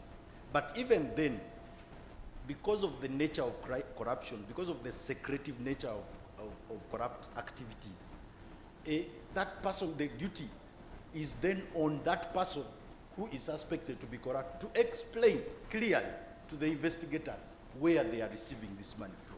For example, if they come to me, I'll tell them, I'm driving this Range Rover 2024 because my grandfather was very rich, even if I'm earning this very little money. The second one quickly is the issue of the value system. And one of the guests talked about it. When you go to other countries, corrupt people are not celebrated because they are taking away medicine from the hospitals. They are making us drive our cars on potholed roads. You have to be in the garage all the time. They are messing us up. They are messing up the service delivery of the country up. So they cannot steal money. After stealing money, then we go celebrating them all over the place. As if, like Muzei was saying, you get an MP, today's an MP, the next day they are even doing better service delivery than the government of Uganda. How? When we know they were very poor here, they were a teacher in KIU, a simple mere lecturer at KIU here. How have they gotten all this money? So the value system, us as a community, the civil society groups, even us as a people, as citizens, we must conscientize ourselves into ostracizing these people publicly. You are corrupt, you're a thief. Like the young man who was seated here was saying, you're a thief, you're an adult thief. We should shame them. But if we celebrate them, then the value system is skewed. Thank you very much. Can we have Henry, please? Yeah, I'll respond to one issue. The issue of the Gen Z from Makerere, and then I think John Seguja about the masses. I want to start my submission, my answer from the words of the grandfather of democracy, and his name is Socrates. Socrates said that voting cannot be, that voting is a skill that one must acquire. It cannot be by intuition, that by feeling of the heart. You must have this. So if we are going to go by the words of Socrates, it means therefore we have to address the problem of political immaturity of the citizens, of the voters of this land. And that would mean us to double down on our efforts to sensitize these masses, to understand and acquire the skill they need to be able to identify the thieves from the good men and women. But let me have this as my parting shot. I want to argue that when it comes to, in a situation like Uganda where politics is commercialized, money is dominating politics, all of us lose something, okay? For example, your elections might be so violent because when someone invests money and pumps in the quantities they do, they expect only one result, that's a win. And yet, elections by their very nature is like a game, you either win or lose. So when they lose, they don't accept it. Violence might be characterize your elections. Your consent as a voter could be captured by the provider of the money. But most importantly, your road might never be fixed. You know why? Because those who want to fix it would want to wait until a few months to election day and they start fixing them, okay? Your tax money, okay, might go to distributing favors in a patronage system instead of serving you, instead of providing your health centers with medicines, making sure you have schools that are working, making sure that your public debt is paid, making sure that your police is well facilitated to maintain law and order. That could happen. But most importantly, your road or school or something might again never be fixed. You know why? The company that was given this road had to divert most of its liquidity to finance, to bankroll political parties and candidates that they have chosen to. Some of them actually have no choice. In countries like Ghana, your failure to support the party in power is interpreted as being an enemy of the party, of the government. And therefore it might be the same in our country. We don't know. But you might find that it would be evil for you to be contracted by government and not contribute handsomely to the party in power and its candidates. But when you do this, then you have diverted the liquidity away from your projects. Your good projects such as Ruawa, hospital might never see the light of day because either they were used as conduits or they diverted the money and got it into politics. So we all have to get concerned about politics, a situation where money is dominating politics. If you don't want to get involved in it, it will come to you because the next time you'll be traveling on a road that is not fixed, you have yourself to blame when the vehicle gets into accidents. So that's my parting shot. We all have to be concerned. We need to pick interest in this. Then we have to go back and interrogate seriously that nexus between financing politics and election campaigns and the corruption we are seeing. Thank you. Thank you very much, Henry. And finally, Dr. Selwambala, as you respond, please also give a few recommendations and way forward. Thank you. Thank you very much. Without responding to a specific question, I want to move from the hypothetical to the world of the realist as we are today in Uganda. One famous politician who I think some of you have read about called Machiavelli. Machiavelli said that a leader will choose to either be loved or to be feared. And there is an opportunity cost on either ends. If you choose to be loved, the population will easily throw you out. If you choose to be feared, the population will equally throw you out easily. So you need to strike a balance. We need to look at this country, Uganda, and understand its value system, especially during the time where we have had relative stability. I personally believe that the government we have today, and I hope I'm not being quoted, I personally believe that our government would collapse if we comprehensively fought corruption. That's my belief. Why? Simply because some of the people that sustain or work to ensure that we are on are the very, very and most corrupt people. Now, remove those pegs, the house may collapse. That being at the front of our mind, not at the back, we should know then what we are asking for.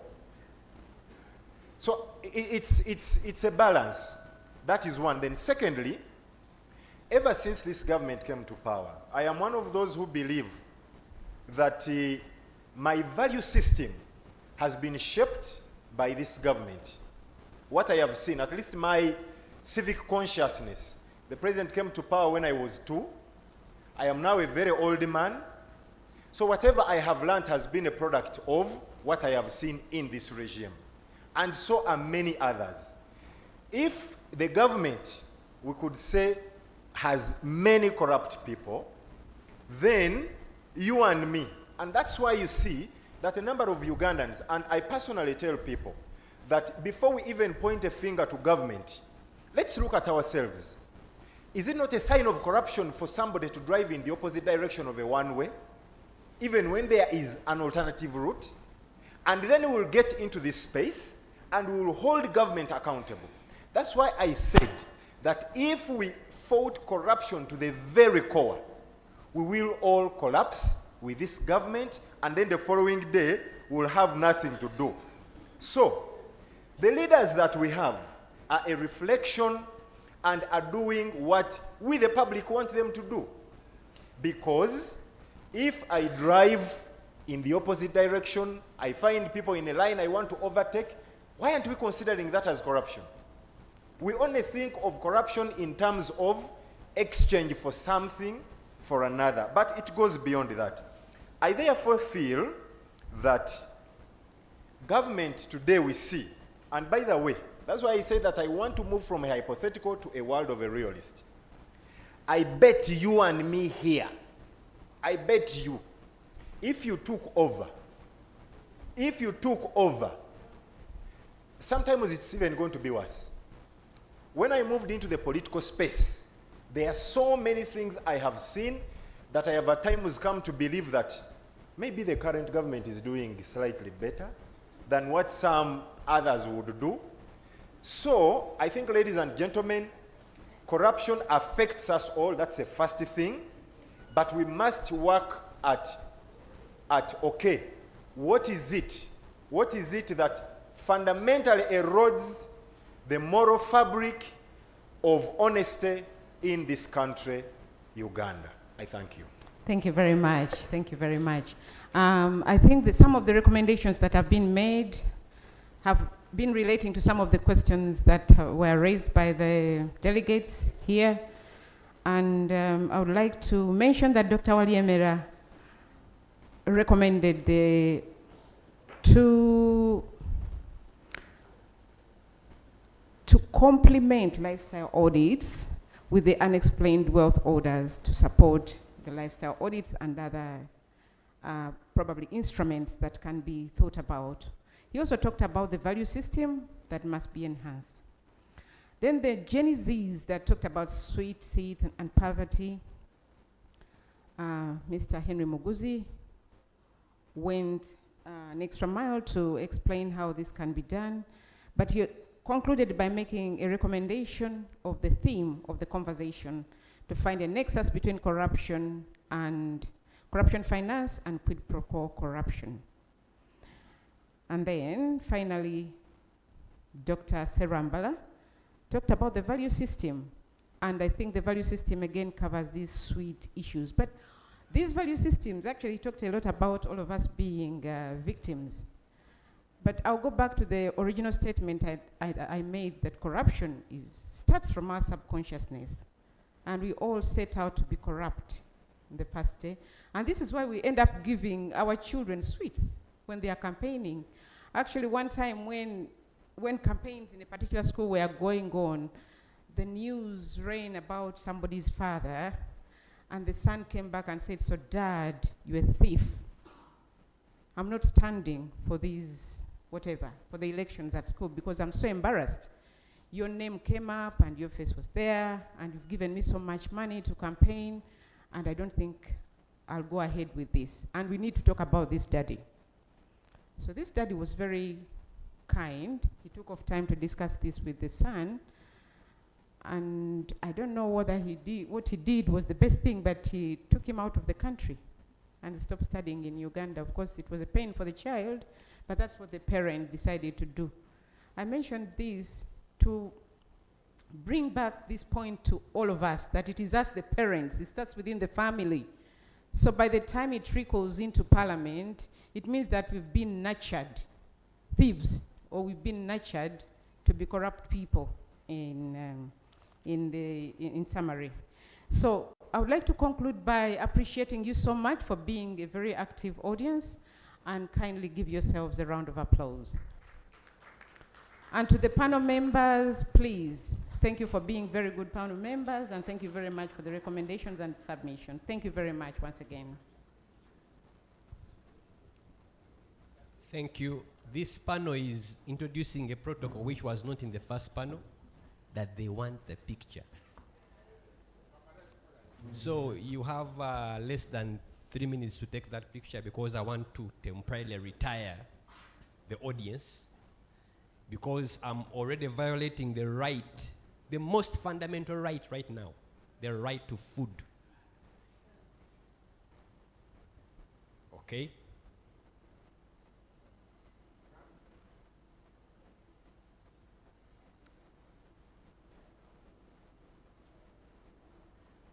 Right, so this panel introduces a new habit. Again, we had 3 gentlemen and 1 lady. We are doing well, eh? All right, time check is 3 minutes to 2 o'clock. So allow me to invite you to lunch We are having our lunch served in the, who was the bearings? You just smell the food. That will be the restaurant. But I think it's served straight through on your left. Straight through. I think you'll be guided as you walk out. Make sure you have a coupon to access the lunch. We have exactly 1 hour, so we'll be back here at 3 because I want to make sure we close shop at 4. And then we can depart from here. Bon appetit. For those of you who still want to continue with the conversation, we have a podcast that is running, so you can go and share your experiences, your questions, clarifications at the podcast corner. Other than that, enjoy your lunch.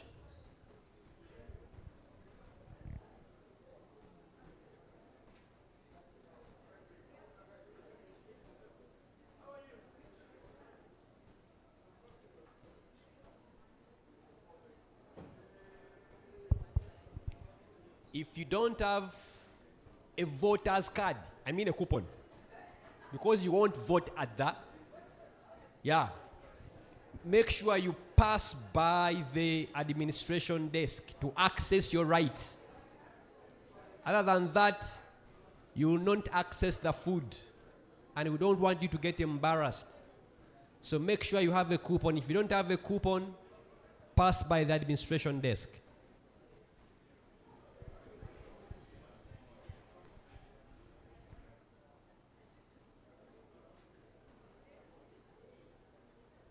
For those who are fasting, you can stretch, take a walk, change scenery.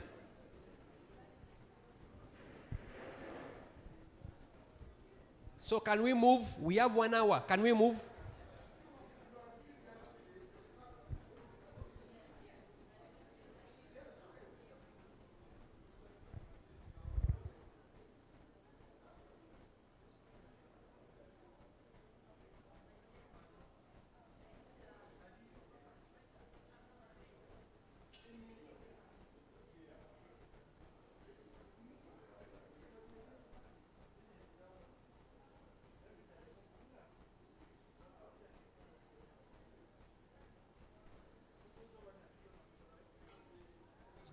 Go for lunch. Do the pleasantries as you go for lunch. Unless you are fasting or you are on a diet watch. If you're not in any of the two categories, but even if you are fasting, take a walk, change scenery.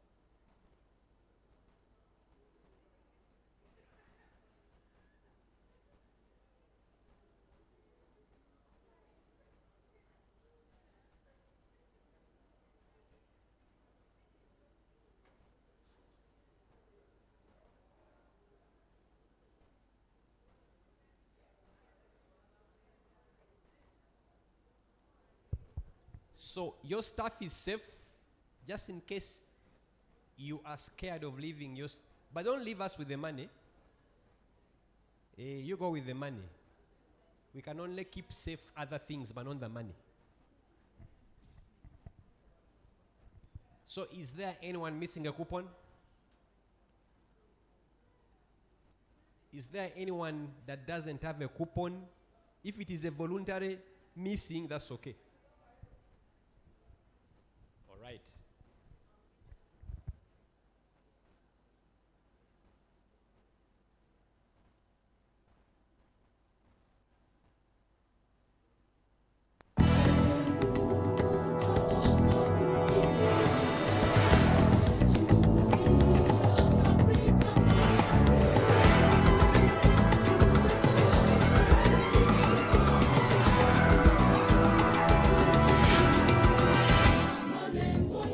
Judicial corruption undermines the fabric of society. If the police routinely take bribes and court officials are for sale to the highest bidder, then justice is put beyond the reach of ordinary people, and no one can trust the law. But as this Africa Investigates expose makes clear, that's exactly what's happening in Uganda.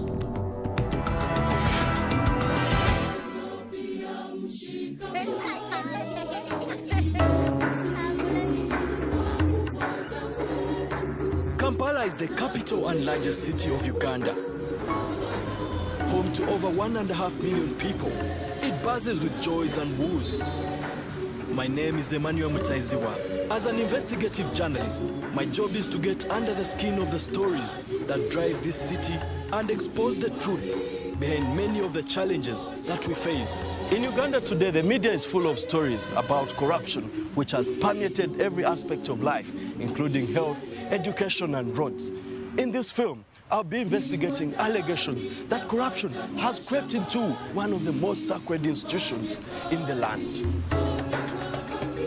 Recent reports from Transparency International and Uganda's own Inspectorate of Government have pointed to worrying practices in Uganda's magistrate courts. Sadly, they now join a long list of public institutions perceived to be corrupt. Now I want to show you how corruption is widespread in this country. We're right here at the outskirts of Kampala at Owino Market, and we're going to seek the opinions of the locals who work in this market. And you hear the word from the horse's mouth. When you're not aware of, as you have stated, you can't get justice. I can't hold and say there is no corruption in justice. It is typically there. Those who are well off can get lawyers, can bribe, and get whatever they want. Favors are given to the high-income earners, people with money, people with the necessary resources, to at least to bail out their cases. That's the stand of the judiciary case in Uganda. People seem resigned to corruption as a part of everyday life. The only way we will ever eradicate this ill is if the perpetrators are caught in the act, named and shamed.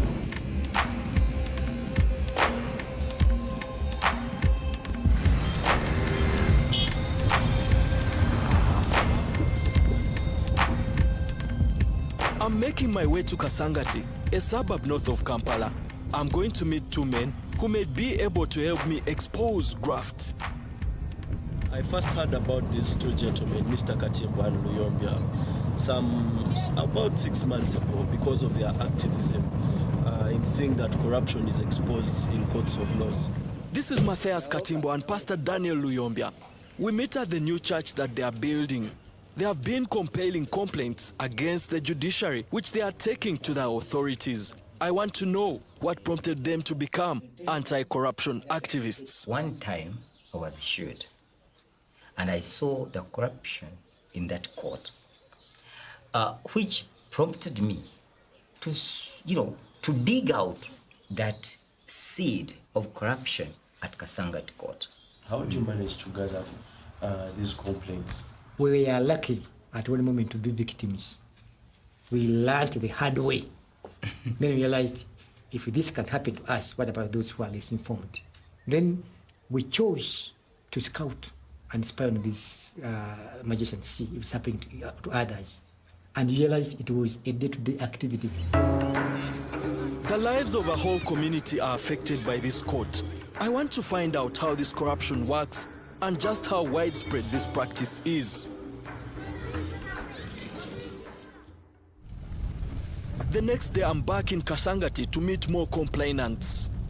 So early this morning, we set out to go and talk to these people and get that very personal story from them.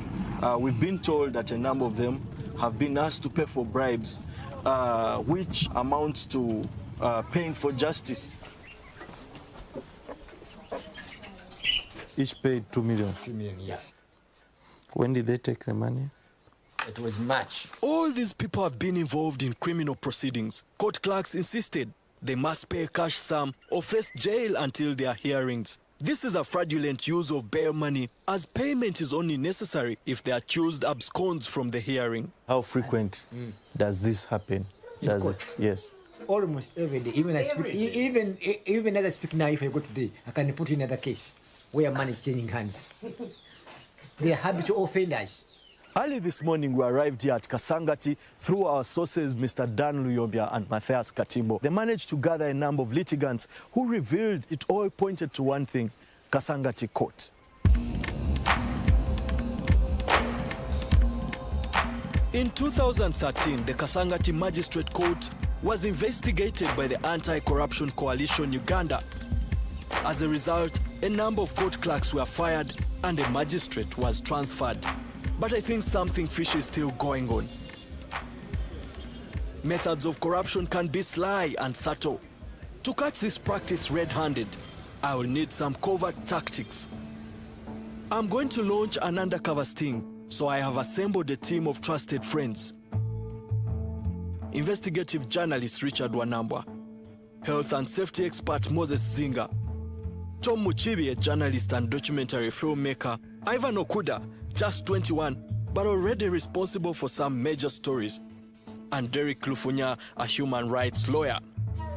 Our plan is to present a case to the police. One of us will pose as a complainant, claiming he's been sold a plot of land that in fact doesn't exist. We want to pretend like we bought a piece of land, and after the purchaser buying the land from the vendor disappears. And the only person we can trace is a broker. We want to make it look as if the agreement was between the vendor and the purchaser, and the broker was a witness. But at the point where money exchanged hands, it's the broker that received what? The money. Richard will play the buyer. So I can actually go report this case to Kasangati tomorrow. With a secret, but when you're going to do that, we want you to go, because for purposes of showing evidence, with a secret camera. The broker is the important role now. Moses says he will be the broker, and he lives in that place. I have to talk to my dad and tell him it is a play, because if anything happens, he will not get worried. A lot has to fall into place for our scheme to work, and I'm responsible for a plan that could land one of my team in jail. Richard and I travel to the Kasangati police station. He'll kick off the sting by reporting our fake land dispute.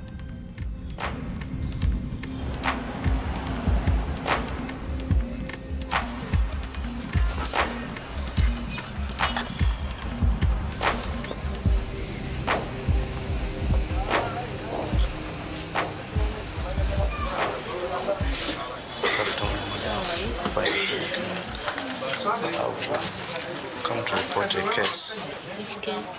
It involves land transaction. We've already worried that the police will smell a rat, but it becomes apparent they are more interested in something else. Nyamba, we trace this man. How much? How much? Seasoned in the how much?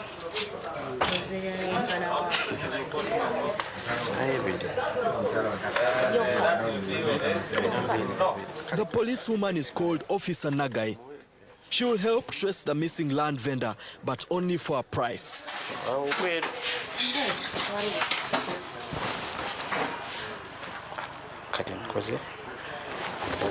I've done 60. Actually 70. Now here. Just as so many regular people have described to me, the road to justice begins with a payment. Okay, since I have your number, Look at this. She fixed the money and folds it quickly. I review the footage with Moses. As we are claiming that the vendor is in hiding, it will be Moses' turn to go undercover next. He plays the part of the land broker. Are you quite nervous about this whole ordeal? Yeah, there is some quite of nervousness. You can't completely rule it out because you know our system. Any small flaw could lead you to spending 5 days in prison.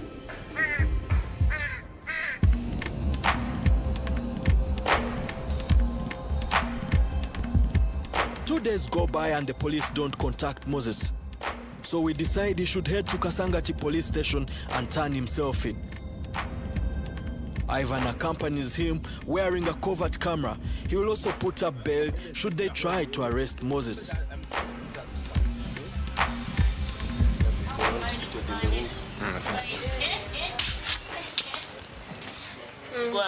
think so. Where Moses is? Where is he? So I've decided to come just to show that. You are so loyal. No, I'm innocent. Moses gives his side of the story. An officer suggests he should be detained, but luckily Ivan is there to pay the bail. Nearly got me to a cell. To a cell. Things are getting hot, eh? I was just like this. The next step is for the police to bring the case to court. We now must let the mechanism of the law take its turn, but again, it will probably need some greasing. The following day, Richard is summoned to the police station. The land dispute is now classed as fraud, a criminal offense. Richard meets a CIID officer. His name is Geoffrey Kotek. Kotek will take Richard to meet the state attorney, a public officer who will act as the prosecutor in his case. How much do you want to give this car? You had decided 200. 200.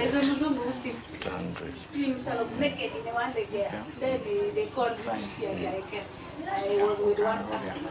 We can go there. Okay. The man was standing there following the... Now I buy the envelope. Or... Remove the short one, seated on top. Remove the smaller one, then you stood up. Okay, let me buy the envelope and come back. As a public officer, the state attorney shouldn't require any cash payment. But after buying the envelope, Richard goes to his car. Detective Kotek and the officer Nagai are his passengers. For you, balance is 100. Okay. Yeah. 4. So, Nagai also take 50. Right. Richard gives 100,000 shillings to Kotek, a second sum of 50,000 shillings to Officer Nagai, and places 200,000 shillings. That's about $80 in the envelope. I give you... Okay. Richard hands the envelope to Detective Kotek. They all travel together to the Kasangati court.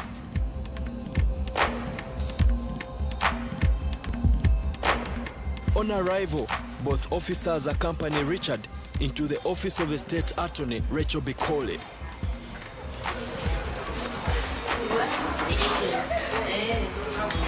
Good morning, madam. This gentleman is called Richard.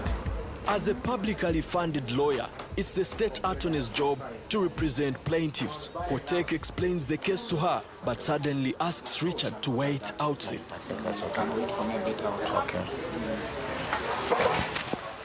From outside the door, Richard points his secret camera into the office. He captures at the exact moment when the CID officer hands the state attorney an envelope. To us, it looks identical to the envelope that Richard earlier filled with money. But of course, we can't verify that without blowing our cover. So we're dependent on video evidence and the word of all persons involved. We contacted the state attorney, Rachel Bikole. She told us she has never demanded money to sanction a case file, and the envelope that Kotek handed her that day contained a letter detailing another case.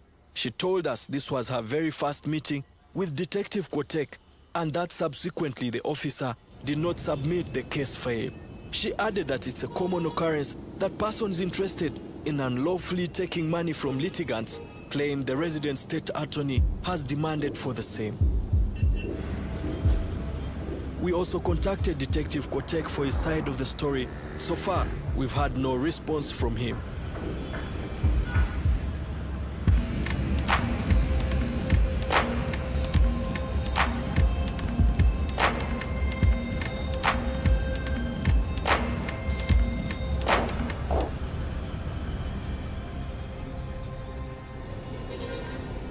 We decided to withdraw our fake land dispute. The chances of Moses going to jail just became too great. But our investigation into corruption at Kasangati Court is not over. You must remember that there's a hierarchy to this corruption. Now we're currently on our way to meet someone who may help us unravel grafts at the highest level. The big fish at court are rarely charged with corruption. Many people suspect they protect themselves through lower-ranking intermediaries. But I'm meeting a man who may have a direct access to a magistrate. Asuman is facing charges of malicious damage to property. He claims they are false and that his opponents are bribing court officials to prosecute him. Musango guno guli ku poloti sengange je yawo mwana wange era baruwa gyolabyeko awo yave wa taata waffe atuzaala n'oyo mwannyinaze ye yali ekakasa poloti eno. Asuman's sister owned a plot of land adjacent to his. 2 years ago, she fell ill and died. Her boyfriend blamed Asuman and summoned the mob. Mwami n'akunga abantu n'abategeeza nti nagula amayembe gegattaani mwannyinaze era omwami kennyini oyo Giso n'akunga abantu ne bayokya amaka gange. Asuman was chased from his land and his late sister's house was occupied by people associated with her boyfriend. Asuman pressed charges of arson against them. Eventually the case was quashed and the accused launched a counter case against Asuman. He believes the magistrate was bribed and 2 days ago he went to meet him. Nagenda mulaba nyambe abeere nga anteerayo akabega ku Nankani ku musango kali ntuula nanga kiruwa kyoleese. These are very serious allegations that I need to verify. At the moment, all I have is Asuman's word against that of a very powerful man.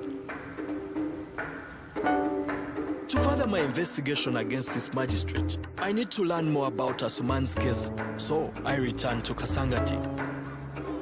This is the land in dispute. The house belonged to Asuman's late sister. The rubble is all that's left of his home. Enzimba wano ekibanja kinene akirimu ekazi nga 5 ze zaali endabirwamu ezaali mu madinisa n'enzigi. Asuman and his family now live a few miles away in 2 small rooms. Bintu bikyanemye okozaawo byonna baabyokya. Anje kalimu kintu kya nusu mutwalo. Mange entebe zaali ntebe za bbeeyi saidi bwoliyo obuliri byonna ebyalimu byayonooneka tetuna kyetwataasa wadde kati embeera yo gye ndimu yo si nnungi kuba kati n'abaana abo abakulu abasoma nabajjayo eno olw'okuba nti sikyasobola kubaweerera mu kibuga muno. To get his life back, Asuman feels he has no choice but to pay for justice. So he has resolved to give the magistrate the little money he has in the hope he'll be cleared of the current charges and then be able to claim his land back. But before he goes into court, I fit Asuman with a covert camera and give him some training in its use. Given the nature of the camera, it's pretty difficult to capture a transaction. When he stands straight, there's a chance that perhaps he could miss that very important handshake. But when he bends, there's a likelihood that he gets him. We also give Asuman 2 of these yellow 50,000 shilling notes. He places them in his top left pocket. Kubanga gye batuyisizaamu nze ku lwange kati nze ndi omu naye bangi abakaaba kuwaawo. Everything now depends on Asuman. He's not a trained journalist, and with just one shot at this.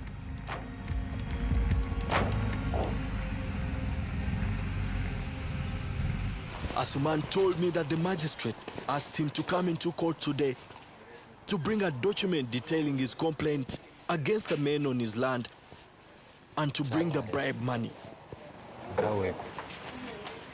This is His Worship Richard Okoth. He is a grade 2 magistrate.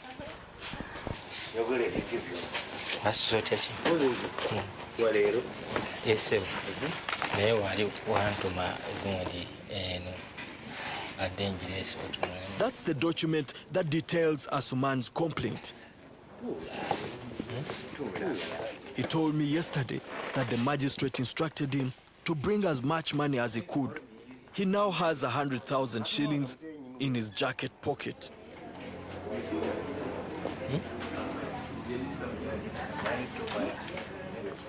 Asuman now hands over 2 folded 50,000 shilling notes.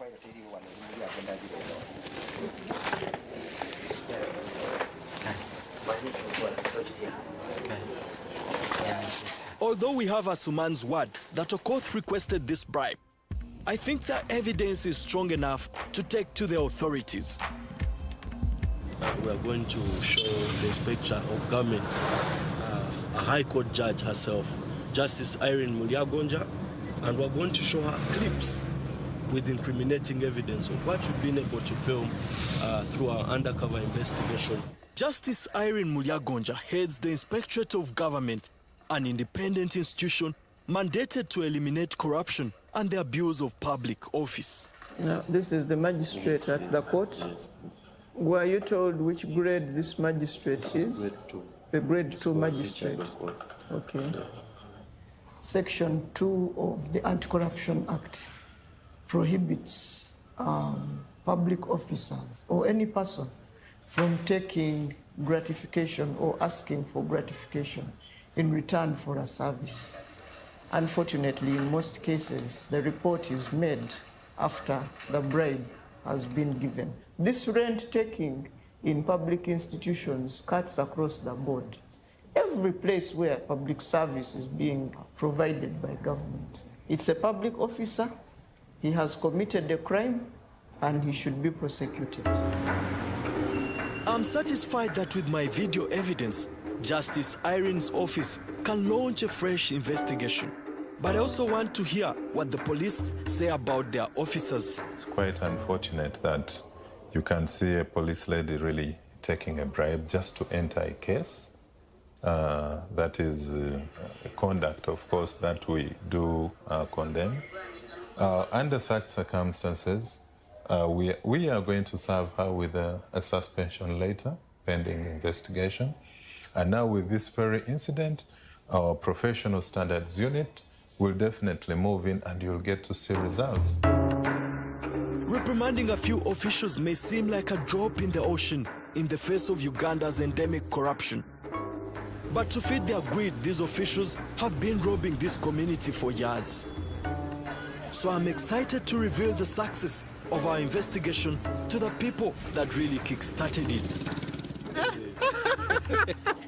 Very promising. Hey, that's what I told you. Sometimes these people are letting us down. Maybe the judiciary, or possibly they've got good fathers there, and they try to protect him all the time. I'm so happy because those are the people who has given us burden.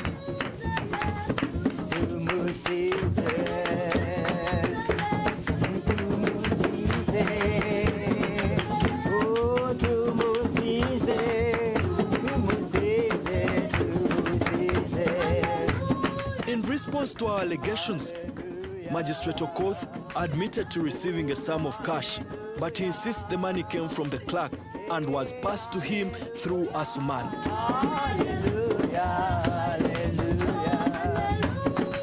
As long as ordinary Ugandans have little faith in their public servants, they will look for justice elsewhere. Through our undercover investigation, we have been able to expose corruption within Uganda's magistrates' courts and be able to take it to the country's highest authorities. But I really have to hand it to people like Katimbo, Luyombi, and Asuman. Without their efforts, we could not have achieved much. As Ugandans, we must commend them for their brave fight of freeing this country from the shackles of corruption and bringing down the temples of injustice.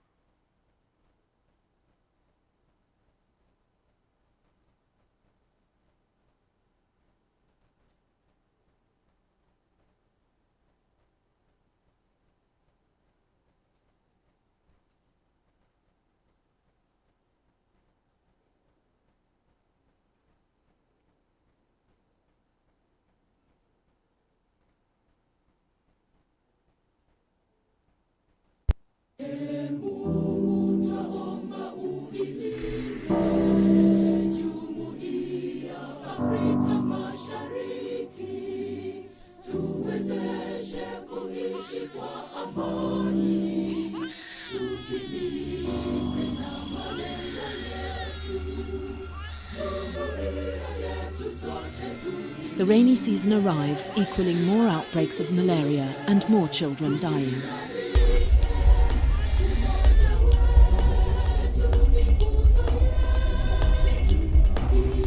A market day is happening in Dokolo, in the northeastern part of Uganda. It will draw over 600 people from the sub-county of Bata.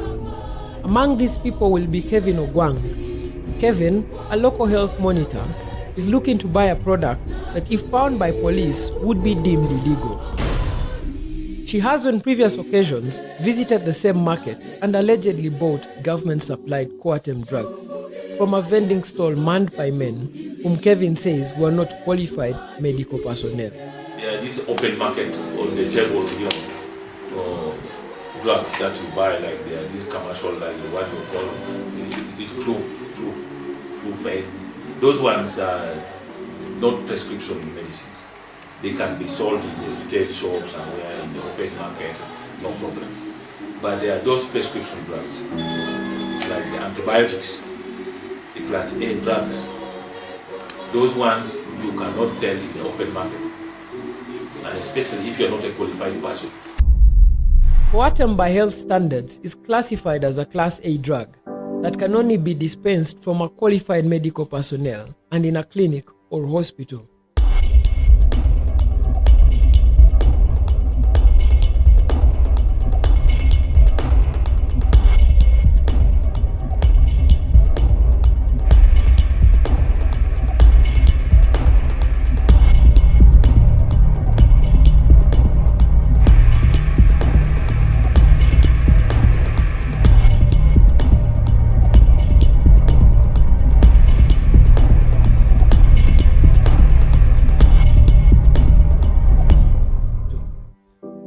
The drug, even by its own inscription at the back and on pellets within it, is labeled not for sale.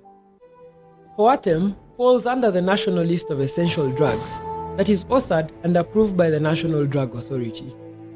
The drug, produced in Uganda, caters to over 40% of all outpatient cases that are checked into hospitals. Singly, Coartem is the most consumed Class A drug supplied by government to health centers. The reasoning behind its supply is simple. Malaria contributes 25% of all hospital admissions every year. 14% of these die while still in hospital. The Ministry of Health in 2013 alone estimated that over 100,000 deaths were occurring as a result of malaria and malaria-induced illnesses. For this reason, malaria drugs are given out free of charge at hospitals.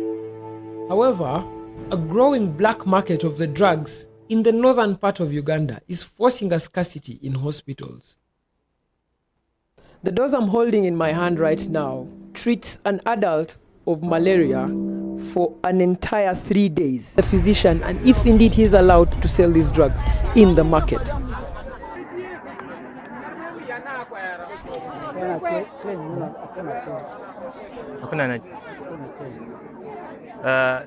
Dozi yote ya ngapi? 1,000. Nipatie ya 5,000. 5,000. Weko na change?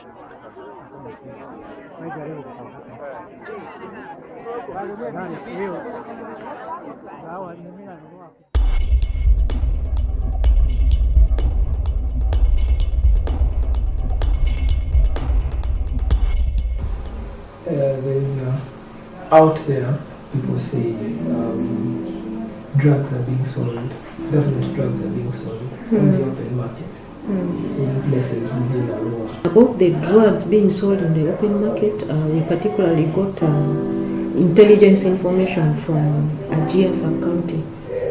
In Ajia market, there was a particular woman who would come in the evenings and sell the drugs and move in the communities stealthily, because she knows that she's not allowed to sell UG drugs in the market. We followed this woman for quite a long time, 2-3 months, using our monitors. And finally, she was caught red-handed with the Coartem drugs, especially for malaria. And using the support of the sub-county police, she was captured and taken to the sub-county. And when she was questioned, actually, it was discovered that she was moving from another sub-county to Ajia to sell and then disappear in the evening. So we actually reported this to ACU, and I think that is it. And then Arua being on the border, you cannot rule out government drugs moving into Congo. Although we are not mandated to work in Congo, but through our contacts, relatives and so on, we know that Coartem is being sold in the open market in Congo as well. And even mama kits, the UG mama kits, they are being sold across the border. So in a dialogue at the district level, we try to discuss this and see how can we stop, the movement of drugs, Ugandan drugs, into Congo and being sold in the open market. And various, people discussed, but I know that it is difficult because it's not only the drugs which go there, so many goods go, people smuggle them, so that is the information we have. To date, a total of 22,873 cases have been registered in the 10 districts, and they have also recorded 162 deaths in the health facilities and in the communities. The Minister of Health says the epidemic has hit the district of Lamo, Gulu, Kitgum, Oyam, Agago, Amur, Kole, Noya and Padei.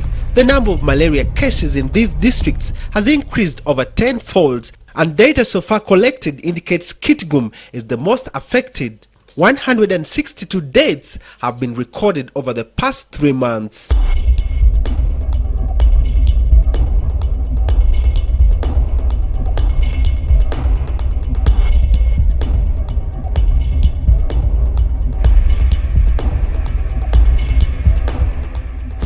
Ekakiro musawo message ne titunga kere o chaloka eswama yengo aswam no down a park ne pol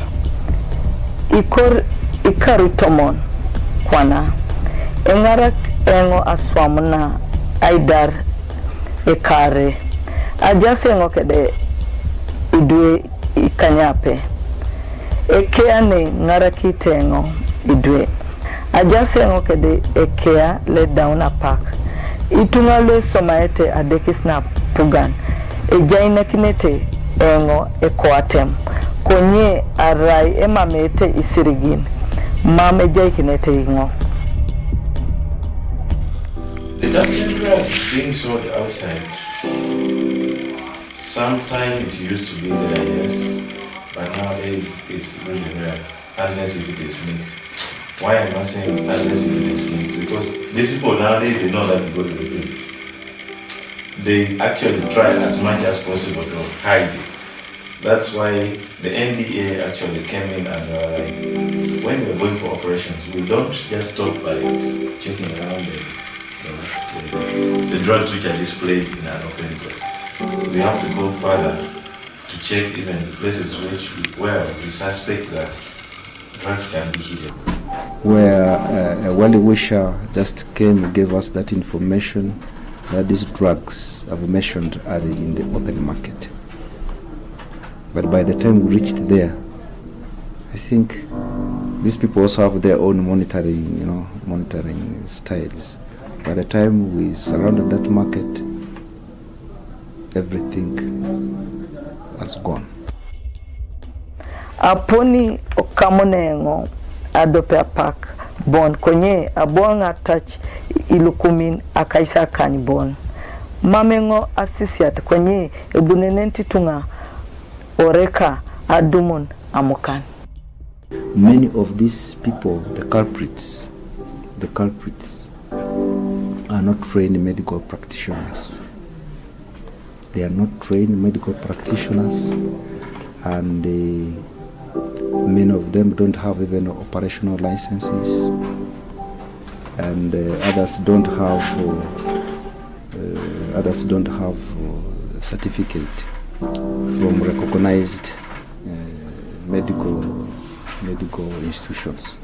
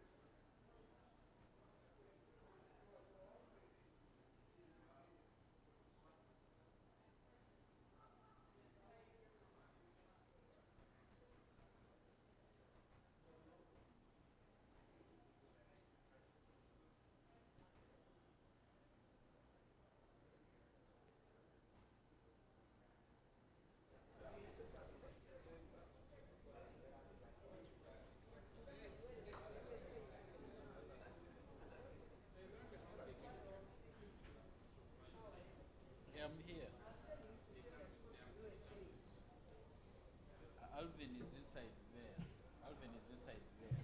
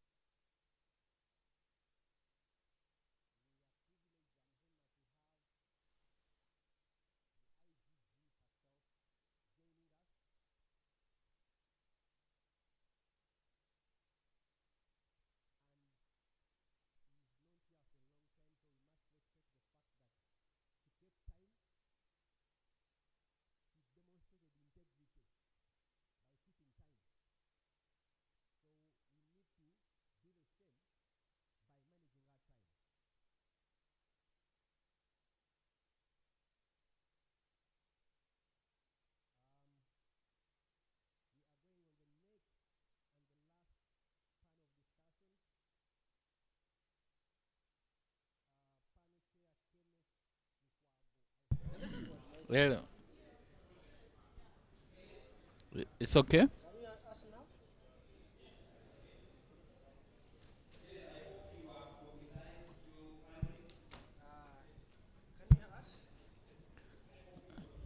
Is the mic on? Can you hear us? Technical team, can you hear us?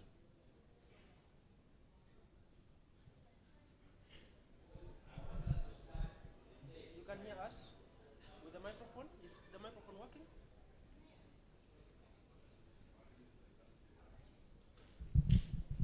Okay, so I think, Charles, we've had a very beautiful conversation. And this conversation, I think the themes people are trying to, to explore more. And for our online audience, we are trying to show you that this year's conversation or this year's convention has been very interesting in the perspective whereby we are talking about issues that we think have made news and headlines this year in the angle of fighting corruption. Because if you hear from the morning, we had a panel on asset recovery. It's a conversation that has been coming along. People were saying, but how come these people are having, these kind of buildings, lifestyle audit? We will audit you and then we will confiscate your assets. Such conversations have been coming along. And then we are happy to inform you that the Inspector General of Government is also in the building. And she has been one of the people who have been talking about this kind of thing. Then there is also another aspect of campaigning for corruption. That conversation has also come, it came in. Campaign financing. Campaign financing, yes, campaign financing. It's a conversation that came in, previously when we are looking into the 2026 general elections. And 2026 is close. And I believe 2025 we will be having this kind of primaries, and so a lot of money will be thrown into campaigns. Then we had lunch. I don't know if our people were able to have lunch, but we had lunch, and we are now getting into another kind of conversation, which is panel 3. Which is talking about budgeting for corruption. I don't know how you see this, but it is also another conversation that has come. You had the scandal with Uganda Human Rights Commission. with the executive director, the chairperson of the commission, saying that she was being asked some money so that the commission gets its budget. So it's something that we've also noted. So that's why I'm saying that today's convention is an interesting one, in that people are trying to see, bringing out topics. You know, in Luganda we say ebitukuto mu babiro. You know, those topics that have been haunted debates, hinted on media, and those ones that have made news in the previous times. So this year, I think, yeah, we are good to go. So this panel of budgeting for corruption, what do you expect? What are your expectations, Charles? I think let me also commend the people that came up with the program. For you were using the Uganda expression of ebikuto mu babiro, but also there's that expression of bursting the boil. So that's because this mump or boil is something that is hurting the body. In this case, the body is the country, and the boil is corruption. So today's convention is doing precisely that, pricking it so that the past can come out. I believe the information that we are learning, because many things have been said, a lot of data, a lot of knowledge has been passed on by the different panelists, and I could clearly tell they are experts in this subject. So for the next panel, budgeting for corruption, that has been a very big issue. It has been common knowledge that some agencies of government or ministries get a bigger share of the national budget because there is corruption embedded within that, which denies other essential services. Money. Yeah, so I expect that first of all, I will get to know the extent of the problem. Of course, what we saw with the MPs that were pressuring the chairperson of the Uganda Human Rights Commission might be just a tip of the iceberg.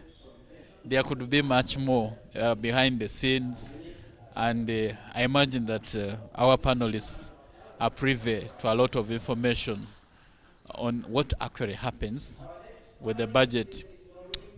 And our current budget is like what, 42 trillion or? Shifted.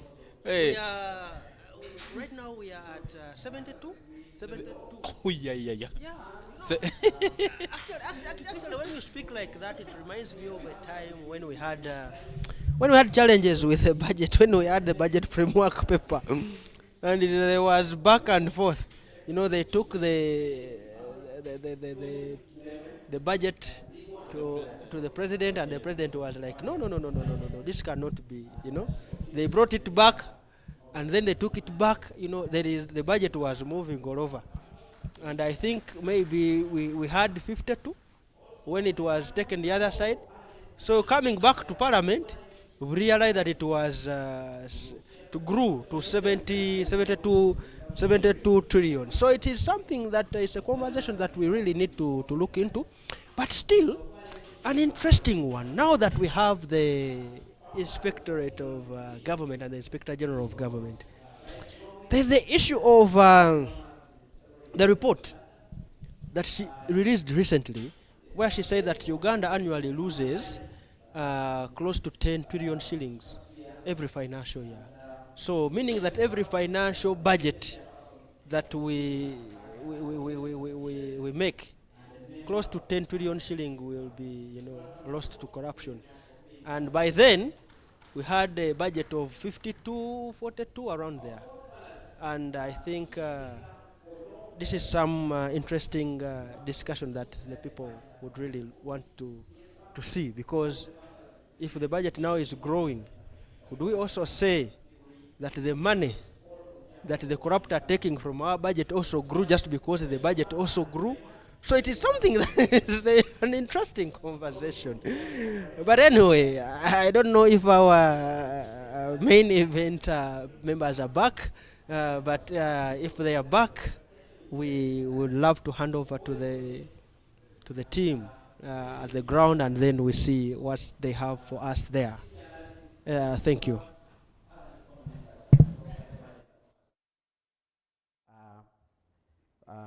Introduced in my earlier comments.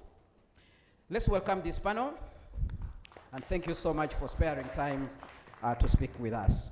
Now, very quickly, I'll begin with you, Mr. Odong Eric, to help us understand this animal called budgeting for corruption. Like I already stated, it seems to be a new word in the fight against corruption, and we need to understand it clearly, because in the past we've been hearing budgeting for water, budgeting for roads, budgeting for services, delivery of services. Now we are talking about budgeting for corruption. Mr. Odong, when somebody says budgeting for corruption, what exactly is it? And if you don't mind, please do share with us some examples. Thank you very much. For those of you who have been here from morning, I think this is the new word today in this convention, budgeting for corruption. So we know that corruption is there.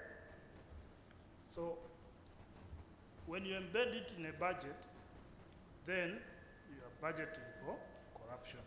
What we are seeing now is that because it is very easy for IGG to chase you when you do something outside the scope of your budget, that is a corruption act. Now what you do, you plan for it earlier. You put it there so that it is legal. It will be very difficult for the IGG to come for you because you reason that this is something which was approved. You go and sit down and give yourself some money. Say this is an award. An award was passed in the budget. It is legal. Then someone complains, this is not ethical. But you're like, no. The budget was approved. So that is what is becoming the new trend now. So as we sit here reflecting on corruption, we should be alive to that fact that this is where corruption is going to, where you're working with legal tools but still enriching yourself. In your analysis, have you been able to identify at what point it actually begins? Yes, it begins right from the time when budgeting is being done. When that time is, when we are budgeting, we are not so interested in what is going on around the budget, especially the citizens. So we allow for someone to do something like that, and we wake up when it has passed. So as the citizens, we need to be interested more in the process of budgeting when it is starting, because that is where people provide for that money which they will eventually steal. So if we allow for someone to provide for it, it means we have accepted that it is going to be stolen because now it is legal. So before the budget is passed, we should identify where are areas where this money can be lost, where are areas where there are ethical issues in terms of access to this money, so that if we stop it at that point, we shall be able to at least salvage something. But if we sleep at that moment, then we wake up later, when someone has spent it, it will be too late. All right, I'll be coming back to you, but let me throw this question to the Honorable Member of Parliament, because they are part of the budgeting process. They are the ones that actually appropriate the resources. They scrutinize, ministerial policy statements, look at the figures, and then at the end of the day determine what actually goes to which particular department.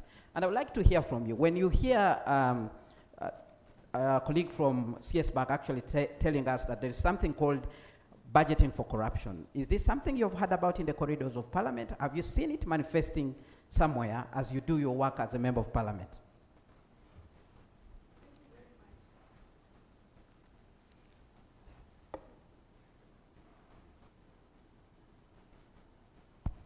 Thank you. Thank you very much. It's very interesting indeed to hear a new word, budgeting for corruption. I wouldn't want to talk about it as here as a member of parliament, but as a citizen of this country, to appreciate that corruption has been around, it has become systematic, and it lives with us, and it mutates, and it is evolving every other day. So this word basically tells me as a citizen that if I'm looking for a corrupt person or a corruption processes, I need to engage in the planning and the budgeting process. So it is not about in the corridor of parliament, it is everywhere. That as a country we are governed right from the local government levels. We need to appreciate and be interested in knowing what our local governments right at the sub-county has planned for us at that level, how much money is there, and if that money comes, has it done the work that it is supposed to do. So it basically calls for a participatory process of budgeting, which the Public Finance Management Act actually provides for.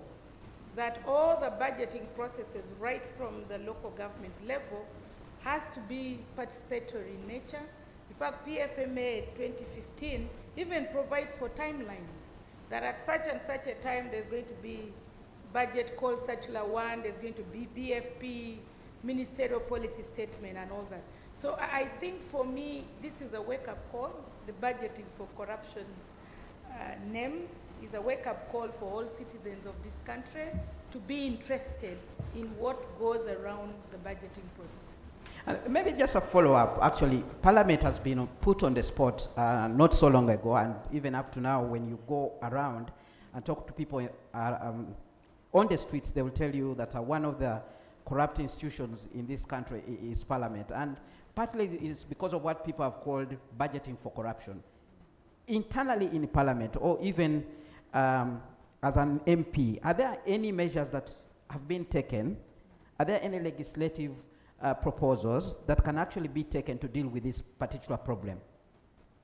I think Parliament, like any other institution in this country, has got challenges, but there are also a lot of opportunities that can be leveraged to address some of these challenges. And one of it that I was talking about is the PFMA Act 2015 that guides or stipulates what got to be done in the budgeting process. But at Parliament, as an institution level, we operate through committees of Parliament. And if it is water, then there is a whole committee of natural resources and environment, where all the water issue comes. If it's agriculture, it goes to that committee of Parliament. And so it is at that level that all the scrutiny, all the analysis of these sectoral budgets are done. And then after that, it comes to the budget committee. I personally sit on budget committee since 2021. Now, our role at budget committee is to consolidate all these sectoral budgets that come from different agencies. And so it is at that level that we consolidate and present to the floor of Parliament to approve as an appropriation bill. So if you look at those measures really in place, it helps the institution to address if there is any corruption. Even if you engage with a committee, a sectoral committee, you're not sure that that budget will actually pass unless it is consolidated and it is debated on the floor. So for me, those are some of the measures. The other issue is that some of these sectoral committees, and I see that happen a lot in the public service, that you do not serve in a particular committee for a very long time, particularly the leaders. And actually now there is that, what is going on, that you cannot lead a particular committee for more than 2 years, because the institution is looking at how do we make sure that not only one person in this place and can manipulate the system or can get so used to that particular sector. And also there is that delegation of other roles and all that. And in an event that there is an indication of connivance or something like that, our rules provide that the speaker can then establish an ad hoc committee. So those processes that happens in the institution, in my opinion, do serve as some of the critical measures that can be used to address corruption in that particular context. Just a quick clarification, if I heard you correctly. Did you say that now the institution of parliament has a role to play in who becomes the lead of a committee? Because what we know now, leadership of the committee is designated by political parties. Yes. Where there's a lot of intense lobbying with people pushing to go to particular committees. Maybe for different interests. I'm not aware of the lobbying, but what I know is that yes, these are committees of parliament, but they are appointed by the different parties. For example, NRM, where I belong, it's managed by the government chief whip, and all the other parties also have their whips, including the independent members of parliament. So I wouldn't say that there is that lobbying and there's much interest, because really leadership at committee level, first of all, the way we operate at the committee level, it's really participatory. It's a collective kind of responsibility. So whether you're a leader or not, it doesn't really add much. You are just chairing a committee meeting, but the decisions are taken by the whole committee. All right, let's hear from Ms. Doreen Chaze. You work with PPDA, and we know about 60% of money that is appropriated in our budget actually is spent through procurement, buying of different things by government departments. And in there, we're actually told, is where corruption manifests. In this discussion that we have about the fight against corruption, as PPDA, where do you come in, and what role are you actually playing to be able to deal with this particular problem? Thank you so much. Yes, thank you so much. We all know that one of the objectives of NDP3 is digitizing government processes. And as a result of that, we have seen government digitizing the entire procurement process, right from planning all the way to contract management, so that everything in that process, including the bidding and evaluation, is actually done online to reduce human intervention, because we know that with this human intervention, sometimes there is opportunities for corruption.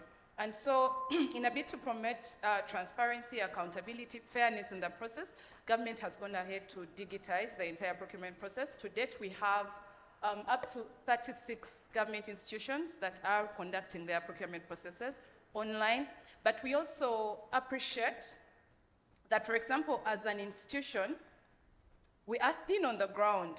Yeah, as an institution, we monitor up to approximately 3 government institutions, both the local government and the central government. But in terms of human resource, we can't be everywhere all the time. And that's why government has actually recognized that CSO efforts can complement government institutions. And so as an institution, we have gone ahead to work with civil society organizations to be our foot soldiers on the ground, to be able to curb some of the contract management issues that government is facing today in monitoring public projects. Issues like shoddy works, delays in the process, payment to ghost workers, and all those contract management issues, we know they are always in the papers. So because government realizes that CSO efforts can actually complement government efforts, as an institution, we've gone ahead to get into memorandums of understanding with certain institutions, with certain CSOs. To date, we are working with 28 civil society organizations that are spread across the country. We have trained also about approximately 500 monitors who are engaging in the contract monitoring activities. What is the idea? And we are using an online platform. Yes, we recognize that the theme for this year's Anti-Corruption Day is promoting effective participation of youth in the war against corruption. The monitors that I'm talking about, approximately 500 of them, a very big percentage of them are actually the youth. So that's one of the ways we are seeking to engage the youth, but also this online platform is able to relay real-time information on what is going on in the implementation of these government projects. And if this information is relayed in real time, we're able to also have real-time interventions. For example, we'll not be looking at things like, yes, we do the audits, but sometimes the audits are also they happen after the fact. So we're looking at how do we curb these issues in real time. And so because government is digitizing these processes, we're using that online platform. It's called the Contract Monitoring System. It's an app that sits on the phone. And so these monitors can go in the field and monitor these contracts where we are not, or because of resource constraints and so many other issues, sometimes government is not able to get to these projects fast enough. So we are working with civil societies to get more foot soldiers on the ground who can give us real-time information, and that way we're able to arrest some of these issues before it's too late. Also, in a bid to promote open contracting, also to address issues related to access to information. Yes, it was mentioned earlier when I was here that the CSOs do have challenges sometimes accessing this information. So government, with support of GIZ, yes, government has a collaborative framework between CSOs, PDEs, and PPDA. And in that collaborative framework, we are encouraging public officials to actually avail this information that is related to contracts, public contracts, so that the CSOs can actually use this information to monitor the projects. But government also has certain online platforms where the public and even CSOs or whoever is interested can go and access some of this information, open contracting information that is related to public contracts. In PPDA, we have, of course, the electronic government procurement. Yes, it's one of them, but we also have the government procurement portal, where information, PDEs are required to actually upload information on the contracts that they are implementing. So if anyone is interested in knowing who is actually implementing this particular contract, maybe a construction of a road, you can go on there and find this information. Who is the contractor? How much is it costing? What is the time frame for that contract? Because we want to avail the public this information to increase citizen participation in public procurement, but also in the contract monitoring processes. Why? Because we notice that the citizens are actually the beneficiaries of these projects. So they should take an interest, and where there are issues, we have created digital platforms where this information can be relayed in real time. There are also some amendments to the law that have been made to try and combat corruption. For example, we have outlawing the correction of arithmetic errors. We noticed that during evaluation processes, at that point, because it was okay for the people in the procurement process to correct arithmetic errors, it was an opportunity for some figures to get changed and, processes like that. And so that was amended. That can't happen anymore. So we have some policy reforms that have happened also in a bid to combat corruption.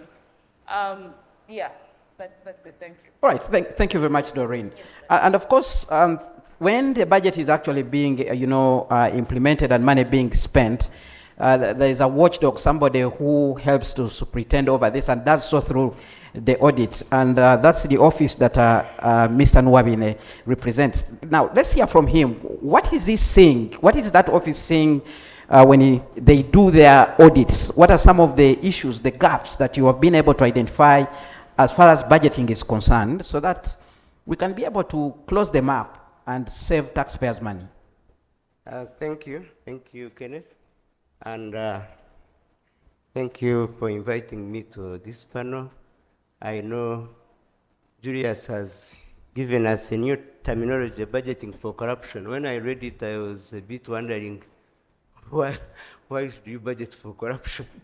But I think he has educated us, and indeed it's may not be new in terms of perception, but the terminology is new. One is when you look at the current budgeting process, it's supposed to be program-based, according to programs. But the Public Financial Management Act has not been amended to provide for that. So entities are still picking from the previous year's budgets and trying to budget, but not aligned to programs. So you'll find an entity is being given money when it doesn't actually, for example, money for agriculture going to maybe security when they are not in agriculture. So that process, that causes a problem. And now, in the morning, we heard about supplementaries. Last financial year, we had a budget of 48 trillion, which was revised to 52 trillion. But actually, the country spent 43 trillion. But there was also a supplementary of 4.4 trillion. Now, a supplementary is supposed to be an expenditure that is unabsorbable, meaning the money you have cannot absorb it, or unforeseeable. When you were budgeting, you couldn't, or it's unavoidable. A calamity has happened in Ramburi, Chitezi, and so you must spend. That's a supplementary. But you'll find that the request for supplementaries don't fall in those categories. And so someone will budget and leave room for requesting for supplementary. And we have seen that. So the other area is where you are not able to quantify the activities or the outcomes. You will find people budgeting for workshops. So definitely workshops will take place. So exactly how do you quantify what has come out of the workshop? If I spend 100 million, another one is spending 200 million on workshops, how do you justify or quantify? So it's a bit of a challenge. So someone will put all money for monitoring and evaluation. So someone will say, I undertook. You cannot stop on, yes, you undertook the monitoring and evaluation, but how much, what impact does it have, and all that. So it becomes an area which you can,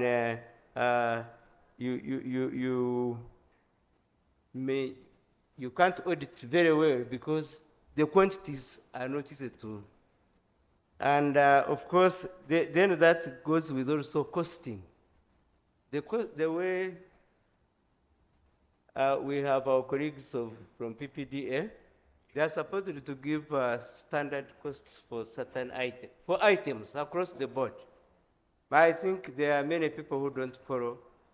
Yes, you'll find a laptop in OPM is costing 10 million. Another one is costing 2. Of course, they will tell you specifications.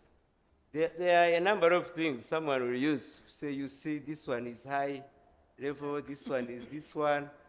And you get confused because, so the costing, as long as the costing is not standardized, it becomes a challenge for you, and it becomes a process through which someone can easily come and, abuse and definitely create corruption. All right. We want to understand, how do you do your work, this process of auditing? Because there are times when you hear people complaining about what they will call massive corruption. For instance, they'll tell you there's massive corruption in Parliament, there's massive corruption in the office of the Prime Minister, but sometimes we don't hear, maybe the office of the Auditor General reacting and saying, we are going to do a special audit, we are going to do a value for money audit.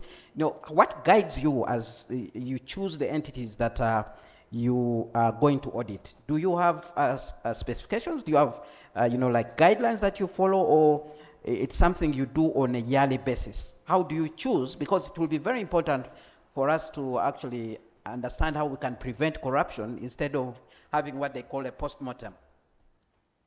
Thank you. We definitely have a selection process. We have a way we determine which entities to choose. But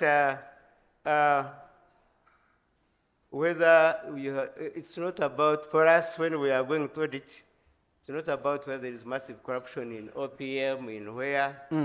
The Auditor General, like you have indicated, annually must audit and report to Parliament.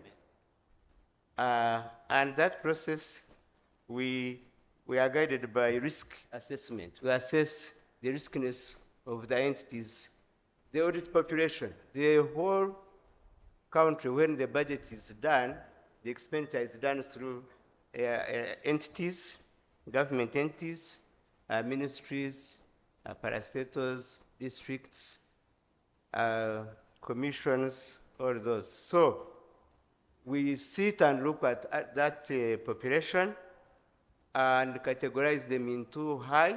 We have entities we say they are high level. We have those which are medium and those which are low. One of the considerations is actually the opinion we gave the previous year.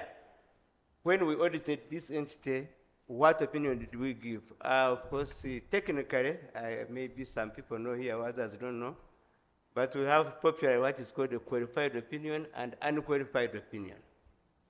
Qualified means when we looked at your figures, they were wrong, and therefore we say we are not satisfied. Then unqualified, of course, is where we think in preparation of your accounts, you followed the standards and we are able to support the figures you are reporting.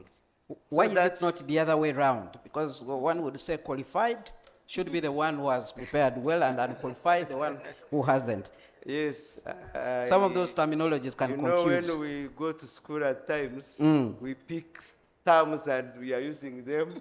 I was also first confused like you when I was studying auditing until I got to use it. That's the terminology and I cannot change it. So, and you have to understand it that way. Yeah. That's an audit terminology and that's how we interpret it. That's the interpretation. All right. Let's go back to Honorable MP. Hearing from the Auditor General's office, because he is an office of Parliament, from time to time sends reports to Parliament. And one of the things we have actually had is the delay to actually dispose of some of those reports, and therefore impunity continues. You do not act on time, and therefore people spend the monies they have stolen, despite the fact that some recommendations have been made to you. How do we improve that situation so that we are able to deal with corruption as soon as it happens? Thank you very much. As I earlier said that Parliament works through committees that generates the discussions therein and bring to the floor of Parliament. Now, for the case of Auditor General report, there are timelines that are set based on our rules, but also some of the laws that are embedded in. But most importantly, you need to recognize that Parliament does an oversight role. So sometimes, even before that audit report comes, a particular committee would have already even visited and maybe also identified some of the issues that the Auditor General has highlighted.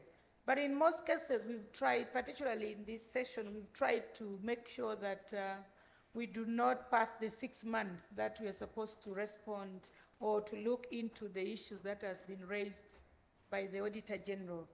And the accountability committees are actually divided in so many. We have the Public Accounts Committee, central government, there are those of local government. So we've put in place mechanisms that enables us to actually look at the auditor's report as soon as possible, but also as we undertake our oversight role, some of these issues, we actually face them, physically and all that.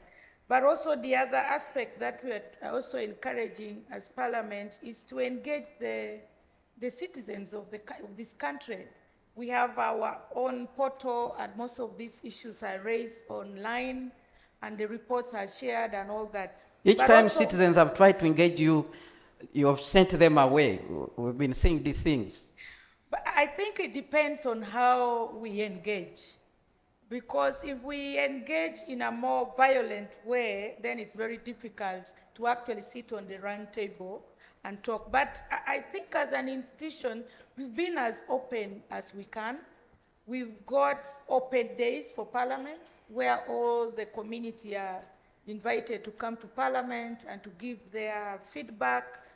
And for those of you who have been to Parliament, we have the public gallery where people come, sit there and listen in what is happening. I think those instances that you are referring to has got other dynamics. But in terms of inviting the public and engaging with the public, as a member of Parliament, one of the roles that I do is to represent the people. So there is no way I'm going to chase away my own people to come and engage with Parliament. And that's why most often times members of Parliament are in their communities to consult and know what is happening. And I think the definition of corruption needs to move away from money stolen and all that. That is one element of corruption. But the biggest is actually service delivery. Because if my community at the moment in Amolatar, all roads are cut by the floods, for me, that is where citizens have to involve, to be engaged, engage their leaders, make sure that the accounting officers, those who are involved, are actually held accountable, and they're able to explain circumstances under which such services have not reached the people. So in that instance, if I engage with the community, I see that Parliament should really not be seen as that building. All right. Parliament is its representatives, it's the people who vote and the people who make that decision. All right, in a few minutes I'll be coming to the audience for some of their questions, but a very quick one to Doreen. We do appreciate the steps that you're making as far as making, procurement digital, electronic, but we also notice that it is slow. Very few government entities are actually signing up. Do you have the power to actually ensure that every other government entity is on board? And how soon do you think everybody will be on that portal? Thank you so much. I mentioned earlier that to date we have just up to about 36 government institutions that are on the electronic government procurement, but all the others who are not on the electronic government procurement are actually on the government procurement portal. The difference is the electronic government procurement is inactive, it's online, it's in real time, the processes happen on there. But the government procurement portal is, the entities just have to come and put the information there on the public contracts that they are awarding. And so we see that with promoting open contracting in a bid to make information available to the public, we have seen an improvement of up to about, for example, last financial year, we had up to about 60% of contracts that were awarded by government being disclosed, improving disclosure. It was an improvement from the previous financial years. But yes, we want it to be 100%. We're not yet there. And so we are working with the enforcements that we have. For example, I mentioned earlier that there's been amendments to the law. And in the amendments, we have, the DPP has granted us powers to prosecute. So in instances where we have public officials who are being non-compliant, the Act actually provides for offenses and penalties to public officials who are not disclosing this information, because it's supposed to be public information. And so if there are convictions, they are liable to pay a fine or even imprisonment up to about maybe 4 years, depending after conviction. And so there's been legal reforms to improve, but also the digital platforms are giving us an opportunity to improve disclosure levels of contracts, information on public contracts. All right. Dominic, Odong, Mr. Odong, very finally from you, before I hear from the Auditor General's office, every other year, civil society organizations assemble in this kind of meeting, and also they do activities in their offices.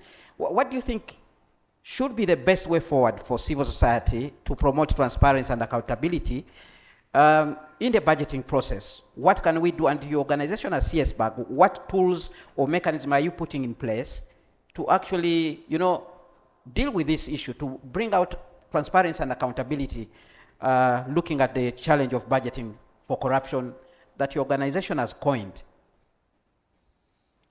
Thank you so much. From CSBAG as an organization, what we have seen is that for you to make more impact when dealing with corruption, you need to embrace collaboration. And I think even in earlier submissions here, everyone was talking about collaboration.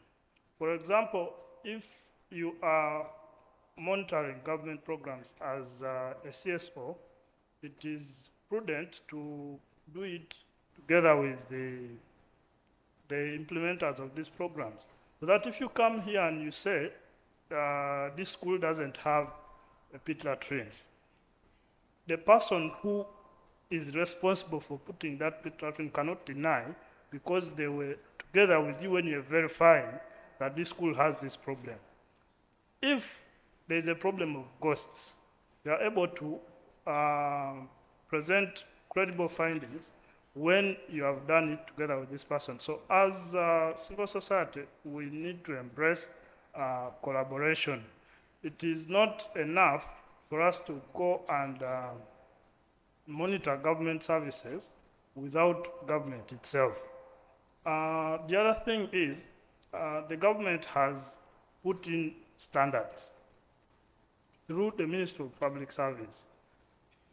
Let us quickly interrogate these standards so that when we now begin checking what government is doing going forward, the problem of variances in cost is at least cured in those standards.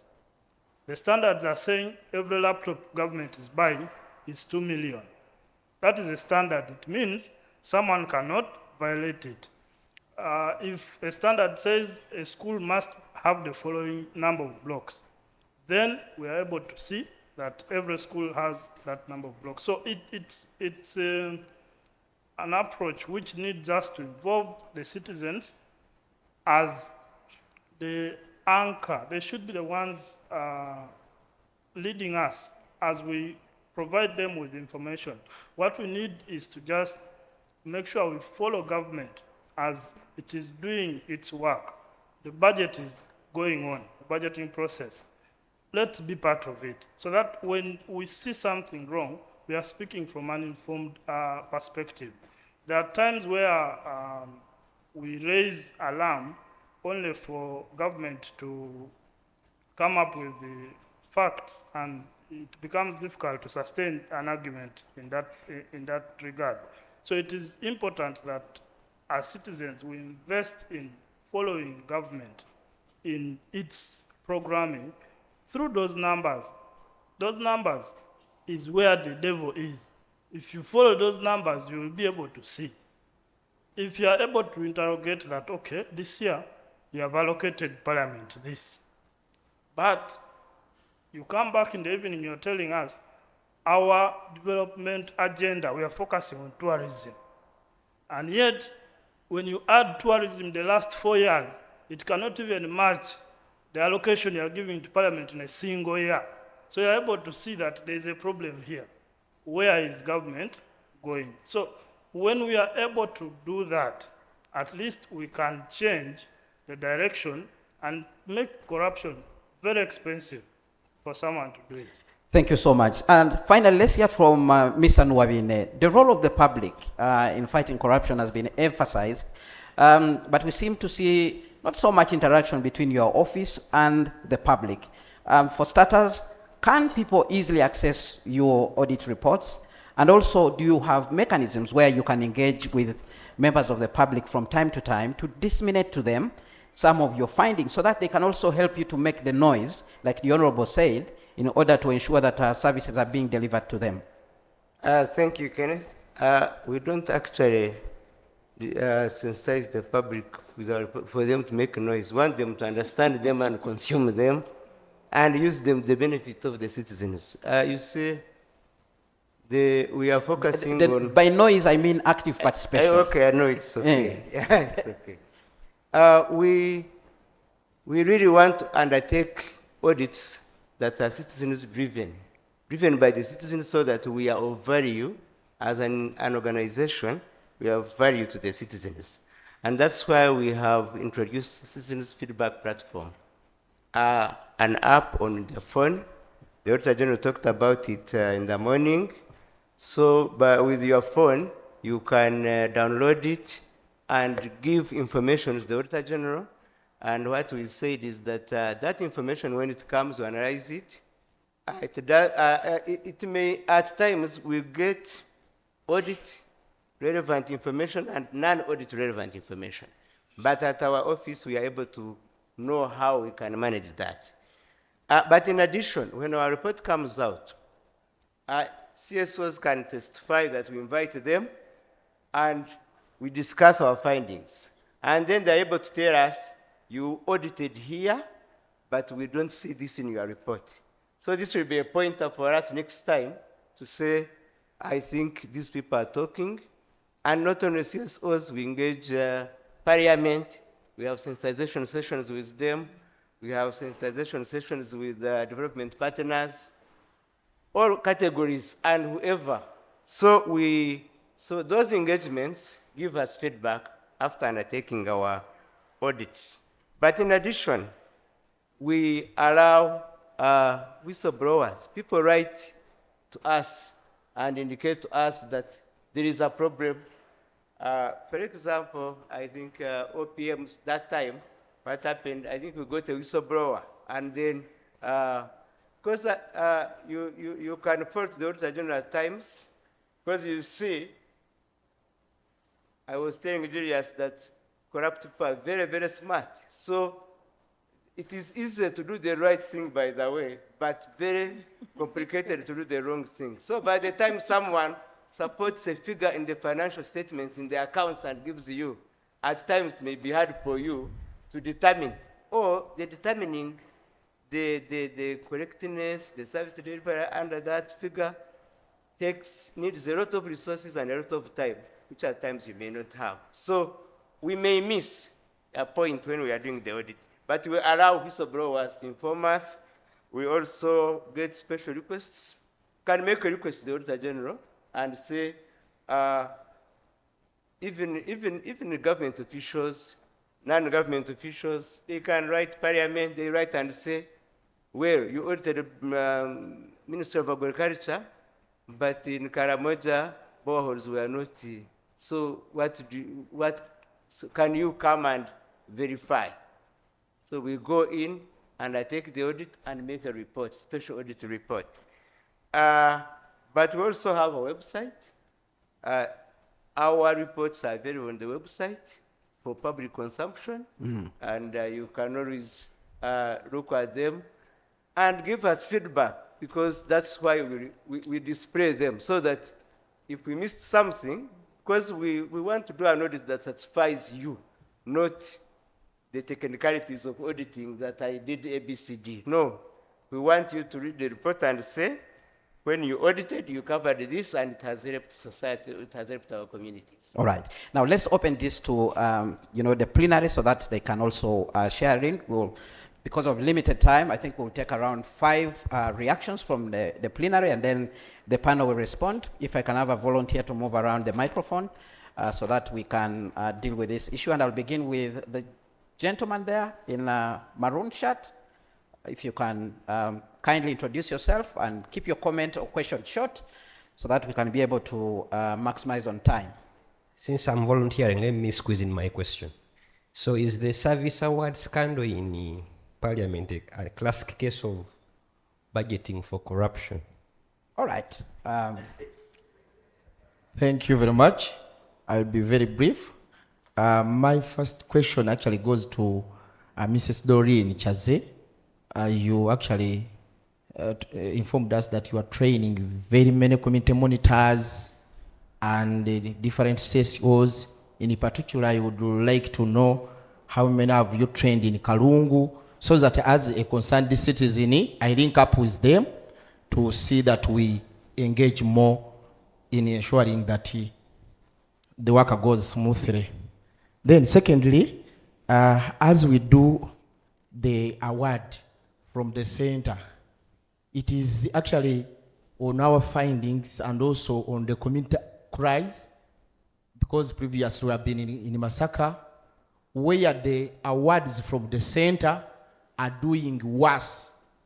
I can actually able give you examples of the seed schools that were actually constructed in Kalungu and also in Masaka, where even a contractor reached to an extent of constructing a seed school in a swamp and actually wasting the government resources.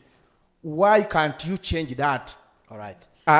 Finally, who is responsible on the big pothole as you are coming from Masaka branching off to Honorable Betty Kamya's home, Mackay Road, there is a big pit hole which are actually disturbing very many people, and people are actually waiting to lose their lives, and people are seeing it, they are not mentioning it.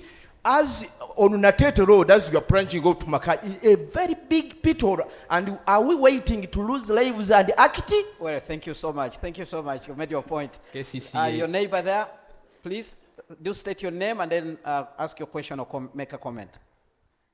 My name is Benson Ekiochen. Question 1, PPDF. UPDF is a new big boy in the contracting world. Are you in charge? They are building, for example, Soroti District Headquarters, no contract, no what. And there's only some MOU remotely signed. What's happening? Are you controlling there? 2, to my parliamentarian, there's a case already in court alleging trying to give credence to budgeting for what? For corruption involving the Human Rights Commission as a key witness, and your own speaker is actually sanctioned. What are you doing to reclaim your integrity? Do you think we are very comfortable hearing this? And then lastly, whom should we hold responsible for this new trend that is budgeting for what? In my opinion, this August gathering must hang 2 people. That is the budget holder, and who happens to be the president, and then the speaker, who happens to be the chief appropriator. I think unless we say these are the 2, it is there either omission or commission that is encouraging this new dangerous trend. It would be my greatest pleasure to agree with that. And I would recommend, therefore, we make this value for money audits. Because now we are told budgeting for this, you inflate figures, you do what? Auditor General, do your money for value audit make sense? Is it something that can be used to hold the people? And have you caught some? Thank you. Thank you very much, Benson. Yes, a lady there. Thank you so much for the opportunity. I would like to start my question. Your name, please? My name is Tumsime Jacqueline, representative from MOOC. So I don't know if the public remembers the embarrassment we suffered as a country as a result of the budget for locusts. We had money allocated for buying stones to throw at locusts. We had money allocated to buy drums from Masai to come and drum for the locusts, I don't know, to run away or something like that. My question is to the watchdogs. How does this happen? Who should we hold accountable? Because you're the ones who should be auditing and paying attention to these budgets. That as we, the youth, we are reviving our reading culture and interesting ourselves in the budgets and everything that happens with public procurement. But you, the watchdogs who are in office, who should we hold accountable? Who should we blame? How do these things pass via your eyes? Thank you. Thank you so much. I have those drums. I have those drums next time. Yeah, thank you. Dr. Boka is my name.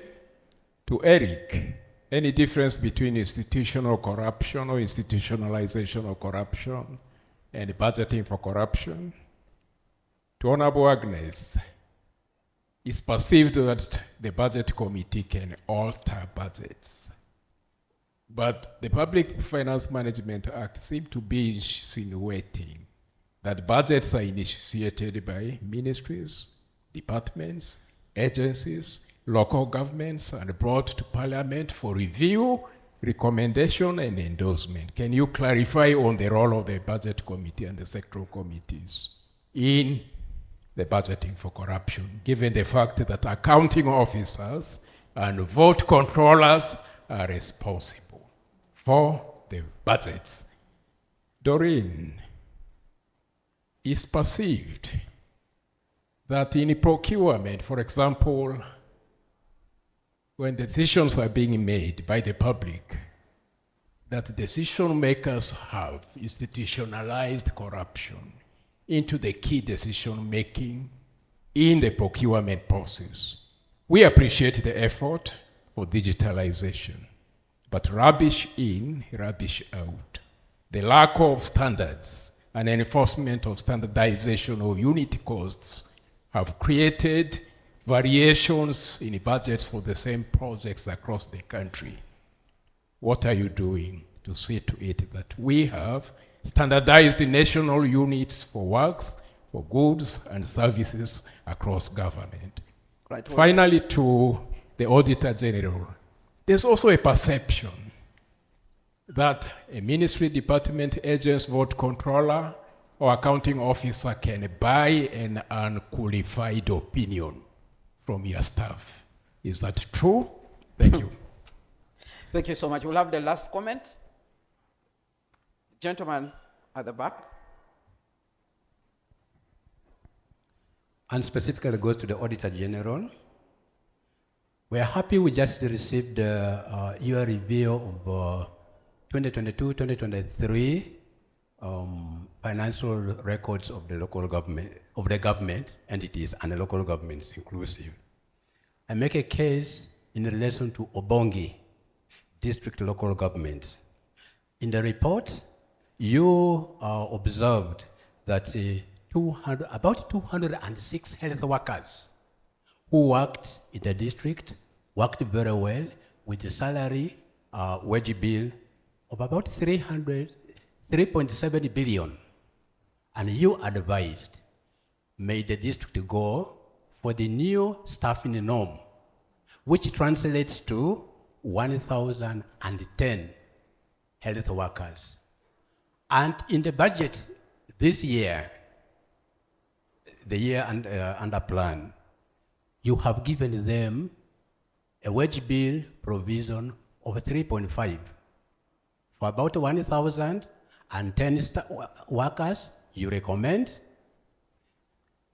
Are we doing justice? Is it possible that we can actually reconcile the salary needs with the wage bill provisions that we are making? Probably the legislator will help you advise as the appropriator.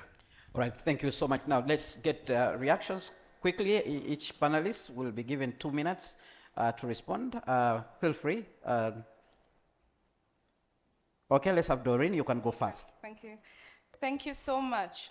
The gentleman who asked about the monitors that are being trained, yes, I said earlier that we have approximately trained about 500 monitors from 28 civil society organizations spread across Central, East, West, and the North. So in the Central, Kalungu is in the Central, am I right?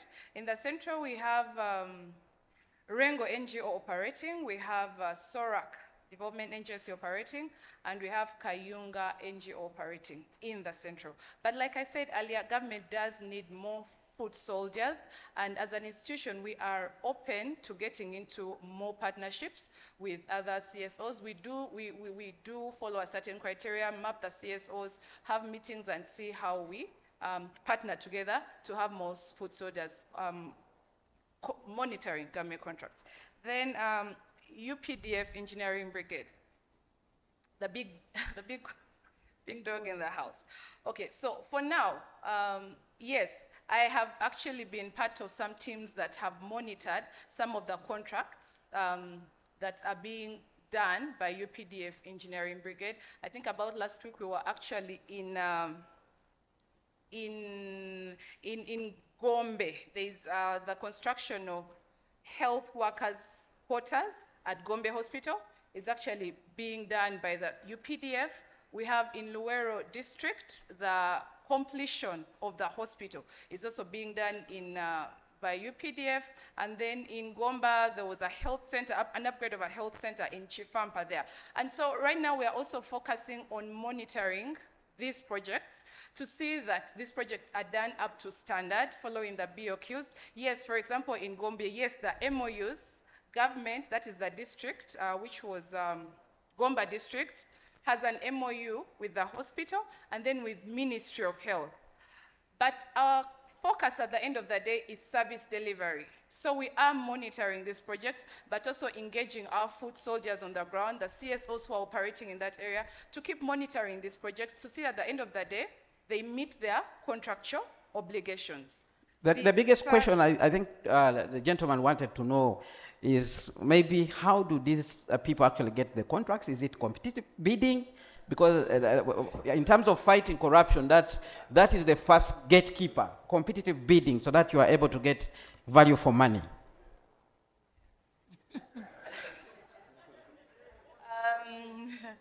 I will intentionally not comment because I do not have the full information. And so that's why he asked whether you are in charge. Information on how these contracts are awarded to UPDF. So I beg to be excused from commenting on that. Thank you so much, Doreen. Thank you. Right, let's hear from the honorable member.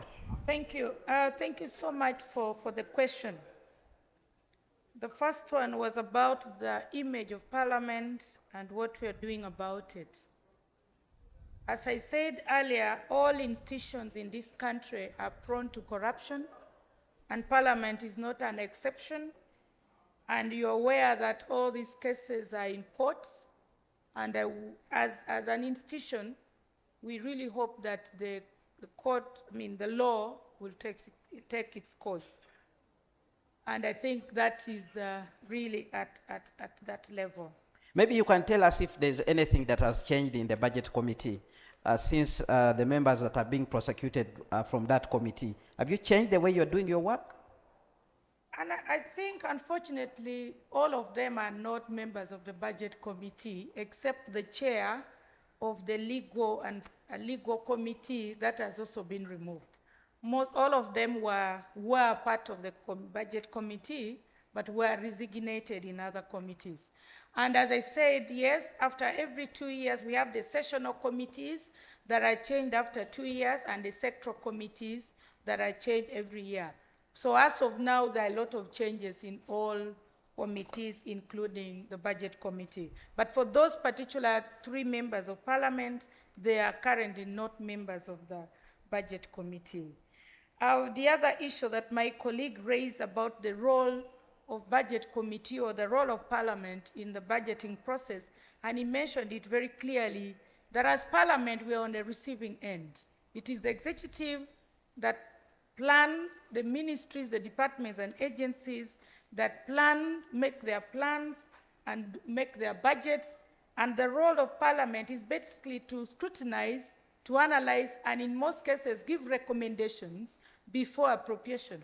And when we give those recommendations, the executive takes it or not, and then they bring it back just in the way the processes of the law, that yes, we appropriate the budgets, but we do not make that budget. We just scrutinize them. And I think the very good example is for this financial year, this ending financial year, where Parliament reallocated some money for health centers, for roads, for ambulances to go and help in the communities. But the chief Minister of Finance, who is the executive of this country, refused to sign the appropriation bill and return it back. And so that shows you that actually Parliament does its part and the executive does its part as well.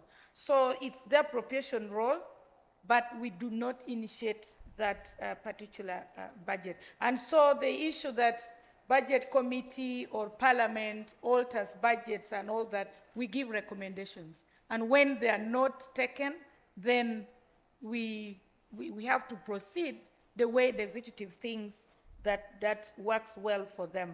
Then there was an issue of the wage bill, I think, from Obongi.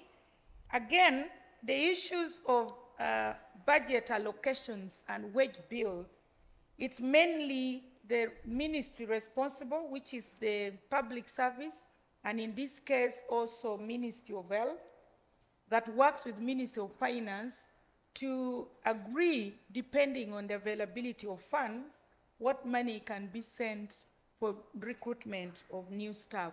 All right. So Parliament gets what the executives have proposed.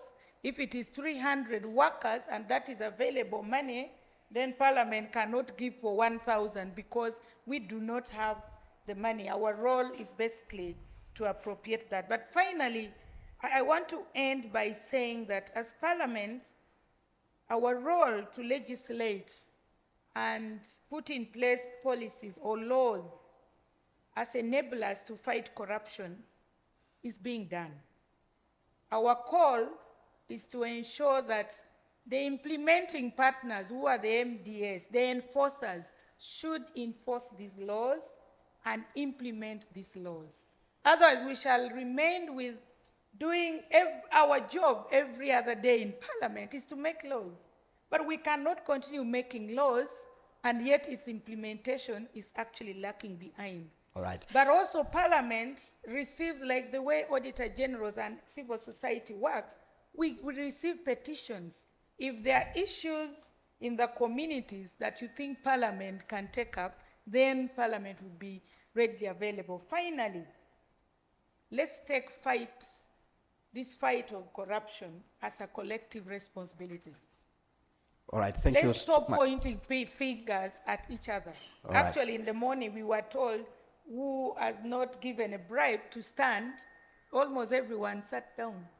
Because all of us, in one way or the other, has actually given a tip or something for something. So I think it's a collective responsibility that all of us have to work towards too. Thank you. All right, thank you so much. Now let's hear from Mr. Nwabine, and then we'll also be hearing from Odong, Eric. There were a number of issues that were also put across to you. Okay. One is whether value for money audits make sense, whether the reports really make sense. I don't want to be the one to say they make sense because these reports we make are made for public consumption. So what I will say is that one is, I didn't get your name, but I could invite you to our office and we'll read the report together and we see.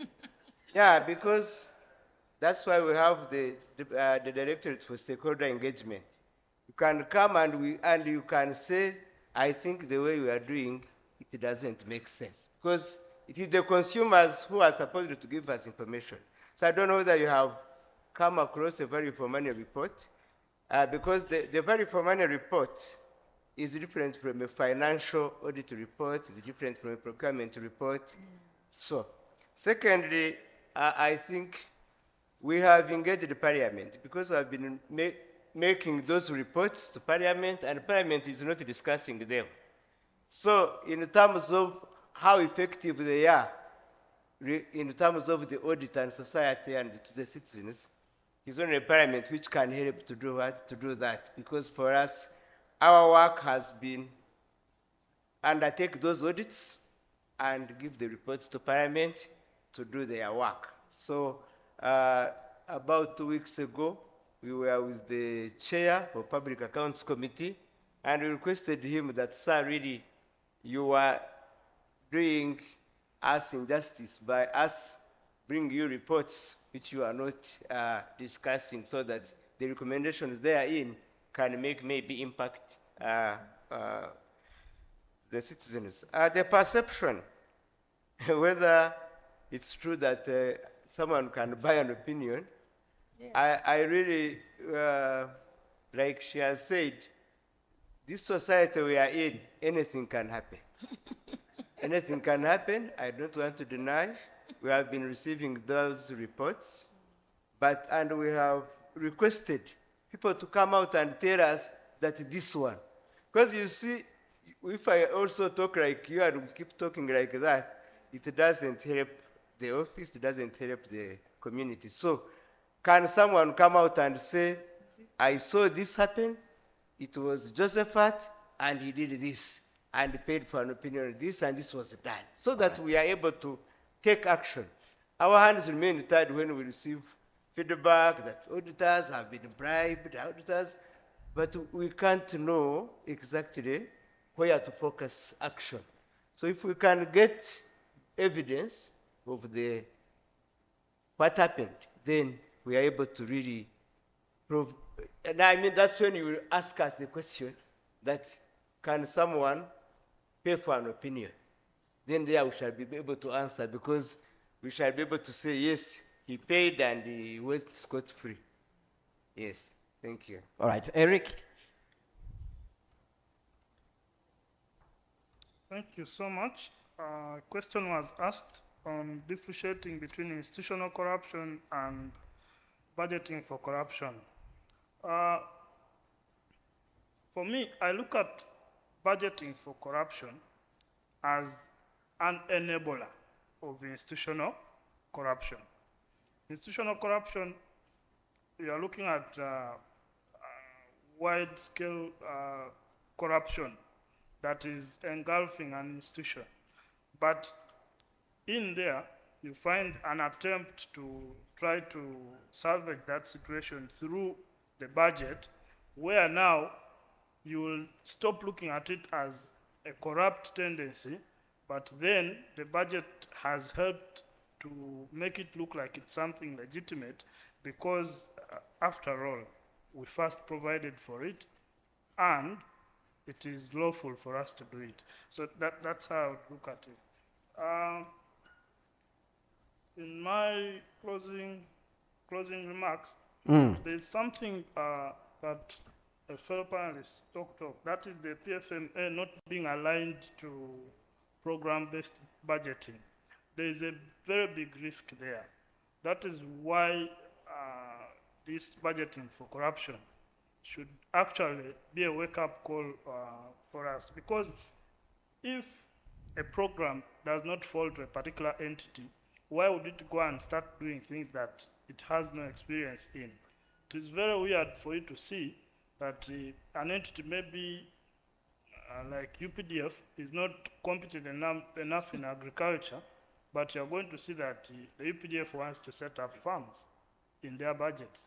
Then you'll ask yourself, who is going to run the farms? Who has experience within the force to run those farms? So that bit of the missing link between the PFMA and the programs is allowing this budgeting for corruption to go on.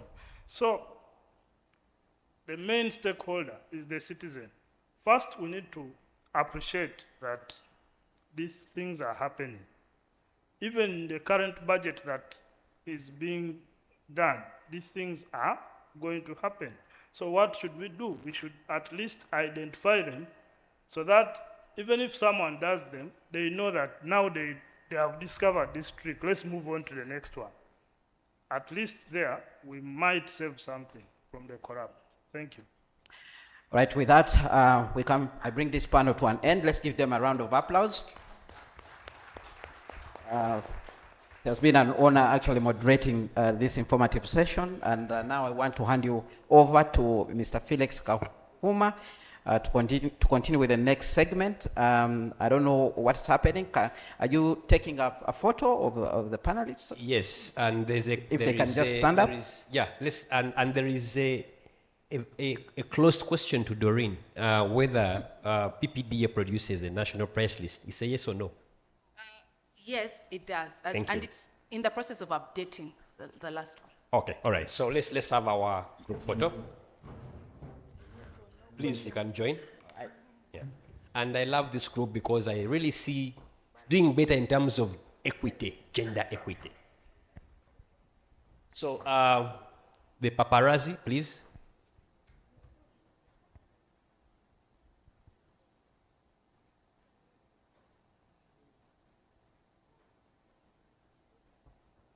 Thank you. Let's clap for them once again.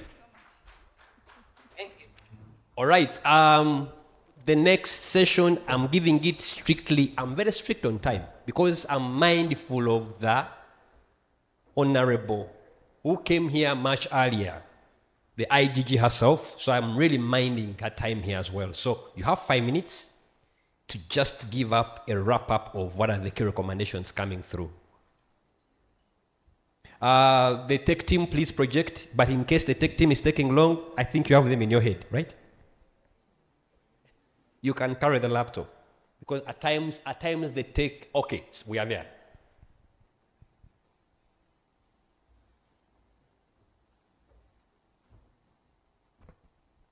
Thank you, Felix. Ladies and gentlemen, from the convention, these are some of the key recommendations that we shall be able to move forward, that we shall follow up on, and then next year in December, I do not know if it will be at the same venue, we shall be able to provide status updates on these recommendations. And you will notice that some of these recommendations do not have specific action centers or institutions, and the organizers are tasked with identifying the specific institutions under which these recommendations fall. From the first session, the key recommendations were: 1, anti-corruption agencies should increasingly partner with and involve the youth in the fight against corruption, and this they can do by creating more internship opportunities, to provide learning, integrate ethics into the education curriculum. 2, CSOs should ensure significant youth representation in their work to enhance their participation in the agenda for good governance. 3, continue with the multi-sectoral approach, that is state and non-state actor partnerships and collaboration aimed at empowering the youth and other stakeholders. We were told they are senior youth, to participate in government programs aimed at empowering the youth. And in our second session, which covered the thematic discussions, 1 on asset recovery, the next frontier in the war against corruption. 1, we need to see state and non-state actors work together to advocate for enactment and implementation of a law on civil asset recovery. There is also need to continue with digitization and ensure that all government processes, especially those involving financial transaction, are digitized. Parliament should scrutinize budgets and other documentation presented before them prior to approval. We need to strengthen coordination efforts on asset recovery by relevant agencies. And then we need to enact a law on lifestyle audits. On the second panel discussion, focused on campaigns, financing, and quid pro quo corruption. We saw that the state and non-state actors need to work together to advocate for regulations on campaigns financing and ensure that these regulations are implemented. There is need for mass sensitization on the role of parliament and parliamentarians in this country. And finally, during this thematic discussion or panel discussion on budgeting for corruption, we need to strengthen the citizen feedback platform further. We need to embrace joint state and non-state actor actions, for instance, monitoring service delivery. We need to see the Office of the Auditor General develop user-friendly Auditor General reports to facilitate citizens' follow-up. Thank you very much, ladies and gentlemen. Over to you, Philip. Thank you so much. A round of applause to Christine. So we have our homework clearly cut out. So at this juncture, because there is VVIP and I'm just VIP, I'm going to recognize protocol here. So I'm going to request Honorable Dr. Boki George, the chair of APNAC, to invite Honorable Betty Kamya, who is the current IGG, to make the closing remarks. Thank you.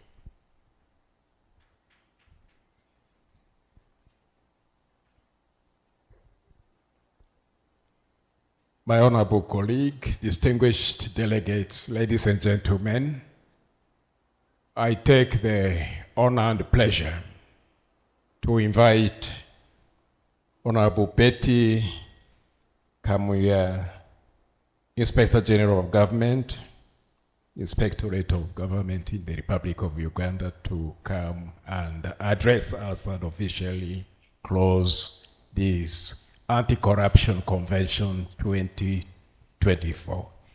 Madam, you are most welcome.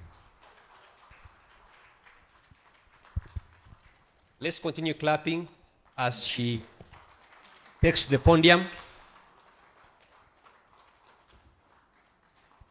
Clap like you've recovered stolen money.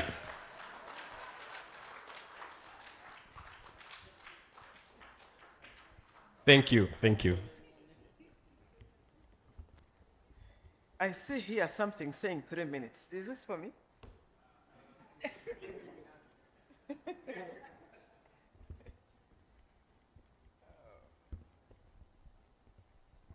Good afternoon, ladies and gentlemen. Hey, I found you had just eaten. You're already hungry? Good afternoon, ladies and gentlemen. That is better. I want to thank ACU. That's how it is abbreviated. I want to thank the organizers, the leadership and organizers of ACU, first for inviting me to participate in this great convention. And I want to say that the session I have attended was very, very interesting. But from my immediate predecessor on this podium, taking us through the rest of the day, I wish I had come in the morning so that I would have participated in each one of them, because they have been very, very interesting indeed. I want to congratulate the panel for a great job that you have done. Each one of you has a great CV, Honorable Member of Parliament, and the rest of the panel. You had, I thank the moderator for introducing you so well, and I think I speak for many when I say that you have not disappointed us. You've given us very good value for our time. And the organizers, I want to congratulate you for the great choice that you have made this time. I've got a team from the Inspectorate of Government whom I wish to introduce. I'm doing some PR here so that when I go home, they are also happy with me. IG team, please stand up for recognition. Inspector of Government team, that is Sarah Karibala. She's the Director for Legal Affairs, and I'm sure that she gave you value for time and value for money as well as a panelist. And Alan Bunyenyezi is my executive assistant and a supervisor at the Inspectorate of Government. Interestingly enough, yesterday I attended a presentation which was organized by State House Anti-Corruption Unit, because all the anti-corruption agencies, including civil society, are in this flurry of activity as we work up to commemorating the International Anti-Corruption Day that will be held next Tuesday on the 10th of December. Uganda will join the rest of the world to commemorate the Anti-Corruption Day, and I hope that most of you, or all of you, if not all of you, will be there. And during that presentation, which was done by a UK-based consultant on anti-corruption called Nicholas Rowell, he discussed a subject which was called how to stop the supply side of corruption. So there is a supply side of corruption. And today we are discussing budgeting for corruption, which means corruption is actually bigger than we thought. There is a supply side, then there is budgeting for corruption. So it's very interesting because we deal with it actually every day. All of us, especially from my personal experience at the Inspectorate of Government, only we didn't know that it had so many names. Budgeting for corruption, supply side of corruption. And for us, the ones we deal with a lot is actually called syndicated corruption. So syndicated corruption, the supply side of corruption, and budgeting for corruption means that corruption has many faces, and we have to deal with it as we, it's like an elephant where, to a blind person, where you touch is what you can describe, and it has so many descriptions based on who touches where, the blind person. From my experience at the IG, I want to show you a bit of our experience. Normally it begins with a whistleblower. A whistleblower may tell you what is happening in the institution of government, or it could be a complainant by the community about the quality of execution of a project, or even from a random check by one of the institutions of government like Parliament, PPDA, IG, and all the others, or civil society. So when we get this information, we start an investigation. And it could start from either up or down. And this is a typical finding, is that when they are budgeting, it starts with a budgeting process. And this is a real life situation. The project implementer or initiator, say cow, wants to build a dam in a village, or whatever, a school in the village. So they put a budget of 500 million. And as it goes up, each one says, what about me? Add this.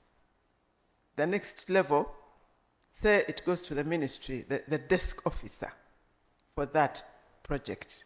Oh, so the dam is likely to build 500 million. Okay, put there 1 billion. 500 is ours. So it has gone up to 1 billion. Fast forward, it reaches Ministry of Finance. And the guys in Ministry of Finance, that's the executive now, say, oh, okay, so that BAM is supposed to cost 1 billion, put there 500 billion for us. So the dam that was estimated to cost 500 million is now up to 1.5 billion. And then it goes to Parliament.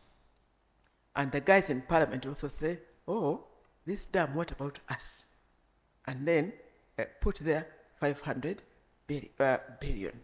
So the dam that was estimated at the beginning to cost 500 million, mind you, the cow and team have also added already 100 billion for themselves. So now the budget is up to 2 billion. And they pass it up to 2 billion. Now, the cow, our investigations, whistleblower comes and says, there's a shoddy work, the school is collapsing, or the dam is not built, or the whatever is not, there's nothing there, yet it was budgeted for. So the IGG team, or the IG team, go to inspect, and indeed they find the shoddy work. The school is almost collapsing. So you take on the cow. Mr. Cow, you are responsible for delivering a shoddy school, work, or not delivering at all. So cow spills the beans and says, because now I'm taking the cow on Pingo. I want to prosecute the cow. I even directed the interdiction. By the way, we interdict cows as if we interdict the cow, step away so that investigations can take place. So the cow confesses, spills the beans. This is how it happened. Because the reason I get the cow, I look at all those things and I find false or fake accountability, no work done, poor quality material, so you take the cow for prosecution. And the cow spills the beans.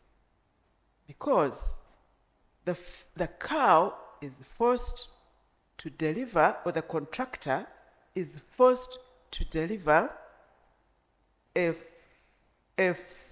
2 billion project with 400 million and account for 2 billion. That is the problem. That is the problem of the cow.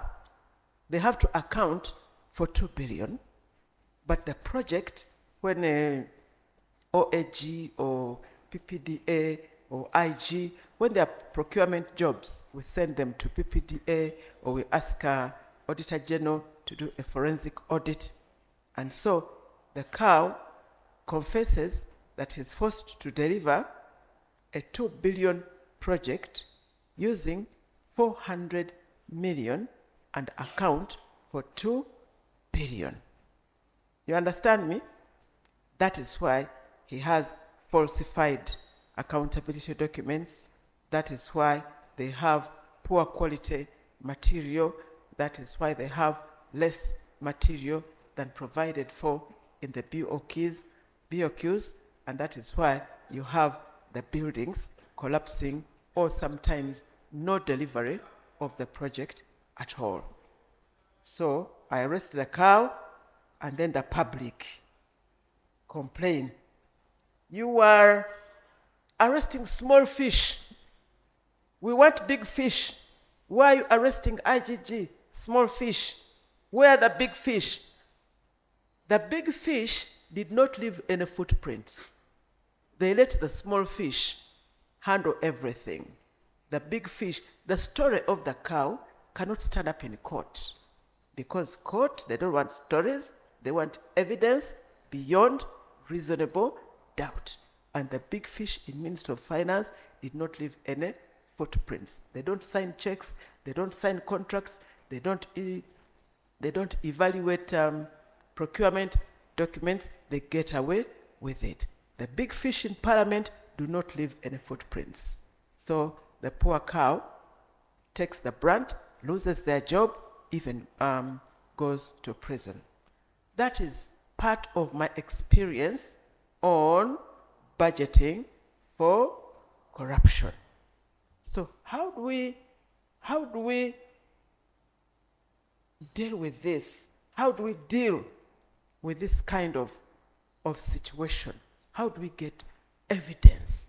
So that, because when we don't get the big fish, it will continue.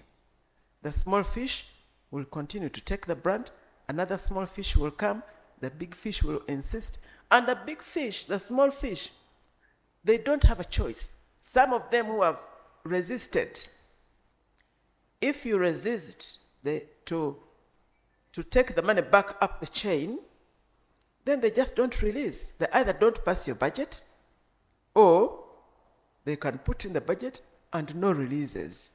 So next year you are wiser. You comply, and you still take the brunt. And the story of syndicated corruption continues for many decades and for all the time. So what do we do to get evidence against the big fish? I want to thank the panel and the discussant, that the discussion was really good, and especially on zeroing down on collaboration. And since this is civil society, I would like to seek collaboration collaboration in getting evidence from the big fish. When they get this money, they don't throw it in the lake. No, they don't put it in the bank. You can't even trace it with them because corruption by nature is a secret between two willing people under the table, offshore, or in the darkness. So how do we trace this money? This money is not so difficult to trace. When a big fish gets this money, it may not be in the bank, but they buy assets. They buy assets. The chairman of Wakiso district told me that all those prowling mansions on Seguku, in Kira, in Nigeria, belong to public servants. All those sprawling mansions, not just in Kampala, but also up country, especially in the urban areas, the new hotels, the new mansions, the new things that you see, the lifestyles, the new big vehicles, the expensive schools. People take their children to international schools where they even pay dollars. The holidays abroad. That's the manifestation of where the money is. And I've had people here asking questions from the floor, challenging different institutions. What are you doing? Are you in charge? PPDA, how is this one happening? Under your nose. Parliament, how is it happening? Under your nose. IGG, how is it happening? Some people have called for the resignation of the IGG. I see it on social media. She should resign because she's only catching small fish, not the big fish. But I want to tell you that the institutions of government, the statutory institutions that have been given mandate to fight corruption, their mandate is to lead the war against corruption. Sitting here in my office on Parliament Avenue, I may not know that an officer in the ministry or in a government MDA benefited from a project and built a house in Karamoja or Kabale or Arua. There's no way I can know that until our systems are improved and digitalized so that whatever public servant does, immediately there's notification. That's where we should go, that immediately there's notification. But that's a while off. But it is the neighbor, it is the brother, it is the friend, it is the village mate who knows that a public servant is building a house in Amolata. Even the MP may not know because Amolata is big. The MP may not know what a commissioner or principal accountant in a certain ministry coming from the far end of Amolata is doing. That is why the war on corruption must be everybody's business. The institutions will lead the war by proposing legislation and strategies and methods and budgets, but the biggest weapon is information. And civil society, you are spread all over the country. You are well placed. You can play this role very well. And I still call upon civil society. You do a lot of work. You write reports every year. But where do the reports go? You call the media and launch the report. And then you write the report to your funders, which is a good thing. But while you have the reports, you have the benefit of going around and getting these reports. The institutions, statutory institutions of government, like the Inspectorate of Government, we have the instruments of authority to do something with your report. While you get your report and keep it in your file or send it to the funder or invite us to launch the report.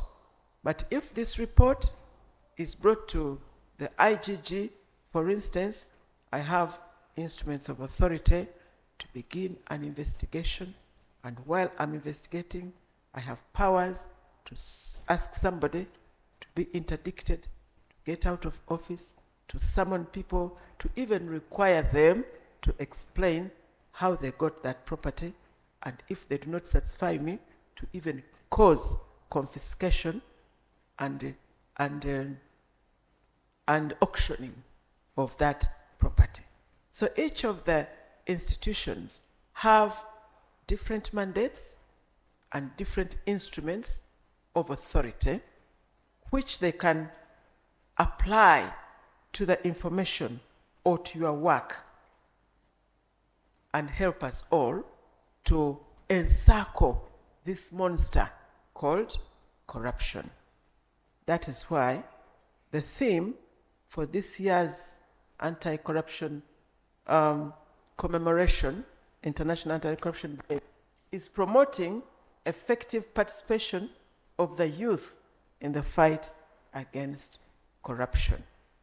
The youth constitute about 75% of the population of Uganda, not to mention the energy they have.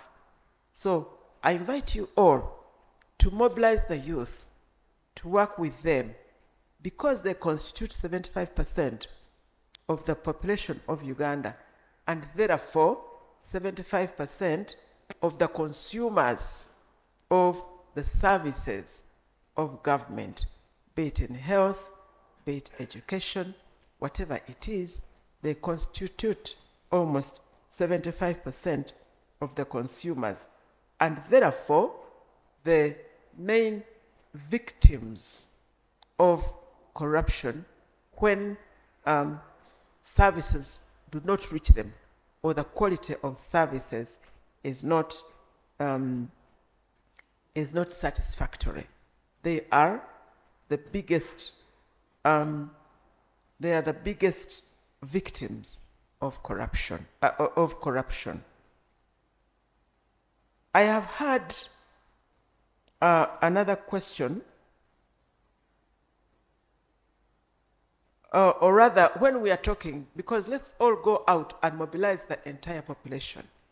You know, when I started my tour of duty as IGG, people were expecting, or they expect you, IGG, OAG, PPDA, head of institution, to be the one to fight corruption.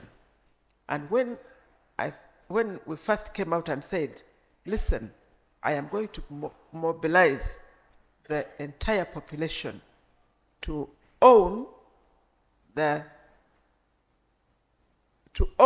war on corruption, because they should recognize themselves as the victims of corruption.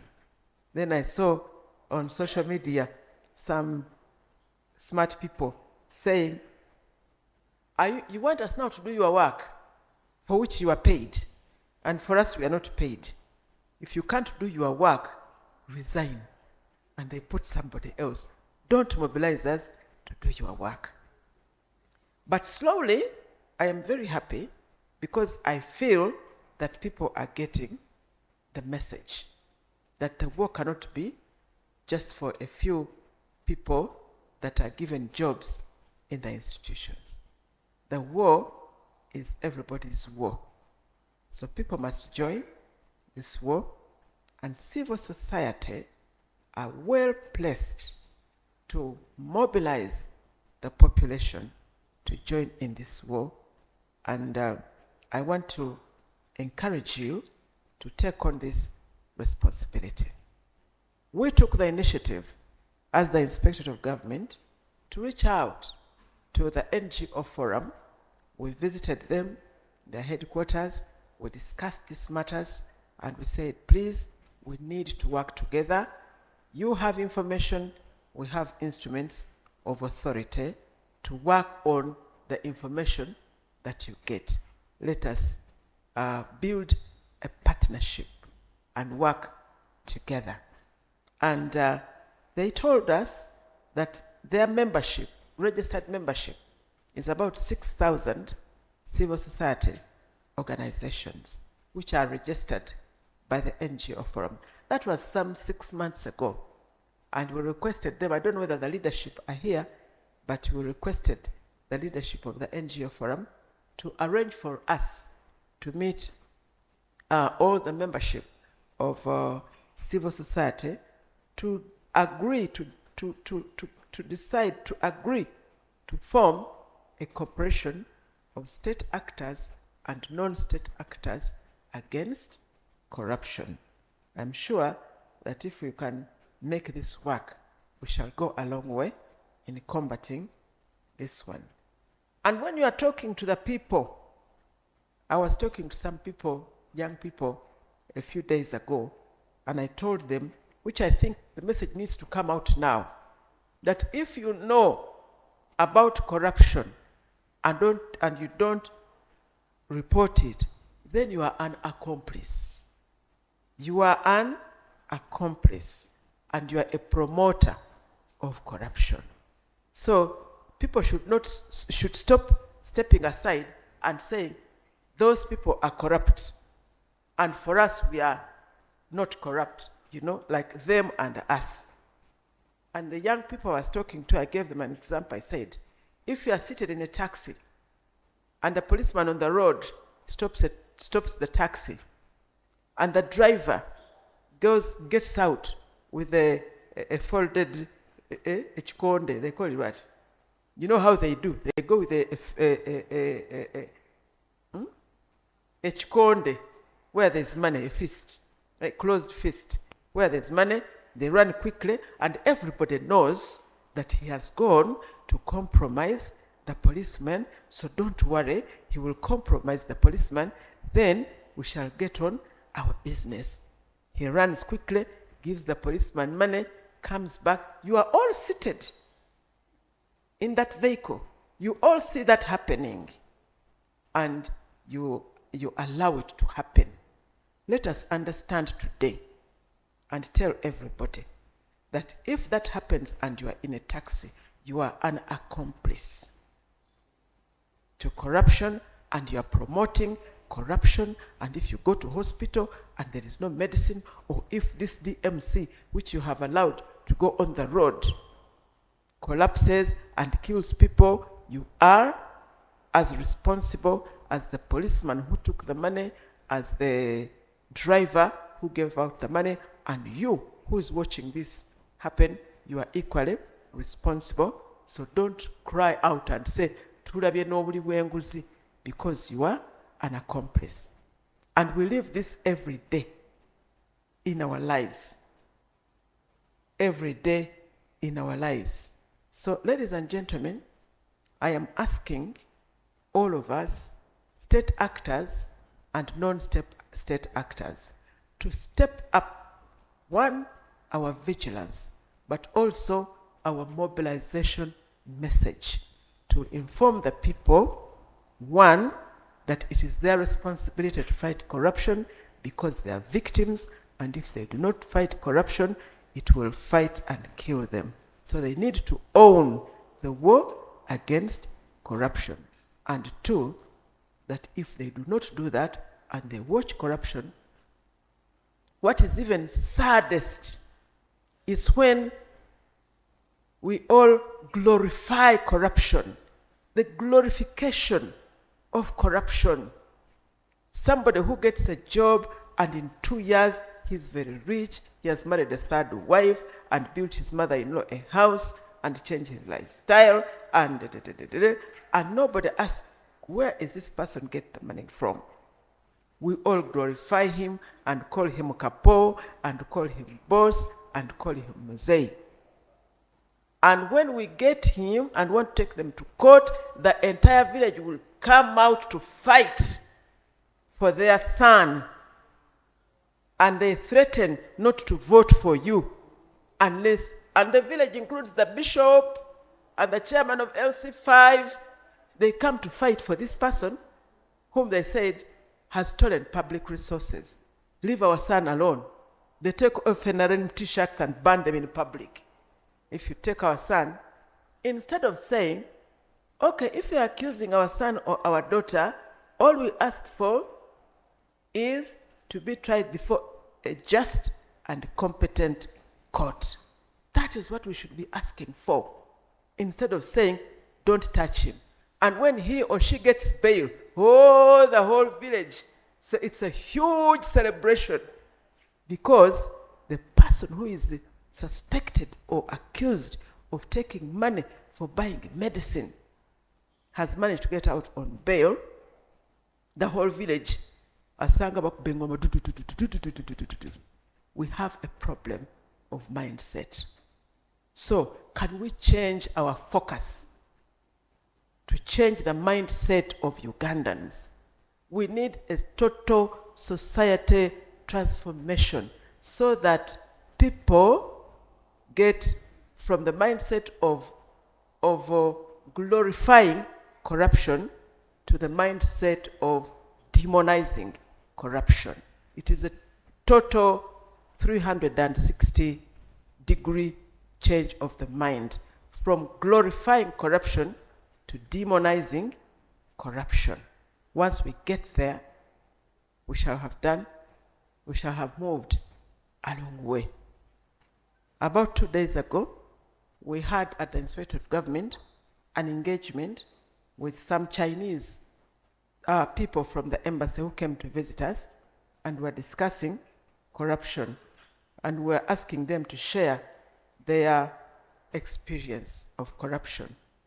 And he told us, first of all, we create a system where you cannot, even if you wanted to, you cannot practice corruption, because for them they even chop off your neck. 2, we have created a mindset where you do not even want to practice corruption. And 3, we have created an environment where you cannot, even if you wanted to. So that is the kind of environment, dear civil society, state actors and non-state actors, I think we should drop everything and focus on dealing with our public, to consider the things that we have discussed here and the things that we have considered here. Finally, I just wanted to, somebody talked about the budgeting process. I just wanted to give you a context in which the budgeting process operates. You know, every 5 years, we select the person who will drive this country as CEO. We select a CEO. And contenders or several candidates put before us their manifestos. And we choose one manifesto for whatever reasons, but we choose one manifesto to be implemented for the next 5 years. And we say we shall come back after 5 years to review your manifesto, which were approved at election time. So during the 5 years, the principle of governance, which includes budgeting, is that during the 5 years, we are implementing a manifesto that was chosen by the people of Uganda. So the drivers of that manifesto, they go and make work plans and budgets to implement that manifesto, which was approved by the people of Uganda.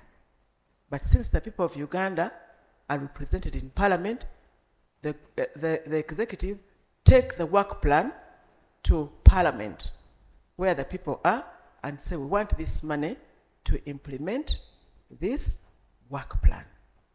And that's how it is supposed to work. Parliament is supposed to appropriate money to implement a manifesto that was approved by the people. But what Parliament should make sure of is that it is implemented within the laws of Uganda. And the judiciary should also make sure that it is presented within the laws of Uganda. But the principle is that there is a manifesto in force for 5 years, which will be reviewed at the next election. That is how the governance process in a democracy is supposed to work. So overall, I thank you very much for the topics that you chose today. They're very interesting, especially the one that I attended. I thank the presenter. I thank the moderator. He was spot on. Where is Kenneth? Oh, he has left. Oh, Kenneth is there, Lukwago. I want to thank the moderator. He was spot on, the organizers for this organization, and I wish you all a pleasant end of the year journey, because we are now very quickly moving towards the end of the year. I want to wish you all, and through you, all the people of Uganda, a great holiday and festive season and a successful new year. It is now my honor and privilege to close the convention. Thank you very much.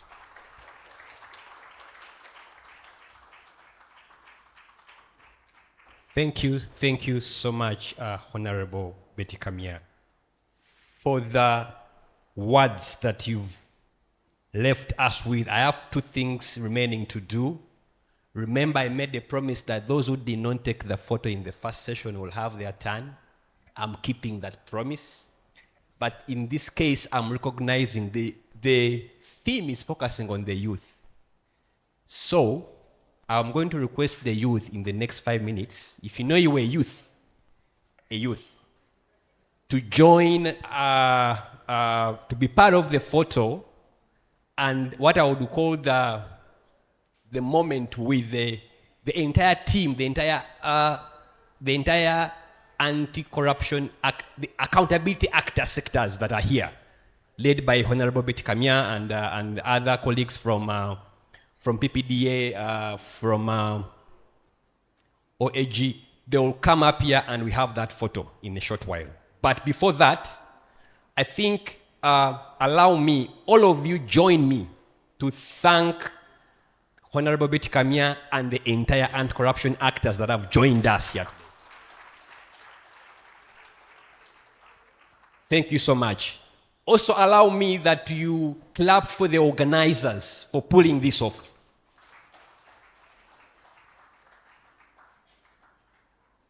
Again, don't get tired of clapping. Allow me that you clap for yourselves for sitting in and being active. Oh yeah, that's good. Lastly, you clap for me and my co-moderator. Yes. Thank you. And all the panelists and the session moderators. Thank you so much. It's been a pleasure.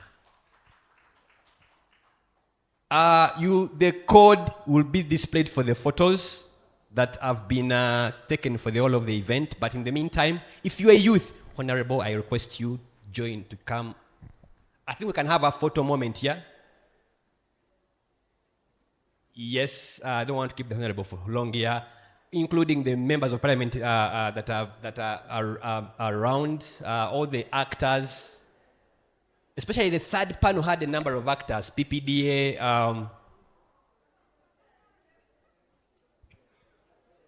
OAG,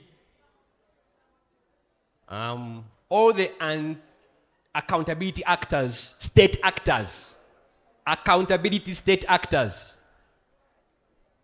and the youth. I'm seeing someone, not youth.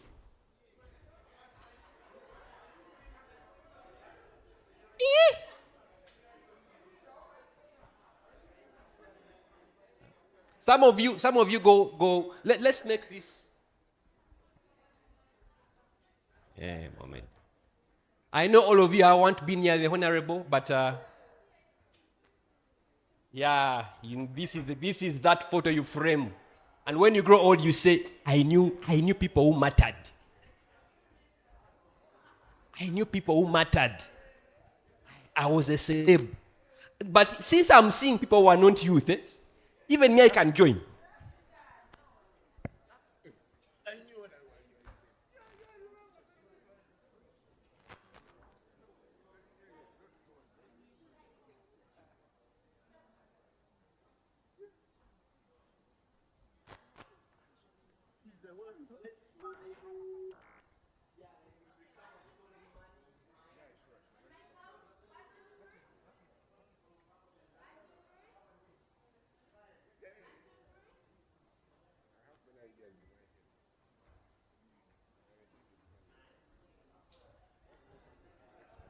Nice. Thank you so much. Thank you so much.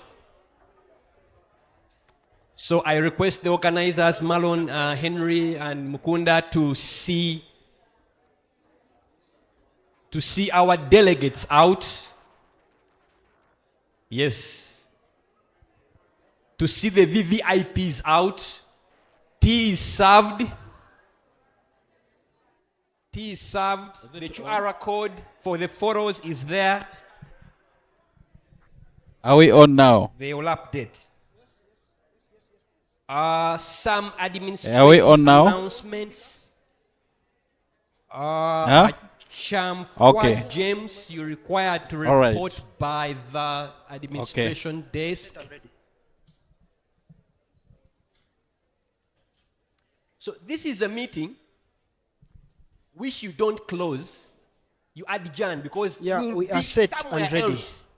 Yes, Discussing the same issue. Charles, you've heard the Honorable talk to us today, looking at things to do with the theme and looking at youth participation in the war against corruption.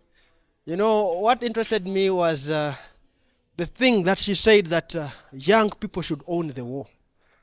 And there's a gentleman who told me that in owning the war, for them as being part of the army, they want to see dead bodies. So there's no way you could own a war without dead bodies. So I think maybe it's something that she elaborated very well. And she said that you cannot concentrate about the big fish when we have a lot of corruption at the local government. Levels of governance. Yes, at all levels of government. So she was trying to elaborate it clearly to us to see that we really need to work hard and have it come through. So I think it is something we really need to look out for and critically understand better. So basically, as of today, I think that worked clearly for me was the anti-corruption agencies to increase learning of the young people, things to do with internship, things to do with, a lot of things. Yes, welcome. Just come close to us here.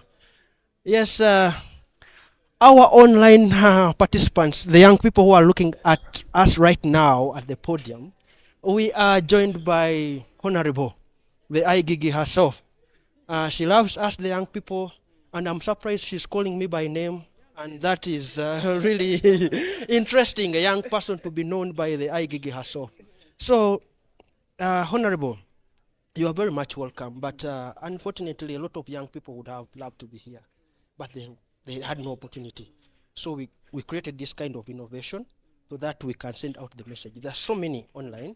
As I speak, we are having close to 250 following us online on this live podcast, this conversation, the convention. Yeah, you talked about young people owning the war against corruption. Do you feel the young people have heard you enough, or there's something missing that we really need to do as the young people? Of course, education takes a long time, or advocacy, message to spread takes a long time. The important thing is to start. And so we have started to create awareness among young people that this is your war more than anybody. Because the youth of Uganda make up 75% of the population of Uganda. So if 75% of the population of Uganda cannot have access to good quality services which they deserve, it means that they are the victims of poor services. You are the ones who go to hospital and you don't find medicine, or you lose your parents because there's no medicine in the hospital. You don't get good quality education. You, the young people. So more than anybody, I am calling on the young people to join the war against corruption, to recognize yourselves as the main victims of corruption. And if you are the victim, then own the war and join it. And what do? I'm not saying take up stones and beat up everybody. No. First of all, dress yourself into a resilient, resistant mode by saying no to corruption. If somebody says you need to pay me money to get a job, say no and come and report that person. Sacrifices must be made for this war to be won. If somebody says, give me money so that you don't have a driving permit, so that I let you be on the road, you'd rather go to police and pay the penalty and get a driving permit than pay corruption to remain in that illegal status. So instead of pointing fingers, join the war and do not promote corruption by participating in corruption. And also report any form of corruption that you are aware of, and report people who whose lifestyle are not commensurate with their known sources of income. We shall investigate them. That is how we shall encircle corruption, by reporting, rejecting, and dressing, wearing the war combat, the war dress. That is how we shall encircle corruption. Over to you, youth. It is your war. Please join it. Lastly, before you go, there's something that you talked about, young people owning the war, reporting, and there is a small token that is given back to them as a reward. I think it is something that, touched the minds of the young people when you were at Makerere University. So I think it is something that you should really echo out to the young people, those who did not attend and see you at Makerere University. Honorable. Parliament, in its wisdom, enacted the Whistleblowers Act. And in the Whistleblowers Act, if you bring information and through your information, government recovers funds or confiscates a property and auctions it and puts money back in the consolidated fund, you are entitled to 5% of the funds recovered. And so there is motivation in fighting the war against corruption. Please take advantage. An example is if you report somebody, a low-ranking civil servant has built a mall, and I check and I confirm that, and that mall is worth 1 billion, and I confiscate and sell that mall for 1 billion, 5% of 1 billion is 50 million. You'll be entitled to 50 million by reporting. And if you don't report, then you are an accomplice and a promoter of corruption. Very interesting. Has this been tested? So the young people believe that it works, 5%. Even URA pays 5%. If you know somebody who is evading taxes and you report them to URA and URA recovers taxes, they pay you 5%. We pay and URA does. So get involved in this war. It is even beneficial. Yeah, thank you so much, Honorable, for allowing to speak to the young people. Charles. Yeah, Charles, whenever I hear the IGG speak, I really want to continue and continue and continue. But she called upon young people to really own the war. And surprisingly, or interestingly, she's giving us an offer. When you report, there is a reward that comes to you, and then you feel part of the war. So it's something interesting. The young people can that smell money know that there is money in the fight against corruption. The IG, as she pointed out, 5%. So these billions of shillings that we hear about getting stolen here and there, if young people have information and such money is recovered, it could become a preoccupation for some of you. Become a specialist in whistleblowing. Actually, young people, what I would say is that somebody can be employed seriously to become a serious whistleblower, I've seen so many on X and other social media platforms trying to expose the corrupt. You've heard about that hashtag running around, expose the corrupt, and conversations about exposing corruption. So I think it is something very interesting that the young people can really look into. And today, I believe the message has reached where it's supposed to go. Actually, her message to the young people to join the fight. In the service sector, for instance, public transport, it is the young people that drive taxis, that ride borders, that drive trucks, and it's young people that get harassed by the police on the roads. So in terms of the people that are giving the most bribes to the police, so she has told them, the young people, that allow to go to the police, even if it means you paying the fine, pay it. That's a better culture compared to bribing, because sometimes young people break the law because the roads are bad, and so many other factors on the road, and many young people probably don't think that the reason that the road is bad is because somebody ate part of the money that was supposed to make the road. So I like the IG's message to the young people that, don't be part. Put on the combat, fight against corruption, report, refuse. What was the other one? Recognize. Yeah, excellent, yeah. To me, the message that I would send out is that, yes, everyone has spoken. Everyone has called upon us.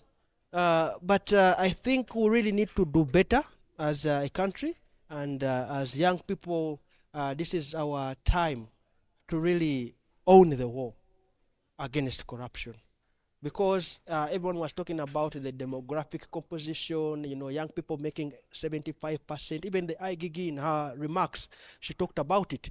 But I think we really need to strengthen the demographics, and then see how young people sustainably participate in this kind of conversation. Because what I've also realized is that actually one speaker talked about it was making young people passive participants, not active participants. And I think the theme of this year was thought out wise, to say that we really need to create sustainable avenues where young people do not passively participate, but they actively participate and own the war in the fight against corruption. So our viewers and people who have been with us since morning, it's been a pleasure hosting you, me and Charles, on this sideline podcast for the Anti-Corruption Convention 2024. Let's meet again 2025 when we celebrate, or when we sit down to think about corruption come 2025. It is bye for us, and stay safe, be good citizens. Let's fight corruption together. See you.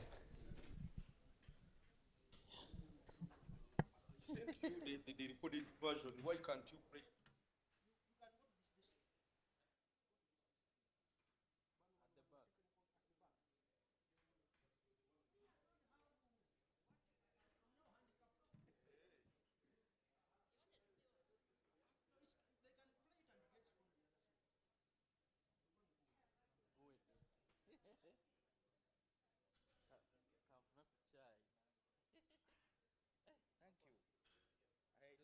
depth